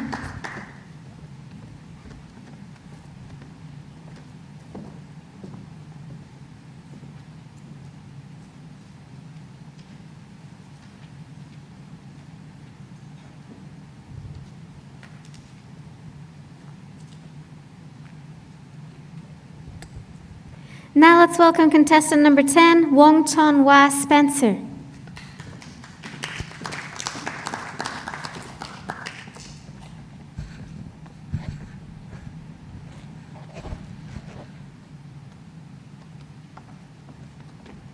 What I can learn online. Hi, my name is Spencer. I'm 9 years old.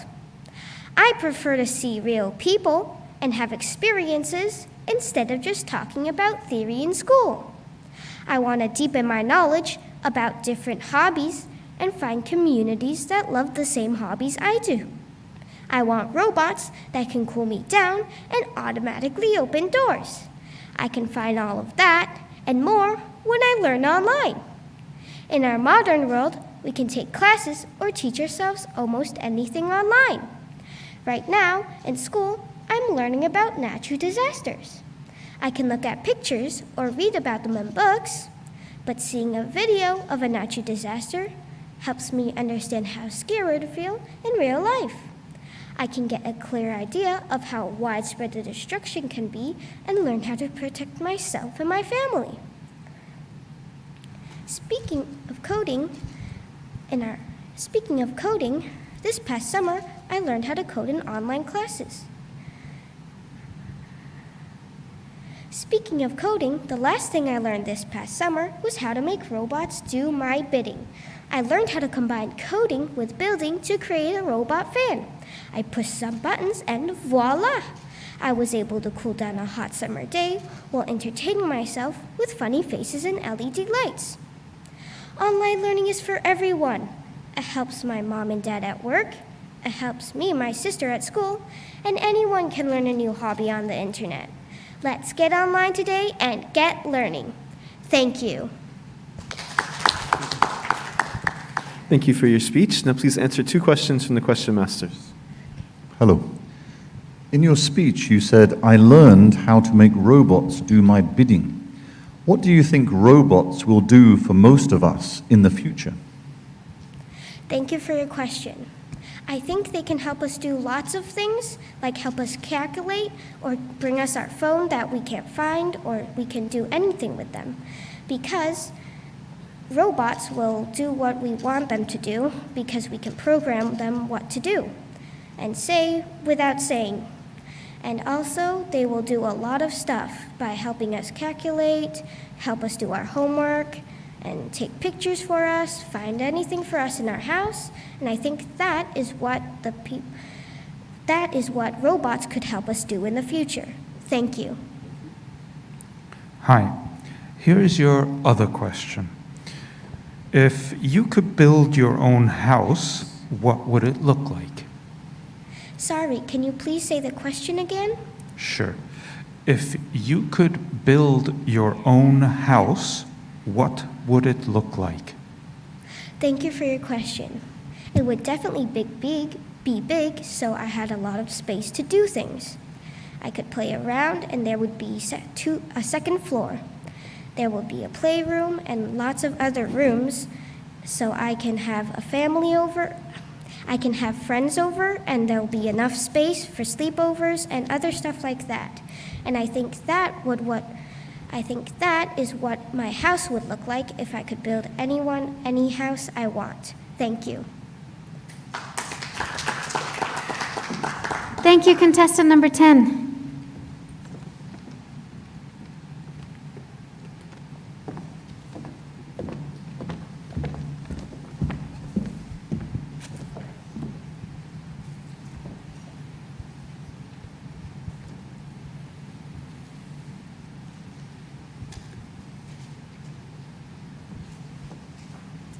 And thank you very much to all of our upper primary school contestants for the wonderful performance. Everybody, please, let's give them a big hand.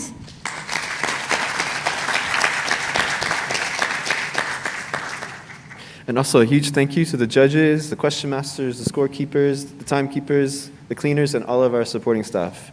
And a very warm thank you to the teachers and the contestants' families. Thank you all very much for your participation. This is the end of the upper primary category. Since there will be no ceremony this year, the results of the competition will be announced on the MPU website of the speech contest by December 2nd at the latest. Once again, we would like to thank all of our participants for their wonderful performances. Also, in accordance with pandemic prevention, we would like to ask everyone to please exit the venue as soon as possible to allow for cleaning and disinfection. We would also like everyone to please keep their mask on when in the building, including when taking photographs outside. Thank you so much.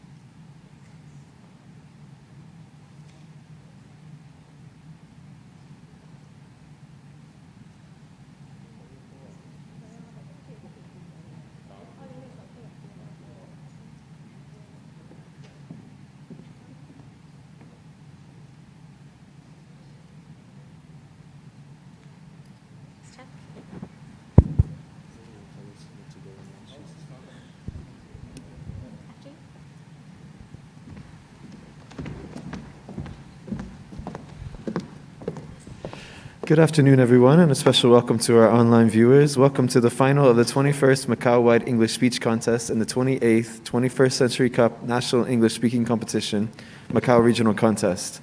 My name is Mark Roadhorst, and I'm an ESP trainer at the MPU Bell Center of English. And my name is Anya Nivrin, and I'm also an ESP trainer at the MPU Bell Center of English. It is a great honor for us to host this competition. The Macau-wide English Speech Contest is an exciting annual event open to full-time students in Macau. The aim of this English speaking contest is to encourage people from all walks of life to learn English, to promote English language teaching, as well as to enhance public proficiency in English throughout Macau. Established in 2002, the contest has continued to grow in popularity and is now in its 21st year. This year, we are happy to present the theme Information Technology. This year's competition is organized by the Macau Polytechnic University. The organizer of this contest, Macau Polytechnic University, is a public and forward-looking university with a strong commitment to serving the local community as well as wider areas of China. Founded in 1991, the university has grown and prospered into a modern and fully equipped teaching facility with a team of experienced and dedicated academic staff. With the motto, knowledge, expertise, global vision, MPU is distinguished by its high standard of scholarship in both teaching and applied research. It believes in nurturing talented students to meet the local and international demand for professional human resources. The Institute has dedicated itself to promoting English language study in Macau through organizing and sponsoring this event.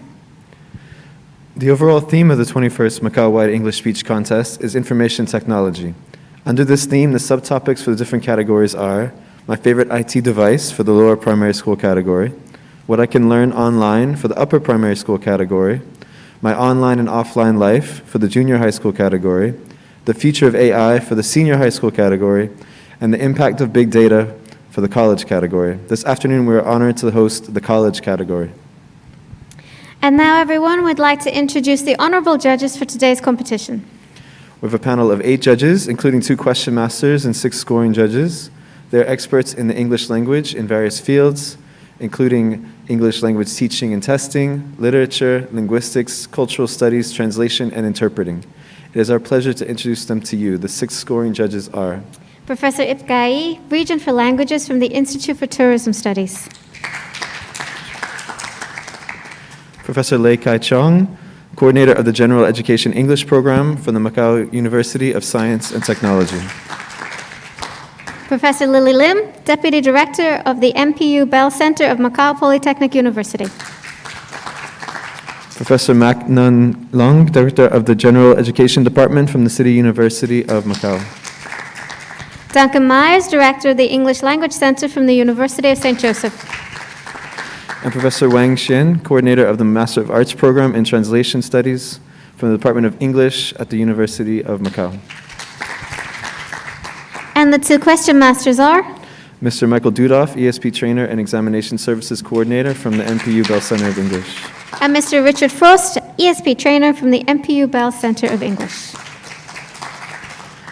We would also like to introduce our scorekeeper and our timekeeper. Our scorekeeper is Ms. Priscilla Chan from the MPU Bell Center of English. And our timekeeper is Mr. Stephen Leong from the MPU Bell Center of English. And now that we've introduced the judges, we'd like to introduce the procedures for this competition. The theme for our contest is information technology. This afternoon, the topic for the college category is the impact of big data. Each contestant will present a 4-minute prepared speech and a 2-minute impromptu speech on a different topic, and then answer 2 questions about the speeches from the question masters. One of the questions will be about their prepared speech, and the other will be related to their impromptu speech. For each question, the contestant has 1 minute to answer. A bell will ring at the end of each part to let the speaker know that time is up. When the bell rings, thank you, candidates should finish as soon as possible, within 15 seconds, otherwise marks will be deducted. And now let's start the contest for the college category. Let's welcome contestant number 2, Chung Wai Lam.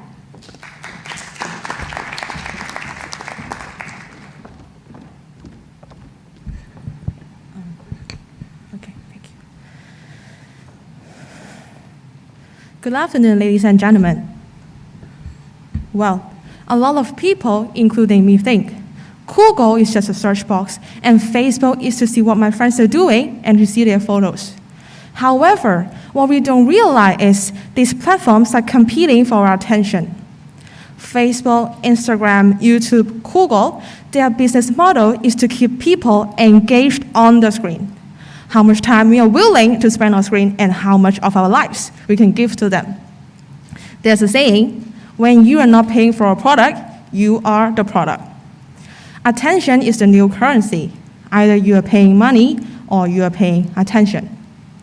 Facebook and Google are several of wealthiest and most successful companies of our time. They rake in money because they use giant computers and need relatively few employees. So, what they are being paid for? They are paid in exchange for showing ads to us. We are the products. Our attention is a product being sold to advertisers. And advertisement is perhaps the foremost wave of all these social media to make money.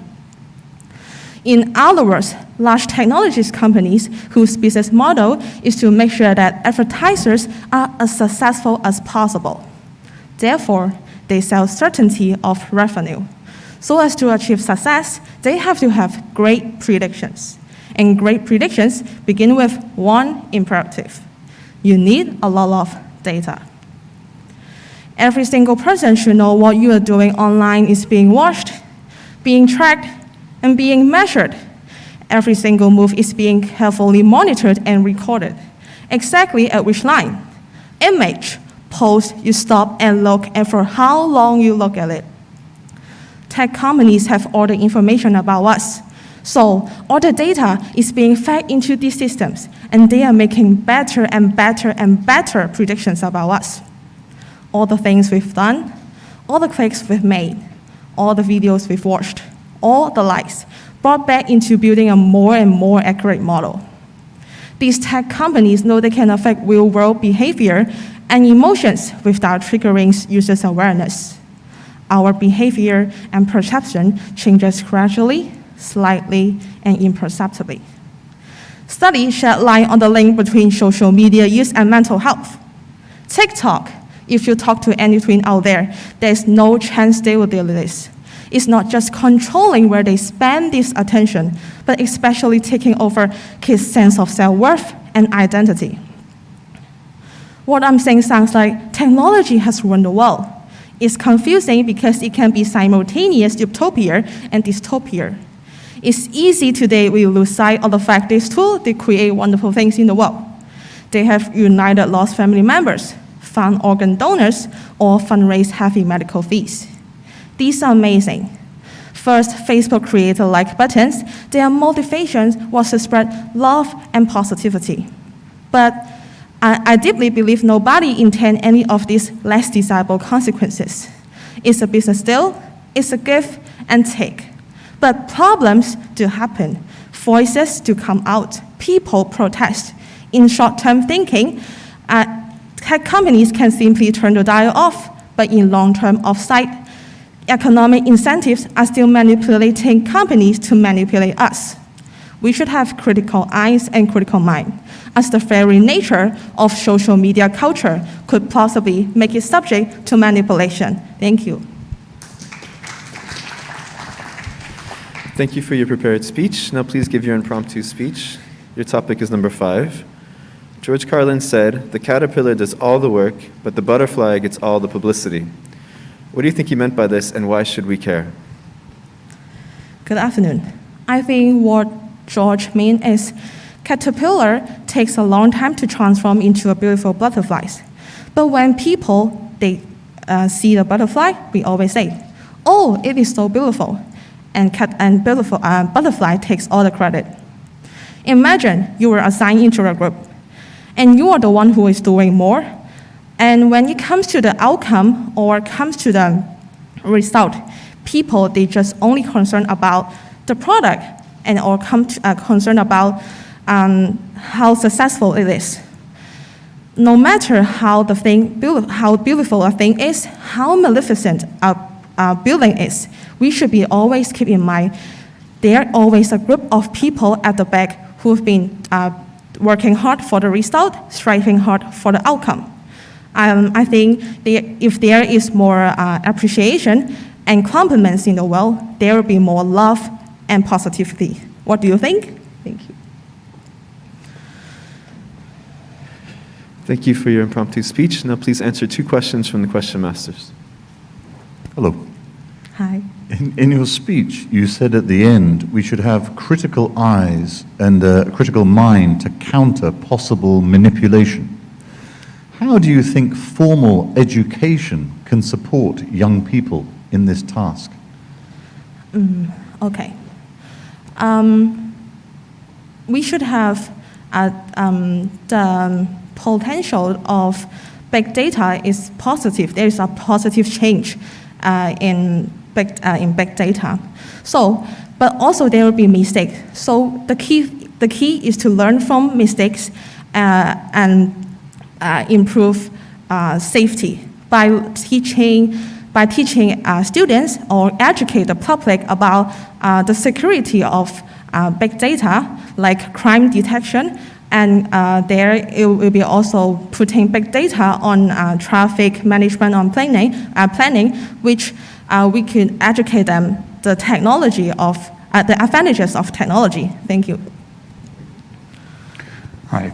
My question is related to the topic of your impromptu speech. Healthcare workers have been the heroes of the pandemic, yet it's footballers who get paid the millions. Is this fair? And why should anyone want to become a nurse these days? Sorry, can you repeat the question again? Sure. Healthcare workers have been the heroes of the pandemic, yet it's footballers who get paid millions. Is this fair? And why should anyone want to become a nurse? That's a very good question. I think everyone knows that it's the time of World Cup, so everyone is watching football every day. But because of the pandemic, there are nurses, doctors, they are treating patients, not just only because of the pandemic, but also in our daily life, nurses and doctors, they work hard. I think because the reason why people just focusing on the footballer is because it takes years for them to join the final, but we should always keep in mind that no matter how, we should always keep in mind that nurses and doctors, they always did pay their work for our health and for our future. Thank you. Thank you, contestant number 2.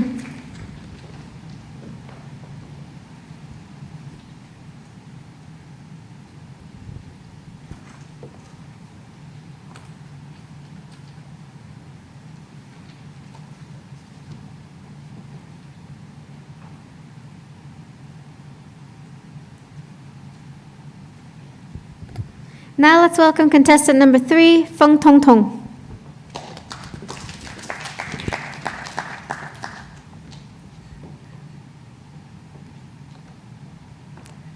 Last Sunday, as my iPhone told me that my average screen time reached an incredible 7.5 hours per day, I started to wonder, where did all my precious time go? Then I found that over 80% of time was spent on video and social media apps. That begs the question, why these apps, not other apps? The underlying mechanism is relying on big data. These apps use big data to analyze my preference and recommend new contents accordingly.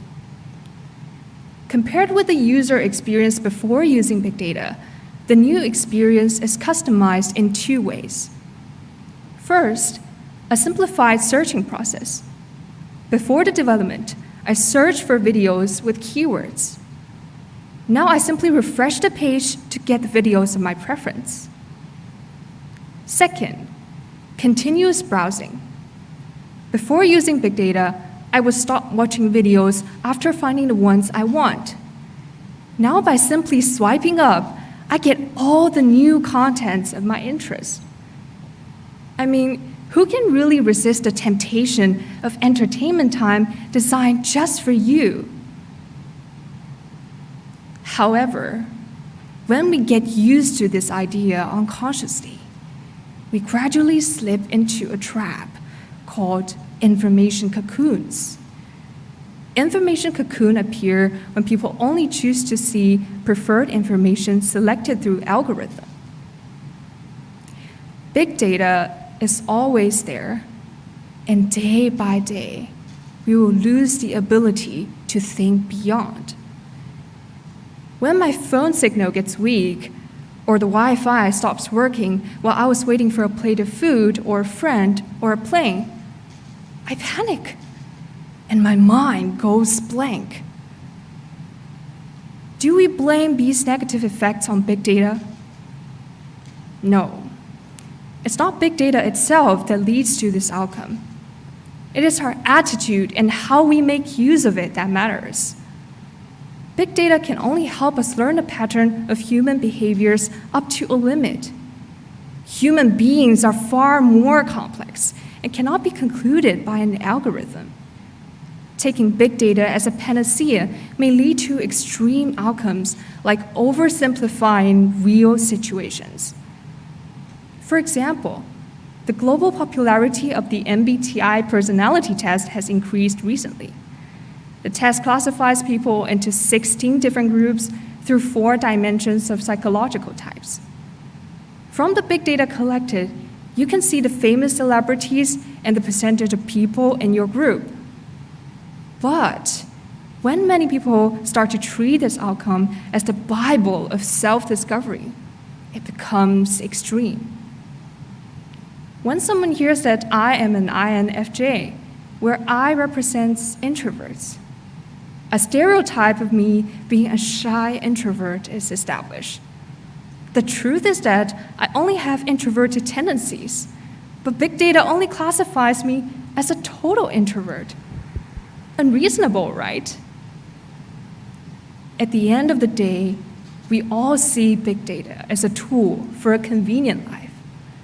But we have to ask ourselves whether the impact of oversimplification is worth it. Next time, when you're thrilled with all the tailor-made contents in your apps, ring an alarm and escape from the information cocoon. Thank you. Thank you for your prepared speech. Now please give your impromptu speech. Your topic is number 3. Michael Altschuler said, "The bad news is time flies. The good news is you're the pilot." What do you think he meant by this, and how much control do we really have over our future?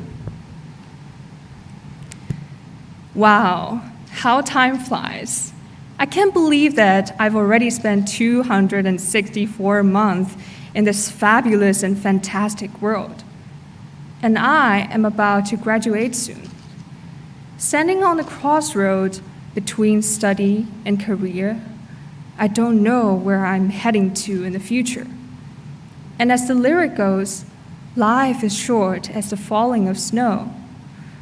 Life is short, and we don't know how much time is left for us to explore this beautiful world. But I believe what we can do is to take hold of every minute, every second, to head towards our determined future. And that, in some certain way, is a kind of way we can grasp our future possibilities. It kind of reminds me of a very famous extreme sports player called Alex. He is a free soloer, and free soloing is asking people to climbing up hundreds of meters above the horizon without any safety equipment. At first, I thought that this man must be crazy, because why would anyone take such life-risking task as one of his life pursuit? And then in one of his interviews, he said that if I don't put every minute, every moment devoting into this free soloing, I might regret years later. And I think, wow, that's it. Time is always there. Time never waits for anyone, but it's also fair. It is generous to those people who are determined and ambitious about their future. Thank you. Thank you. Now please answer 2 questions from the question masters. Hi. In the beginning of your speech, you said you reached an incredible 7.5 hours on your iPhone per day, Yeah. and 80% of the time was on videos and social media.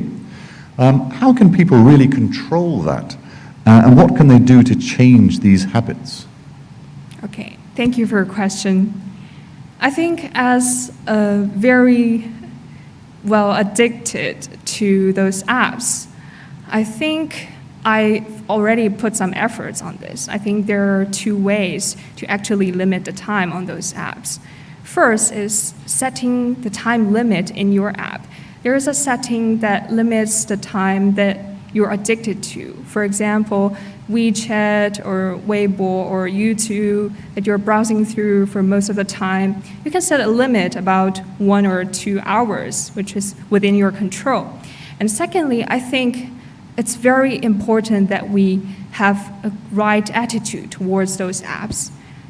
For example, I think we need to not treat big data and those apps as the only source of life, but also we need to go out and meet more people and see what they are saying and see different things in life. That may expand our horizon. Thank you. Hi. My question is related to the topic of your impromptu speech. Many events in our lives are beyond our control. Yes. What can we control about our future? Oh, thank you. That's quite interesting. I think what we can control in our life is our own decisions. We cannot control the external conditions or environment or the people that have their own independent thinking. But what we can do is control what we decide on doing. For example, if I want to learn English well, if I want to become the excellent speaker in this contest, I would put more effort into public speaking and communicating with professionals and with my friends. And I think decisions makes what we are now, and that's quite important. And that's what we can control about our future. Thank you. Thank you, contestant number 3.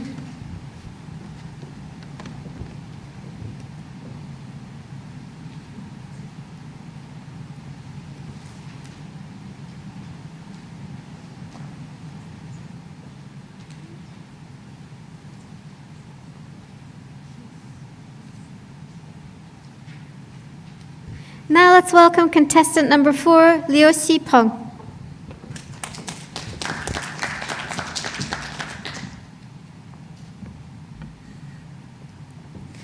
The impact of big data.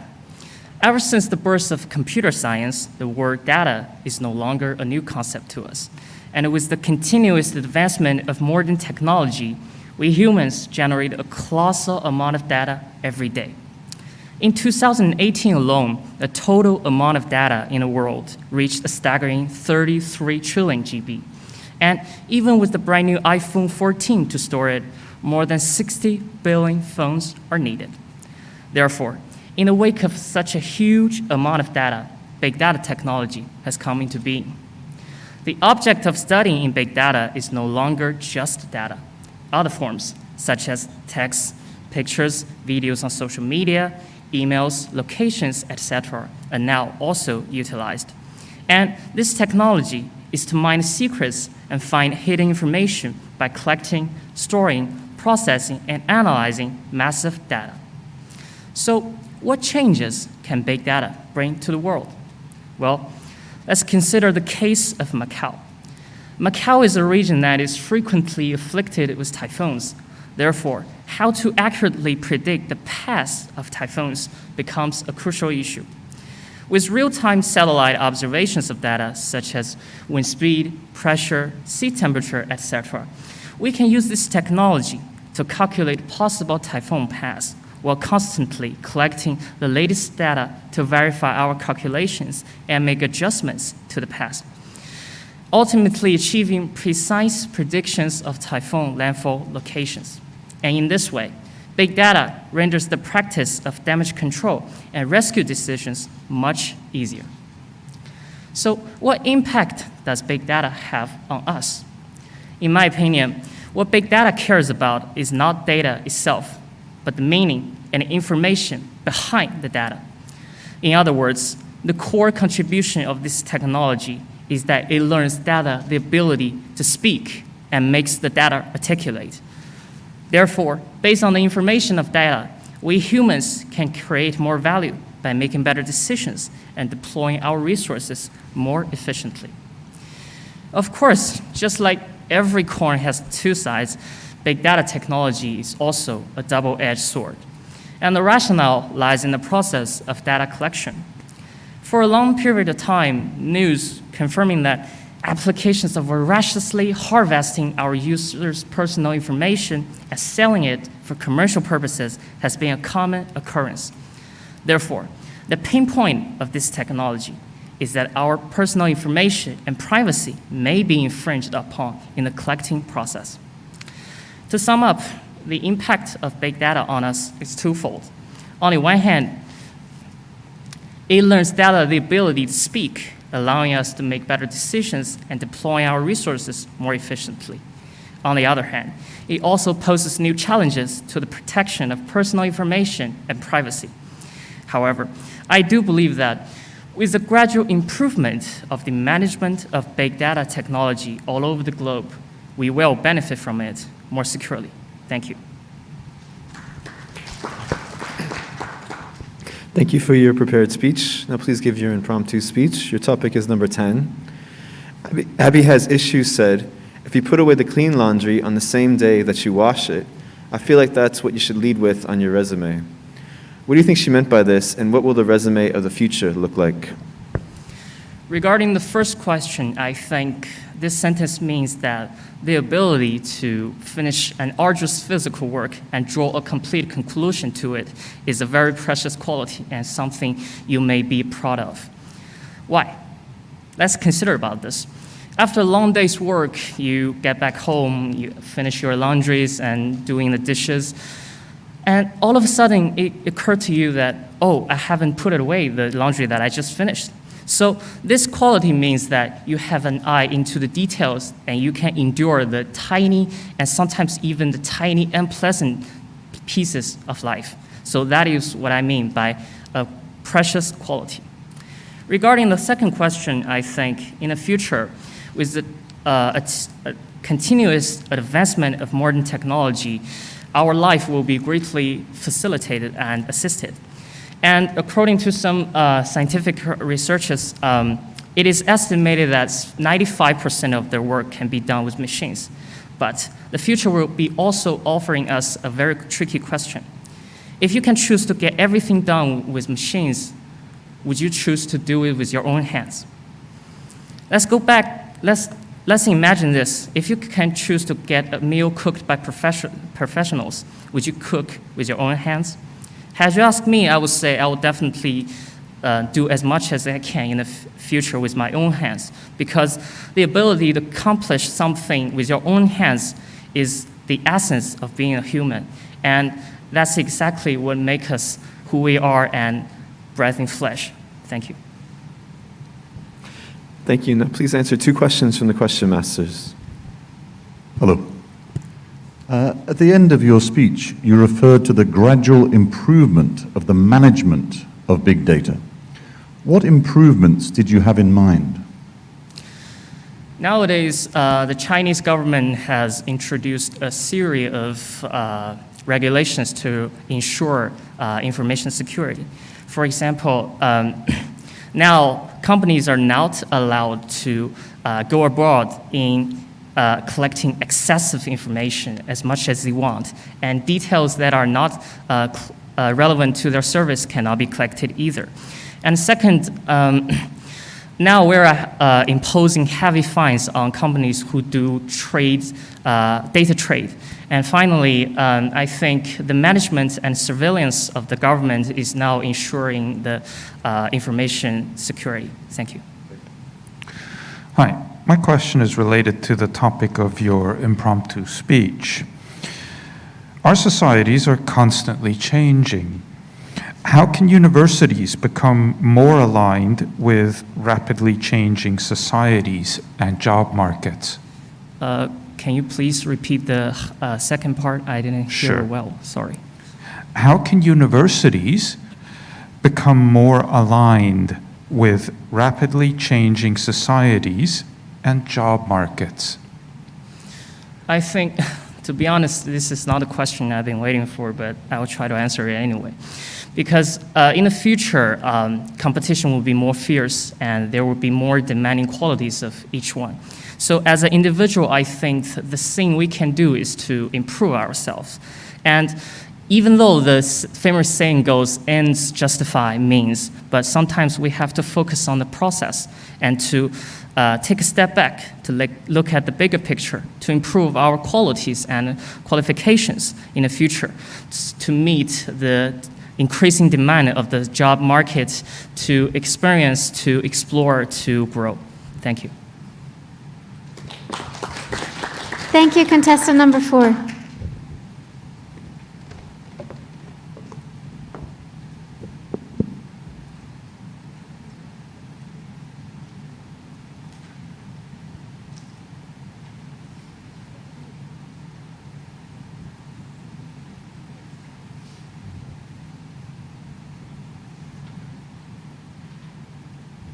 Now let's welcome contestant number 5, Luo Junyan.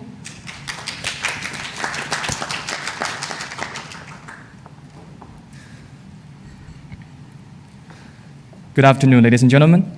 I'd like to talk to you about big data today and how it has impacted sports. You probably already know that big data describes huge collections of data on a scale that is far beyond the reach of traditional software tools in order to access, store, manage, and analyze. If you Google it, they'll tell you that it's already been widely used in the fields such as e-commerce, medicine, and politics. But did you know that before this became important in these areas, big data was already being used in sports? You probably wonder how this brought about a revolution in sports.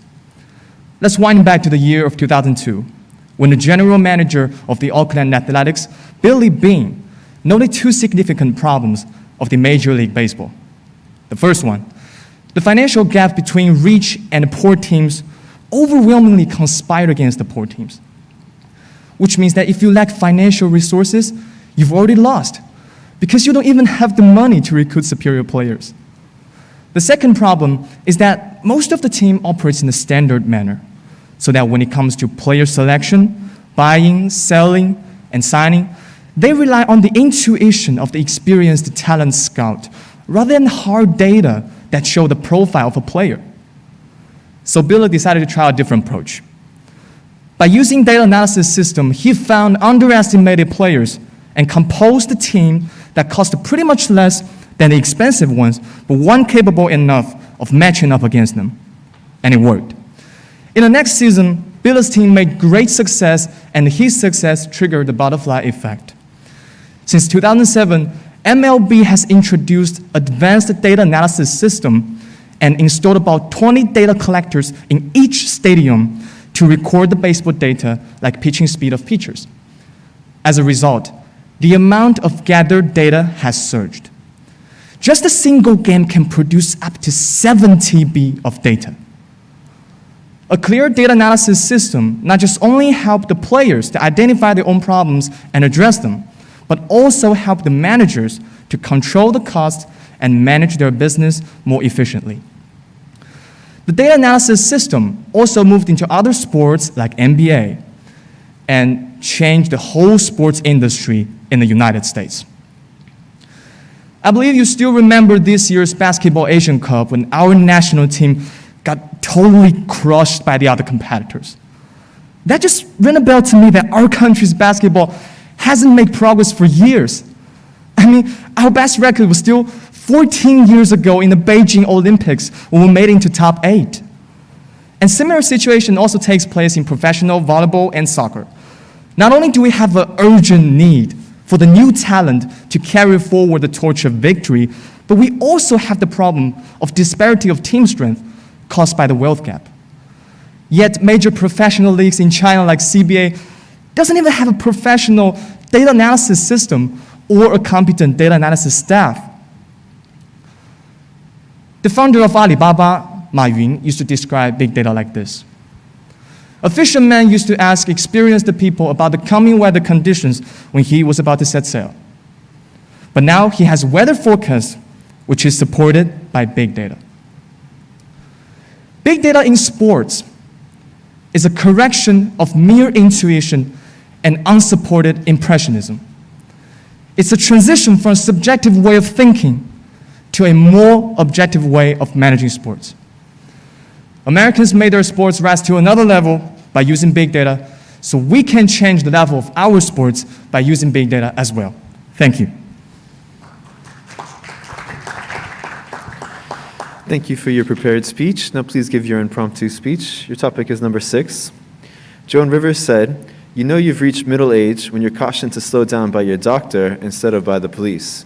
What do you think she meant by this, and why do young people rarely listen to advice? All right. Okay, so first of all, I think to understand what she really meant by this, we should break it down in two. The first one, I think if you're told by the police that you should really slow down, that means that probably because you're driving too fast on the road and you get pulled over and you might get fined by this, right? Second, if you're told by doctor that you should slow down, that means that probably because that your body function has already showed a downward trend. And that means that you probably already reached the middle age.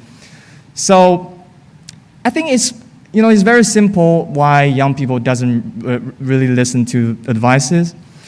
I think there's only one simple reason, is their rebelling mentality. Biologically speaking, as people growing up from a little child, as their brain function gets more and more developed, they tend to think more. They tend to have their own thinking, own understanding about the world. And they might think that this is wrong, that is right, something like that. Back in the days when I was just a little child, I used to think that going to space is totally just the dumbest thing I've ever heard, because I don't see there's any help to our human society. But then, as I learned from the textbook or from teacher telling me, I realized that there's a lot of technologies containing going to the space, these kind of affairs, that can be helpful for the society. For example, the bulletproof glass. So, I think it's just a natural process, because when you reach the middle age, you tend to get more things you need to think about. For example, you might have a family, you might have kids, you need to worry about your kids' tuition, you need to worry about paying your mortgage. So I think it's just a natural process, and just young people need to be taught by a lesson, that's all. Yeah, thank you. Thank you for your impromptu speech. Now please answer 2 questions from the question masters. Hello. At the end of your speech, your main speech, you said we can change the sports in our country by using big data. Yes. Apart from big data, what else can be done to change sport in your country? Yes. All right, so let me take Chinese basketball as an example. So for all these years, we've been using a system called youth training system. That just means that most of the players coming out of the top leagues like CBA actually were trained and selected at a very young age into the league as a future supply for the team. And that just contributes to the fact that the relationship between players and coach actually play a very important role in players' career development. So that just made some of the players, many players, losing chances of competing and getting chances of getting into the league. So I think by strengthening the role of the data analysis, we can eliminate the misjudgment risk and also let more and more players coming in. So I think that's a way to make this system become more fair and push the development of our sports. Hi. My question is related to the topic of your impromptu speech. Sure. Middle age is still far away for you. Yeah. What will the world look like by the time you reach middle age? Well, I think by the time when I reached middle age, I probably already have a family. I was thinking like maybe I have a beautiful wife, maybe 2 kids, 1 girl, 1 boy. And maybe I need to worry about their tuition, of course.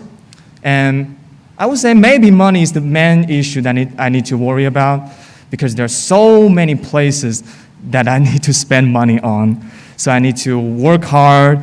I need to do everything I can to earn money for this family, to raise this family. And I need to take care of my parents. And that is also a big issue for me.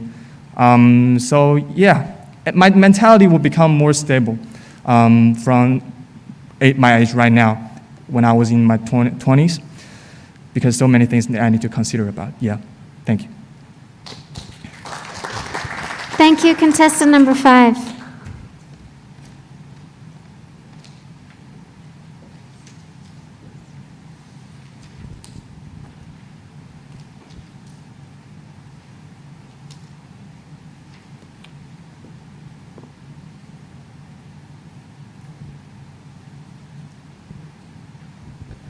Now let's welcome contestant number 6, Anicio Matthews Yezu.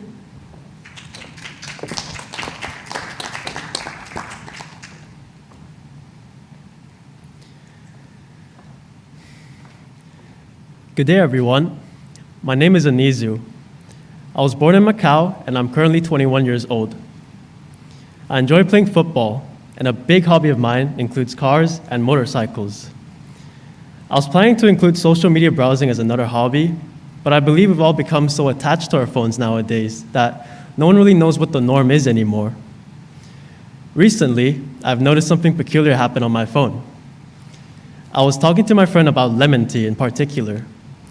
It was a really hot summer day, and I was dying for a sip of cold lemon tea. I'd nagged my friend about it for 20 minutes straight, and when I got home to browse Instagram, all I could see were lemon tea advertisements. Now, this isn't some weird coincidence, as some of you may believe, as I've always noticed how my phone showed motorcycle and car ads, which I don't mind at all, really. But I think I finally connected the dots. Today, I'll be speaking about big data and how it affects our daily lives. Big data is data of very large size, typically to the extent that its management and manipulation presents hardship and significant logistical challenges. It can improve productivity, it can prevent crimes through hotspots and percentages, it can improve healthcare through the likes of devices such as Apple or Samsung smartwatches, which can effectively track our heart rate or footsteps per day. Big data can also keep up with our everyday social media activities by simply linking our Facebook or email accounts to apps such as Instagram or YouTube, for example. Now, there are downsides to big data, as you may expect. If data is gathered and used wrongly, it can lead to danger. For example, government, social media, and insurance companies have information on where we live and how we use our money, and so on. Everything can be analyzed and tracked, and data could be used to spy on us. Now, I'm sure none of you in this room wants data like that to be acknowledged by people you don't even know, right? There are a lot of benefits and risks to big data. Personally, I feel like it's ethically right to always ask for permission from people that data is being collected from. Now, I've mentioned a lot of benefits to big data previously. So I feel like it's probably better to have it than to not, so long as big data remain private and not accessible by the public, because I don't think I'm ready to let anyone know where my favorite restaurants are, not just yet. Thank you. Thank you for your prepared speech. Now please give your impromptu speech. Your topic is number 7. Anonymous said, "I love airports because the rules of society don't apply. Eat a pizza and have a glass of wine at 7 a.m. while in track pants. Nobody cares." What do you think they meant by this, and why should we care about society's rules? Thank you for the question. Do you ever get all dressed up, nice and fancy, looking fresh, only to realize you're going somewhere like a fast food place? Well, I know I have. Some people feel like you have to dress well in order to be respectful to others, or to be respectful to yourself. Others may feel like there's an attire for every occasion, such as when you're going to a wedding or when you're going to a formal event like a dinner, you have to wear a suit. Having said that, in an airport, no one knows where you're going, no one knows who you are, no one knows what time zone you're following. So having a slice of pizza at 7 a.m.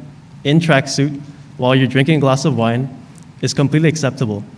And that's why I feel like some people enjoy the airport so much. Thank you. Thank you. Now please answer 2 questions from the question masters. Hello. In your speech, you noted how it wasn't, in fact, a weird coincidence that your advertisements matched your interests. Do you think chance and coincidence have now been lost to big data?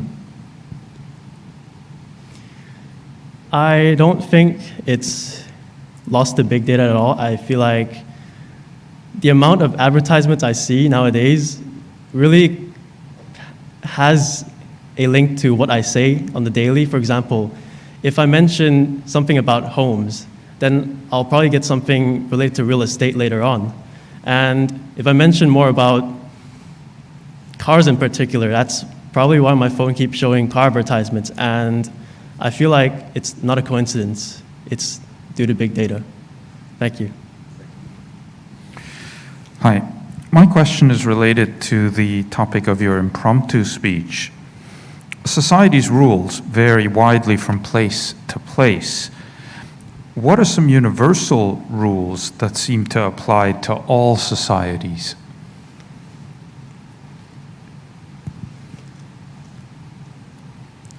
One universal rule that applies to all society is probably a greeting. When you meet someone, you greet them and you be polite.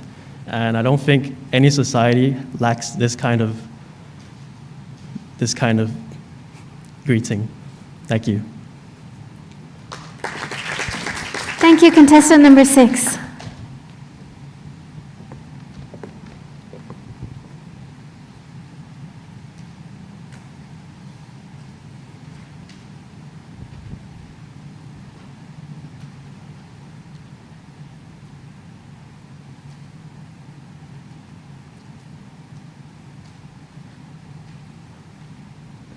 Now let's welcome contestant number 7, Christine Joy Luna Peralta.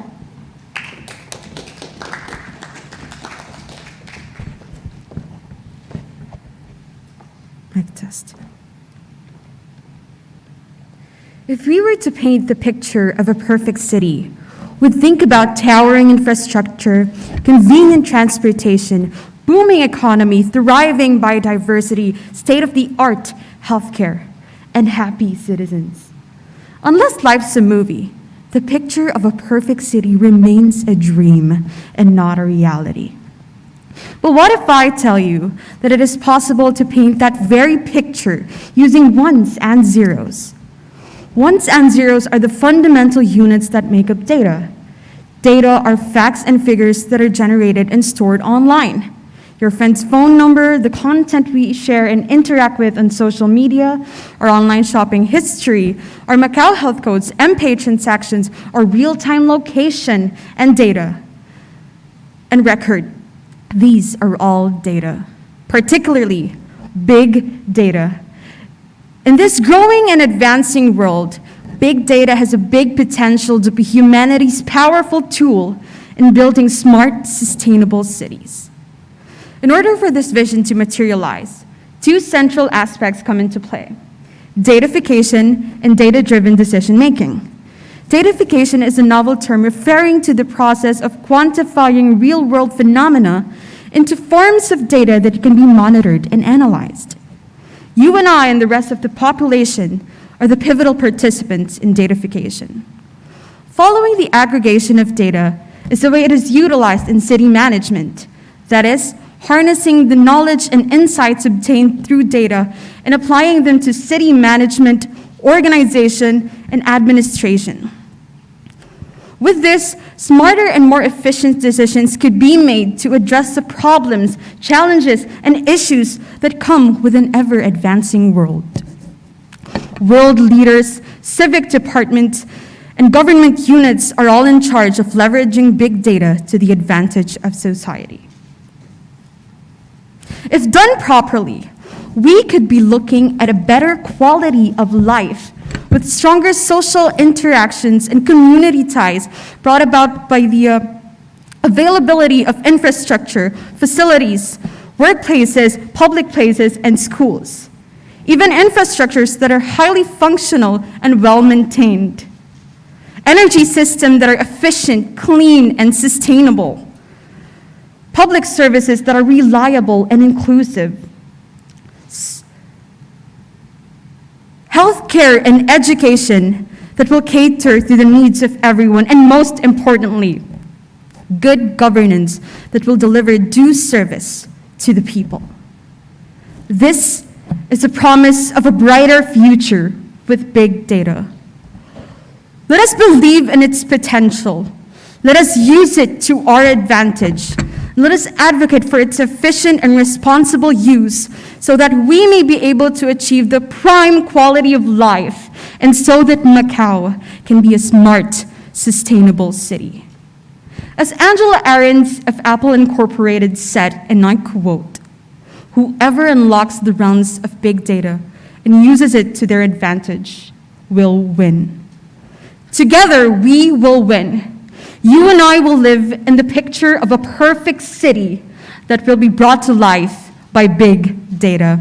Thank you. Thank you for your prepared speech. Now please give your impromptu speech. Your topic is number 9.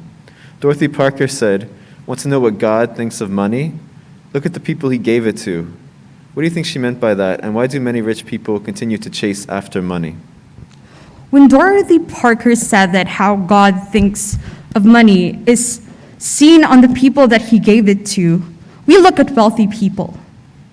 Some of them, or all of them combined, with all the money that they have the power to solve the world's problems such as poverty and hunger. And yet, no one has had the initiative to do so. Maybe this is God's way of mirroring the human nature and weakness of apathy and arrogance and greed that unfortunately bring injustice to the world.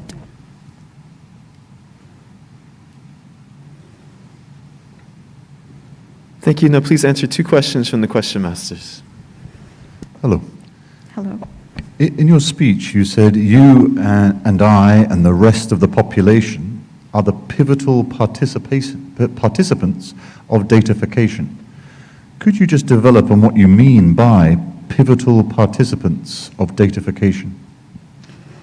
Big data is aggregated from the interactions that we make in our day-to-day lives, such as our, as I've mentioned, health codes, shopping behavior, and traffic flow. Those all come from us, you and me, and the people that are interacting with one another in the world each day. So without people and the behavior that they do, big data could not be accumulated, and there could not, insights and knowledge could not be obtained. Thank you. Hi. My question is related to the topic of your impromptu speech. Some of the richest people in the world think that they make better use of their money than the government could. Would you agree with that?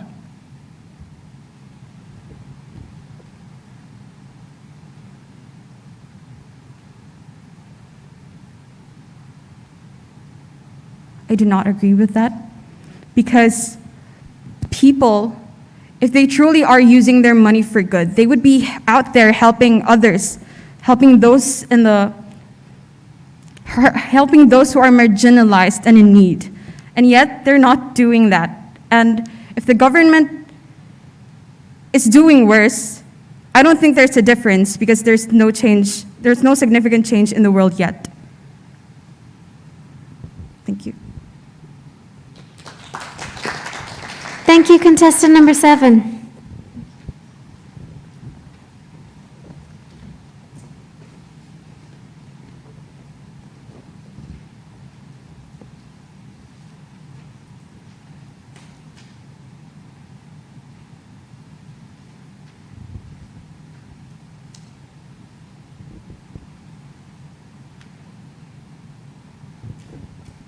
Now let's welcome contestant number 8, Zhang Yuting.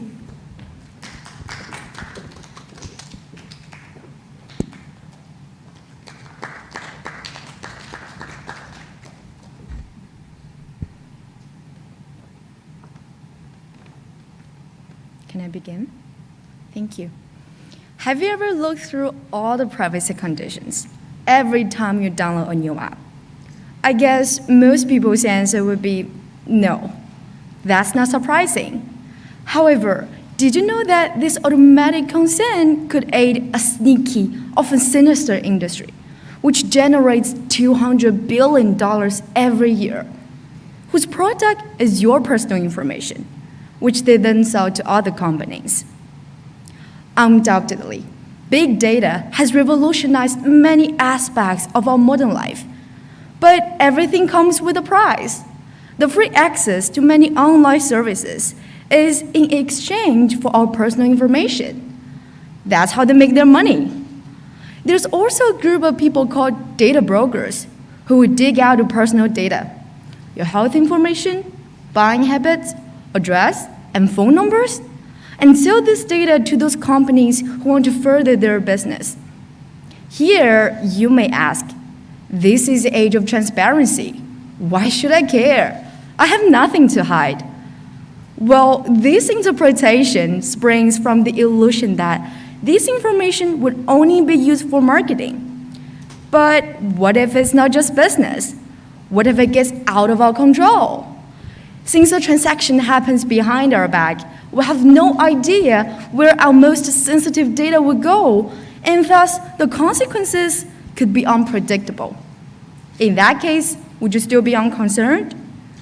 In early 2018, a private company called Cambridge Analytica was found to scrape and harvest a staggering amount of user data from Facebook without their consent. This included status updates, likes, or even private messages. For what purposes? One of the most insidious is for political advertising and manipulation. Political parties want to know what groups to address and how. The Trump Organization did this with impressive results in the 2016 election. But that's just the beginning of the story. Privacy issues also exist in our daily life. BDDP, which stands for Big Data Discriminatory Pricing, serves as an example. By obtaining customers' information regarding their financial status, buying habits, and history, companies are able to set different prices in order to stimulate customer spending and thus maximize revenue. This practice is very common on online shopping platforms like food delivery services, ride-hailing services, hotel or flight booking platforms. Instant loan app users are particularly susceptible. These people can get harassed by loan companies through sending messages to their family members and professional contacts. Privacy laws regulating this area are still in their infancy. You see, big data is far from a win-win situation. It could go far beyond our imagination. Fortunately, a regulatory example has already been set. European countries have published a law called GDPR, General Data Privacy Regulation, to restrict the improper use of personal information. It must be made clear to the users that their data might be used for various purposes, and they should have the option to forbid this. So next time, when you are asked personal questions on a website or an app, substitute the attitude, I have nothing to hide, with, this is my privacy. I do care. Let big data serve us, not exploit us. Thank you. Thank you for your prepared speech. Now please give your impromptu speech. Your topic is number 4. Ralph Waldo Emerson said, "What lies behind you and what lies in front of you pales in comparison to what lies inside of you." What do you think he meant by this, and how can we find what really lies inside of us? Thank you. I used to have trouble speaking English, and I failed a very important English test. When I got the results, I thought my life was over. I started to doubt the efforts I've made in the past few years, and I thought my future was over, And I started to ask all the people around me, am I good? Do I really have advantages over others? Am I the loser? I have received various answers, and none of them is right for me. That's when I realized that I never, ever asked my own voice. I never asked myself, what is your strength? What is your power? Do you really believe in yourself? And since then, I started to realize there was a voice inside me that says, you have perseverance, stuck to it. That's what I did. And now I am here, standing on this stage, prove that my inner voice is right. So you see, sometimes we just so struggle with the past. We just so struggle with the feelings in our past. And we are so afraid of the challenges in front of us. But will that really matter? Will 1/3 exam with the possible future exam really affect you? No. What really matters is the strength, is the power inside of you. And if you really ask me, how could I find our own strength and power? I would say, just listen to your voice. Just listen to what you have in your inner voice. And the rest of the thing you have to do, follow your heart. Thank you. Thank you. Now please answer 2 questions from the question masters. Hello. Hi. In your speech, you referred to how free access to many online services is in exchange for our personal information. How do you think this exchange or this relationship will develop in the future? Well, from my point of view, I think it will stay the same in the long run. Why? Because you could see the commercial purpose behind it. Why they have to collect the information. Sometimes they collect the information through big data technology and pack them in the box and sell them to the companies that want to use it to further their business. And when we log in those free websites, we're actually expose all of this information to them. So can we just say no to the free website? We cannot, right? Because who could refuse a free live streaming website that we could watch free TV show? So I think in the long run, it will just exist. Thank you. Hi, my question is related to the topic of your impromptu speech. Many of us are shaped by our experiences in schools. How should schools help students fulfill their true potential? I'm sorry, pardon? Many of us are shaped by our experiences in schools. How should schools help students fulfill their true potential? Well, for this question, I think I'm the right person to answer it. Because after I failed this English test, I turned to my teacher for help. I asked him, well, do I really have potential in English? Do I really have talent in English? Am I just a stupid person? What he said really cheered me up. He said, talent is not just design thing. It's not something that you cannot change. Talent could develop, and it will develop gradually.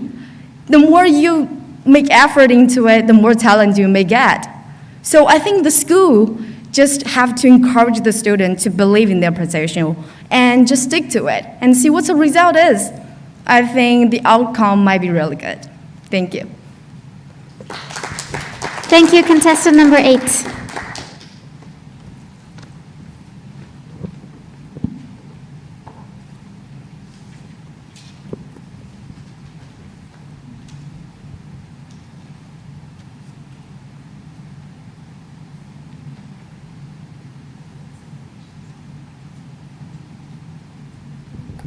Now let's welcome contestant number 9, Zheng Xiaoxiao.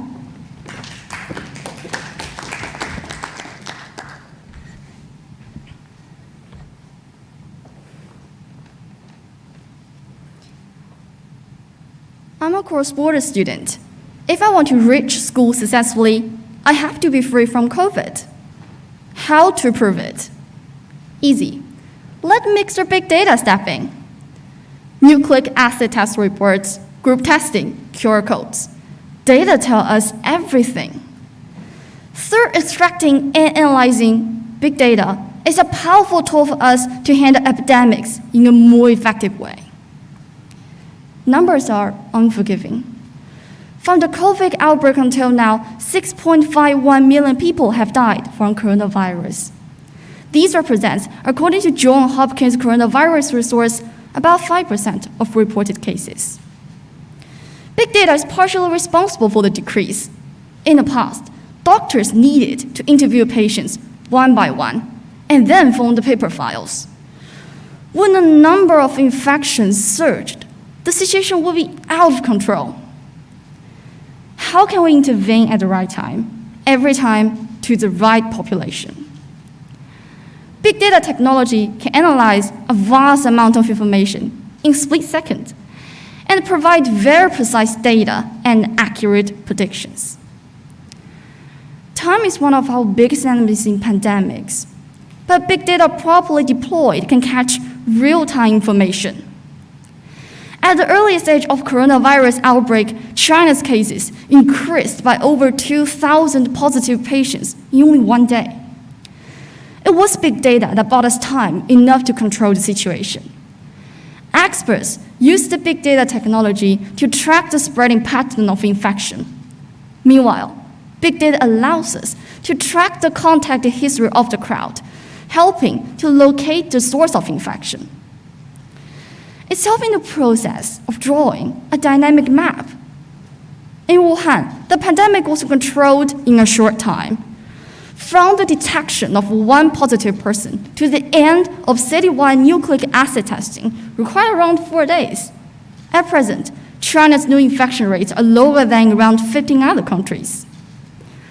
Real-time information from big data is just like a fast track, a track that allows us to quickly respond to the pandemic. But not just time. Big data provides us with more precise information, and we can figure out who, what, where, and how to target. An example is AIDS. AIDS is hard to detect because HIV can be latent in the human body for months or even decades. Many babies have died because of transmission from their mothers. But it's not practical for us to test every pregnant woman in the world.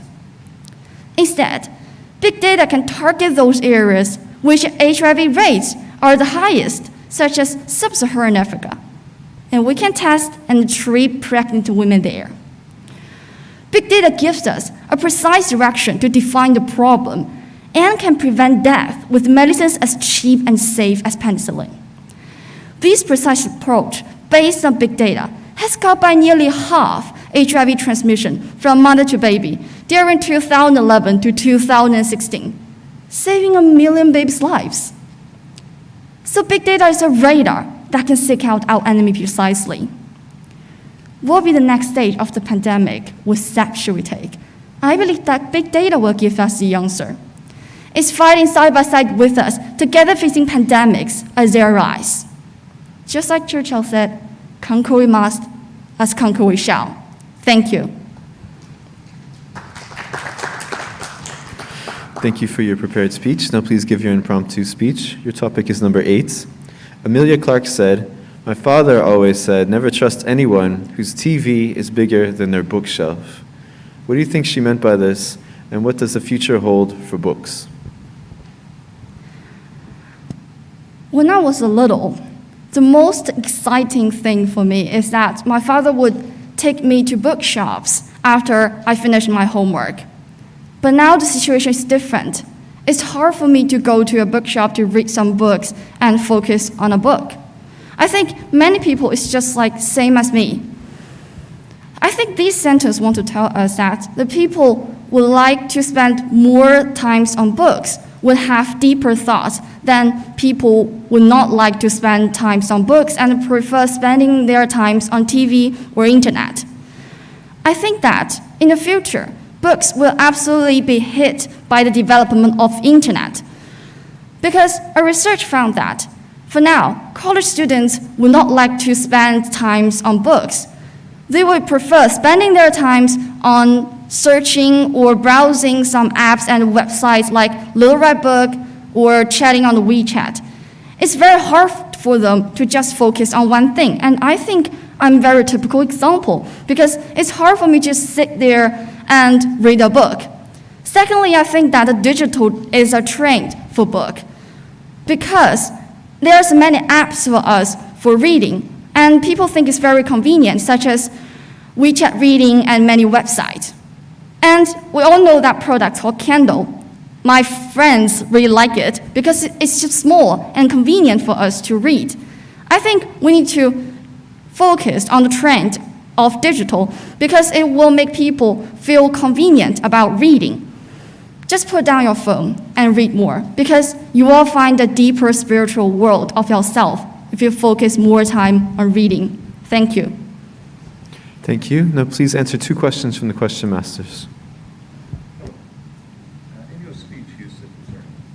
In your speech, you said that big data is a radar that can seek out our enemies.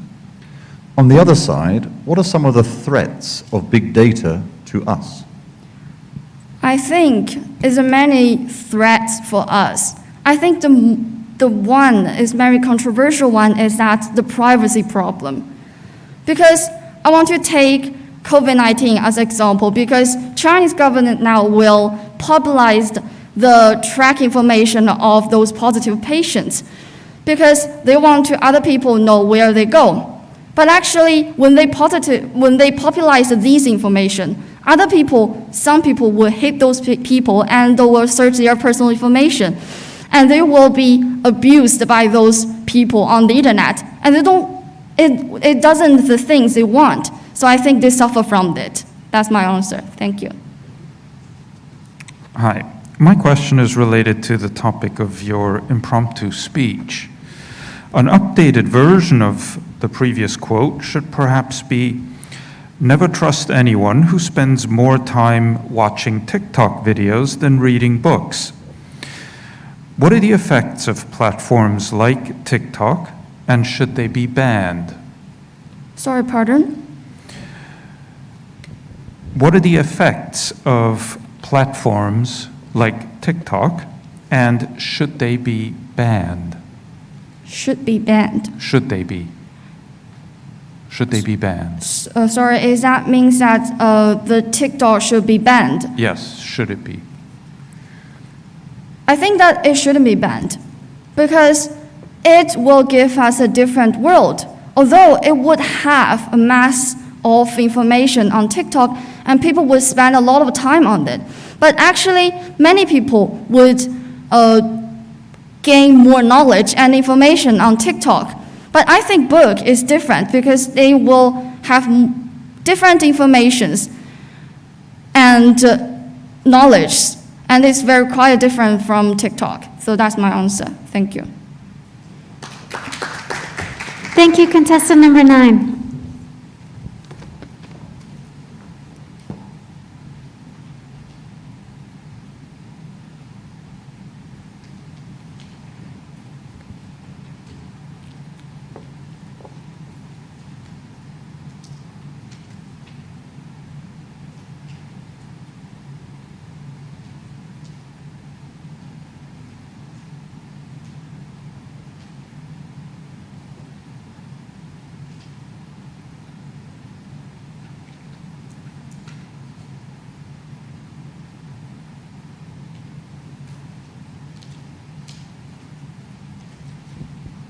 Now let's welcome contestant number 10, Zhou Ye.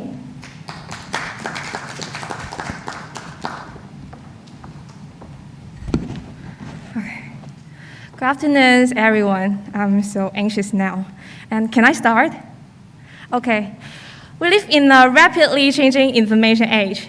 Data is the modern world's most important and valuable raw material. Data affects all aspects of our society, such as agriculture, investment, social media, and healthcare.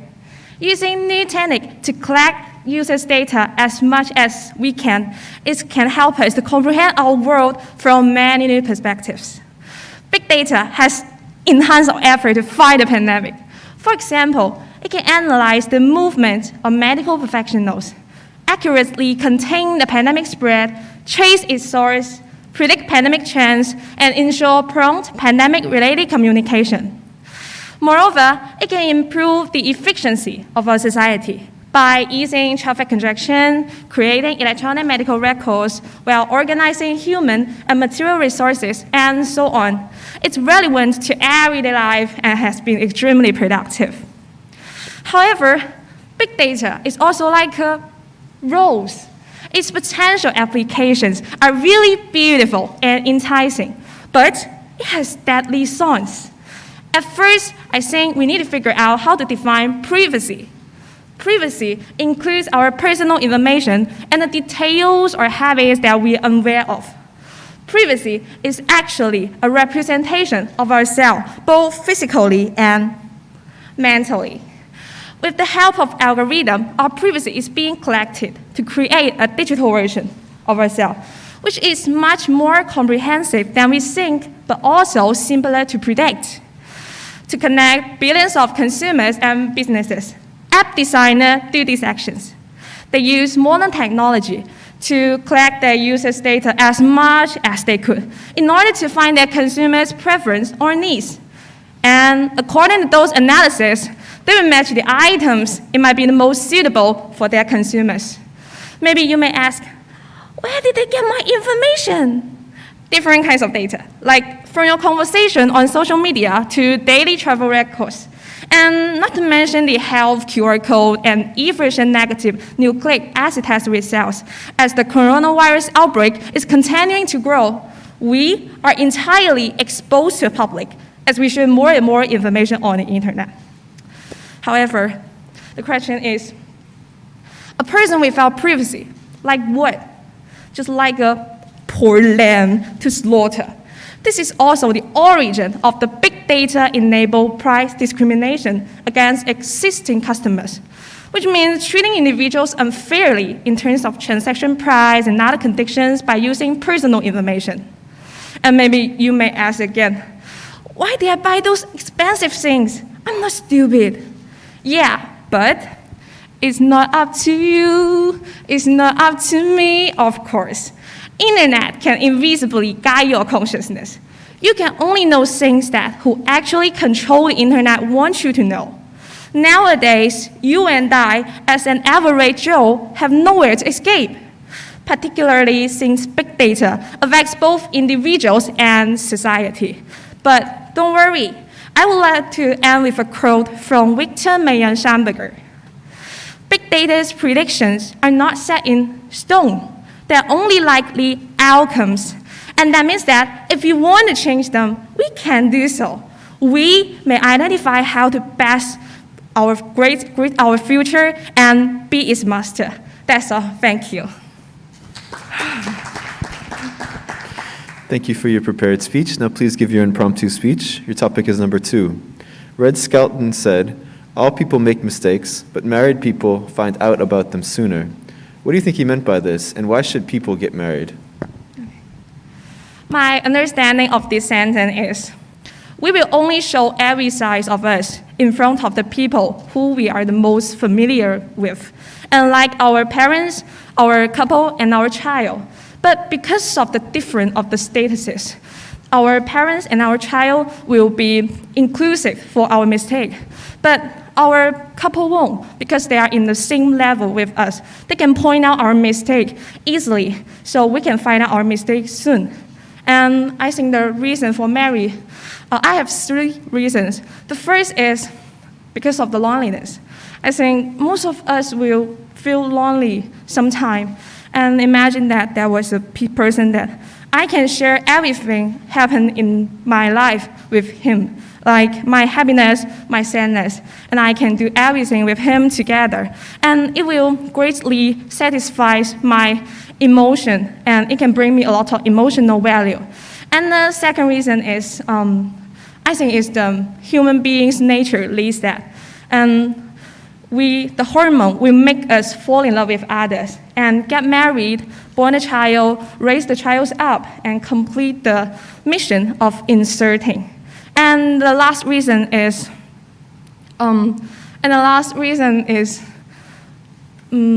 insert.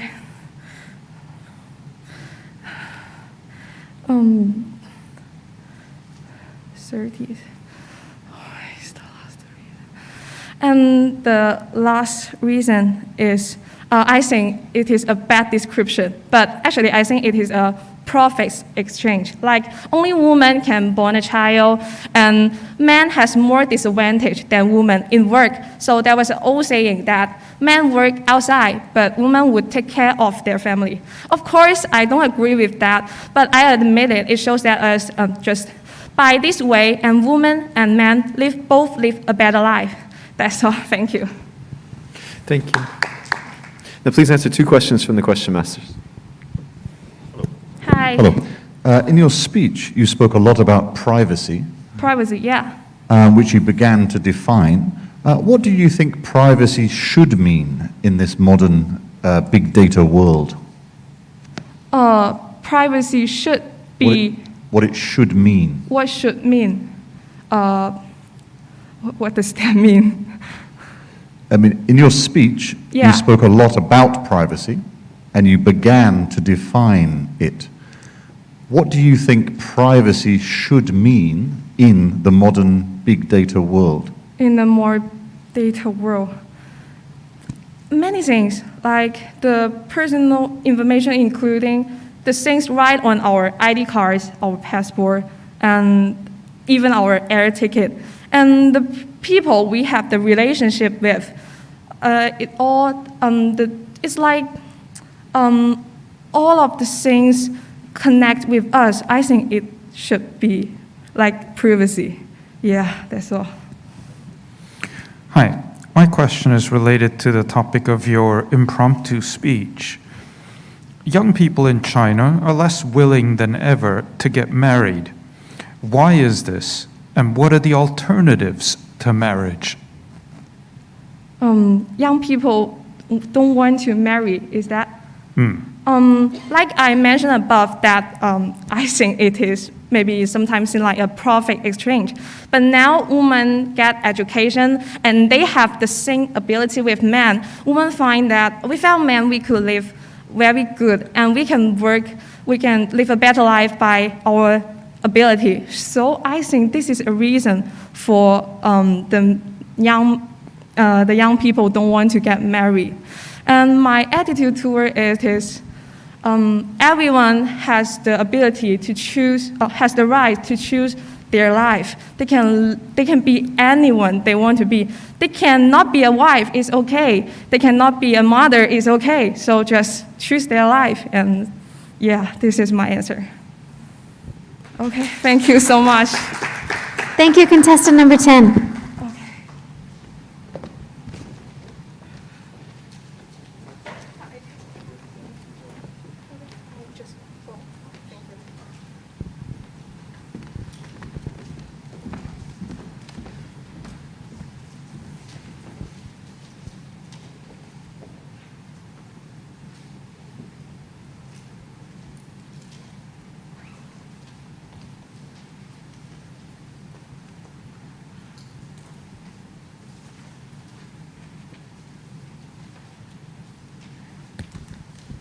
And thank you so much to all of our college category contestants for their wonderful performance. Please give them a big hand. And a huge thank you to the judges, the question masters, the scorekeepers, the timekeepers, the cleaners, and all of our supporting staff. And a warm welcome and a warm thank you to the teachers and contestants' families. Thank you very much for your participation. We would also like to give a very special thank you to the MPU Bell team who worked so hard to organize this competition, especially Isabel, Stephen, Priscilla, and Vita. Thank you for your hard work. And this is the end of this year's speech competition. Since there is no ceremony this year, the results of the competition will be announced on the MPU website by December 2nd at the latest. Once again, we would like to thank all of our participants for their wonderful performances. In accordance with pandemic prevention, we would like to ask everyone to please exit the venue as soon as possible to allow for cleaning and disinfection, and remind you all that photographs must be taken with your masks on. Thank you all so much, and see you all again next year.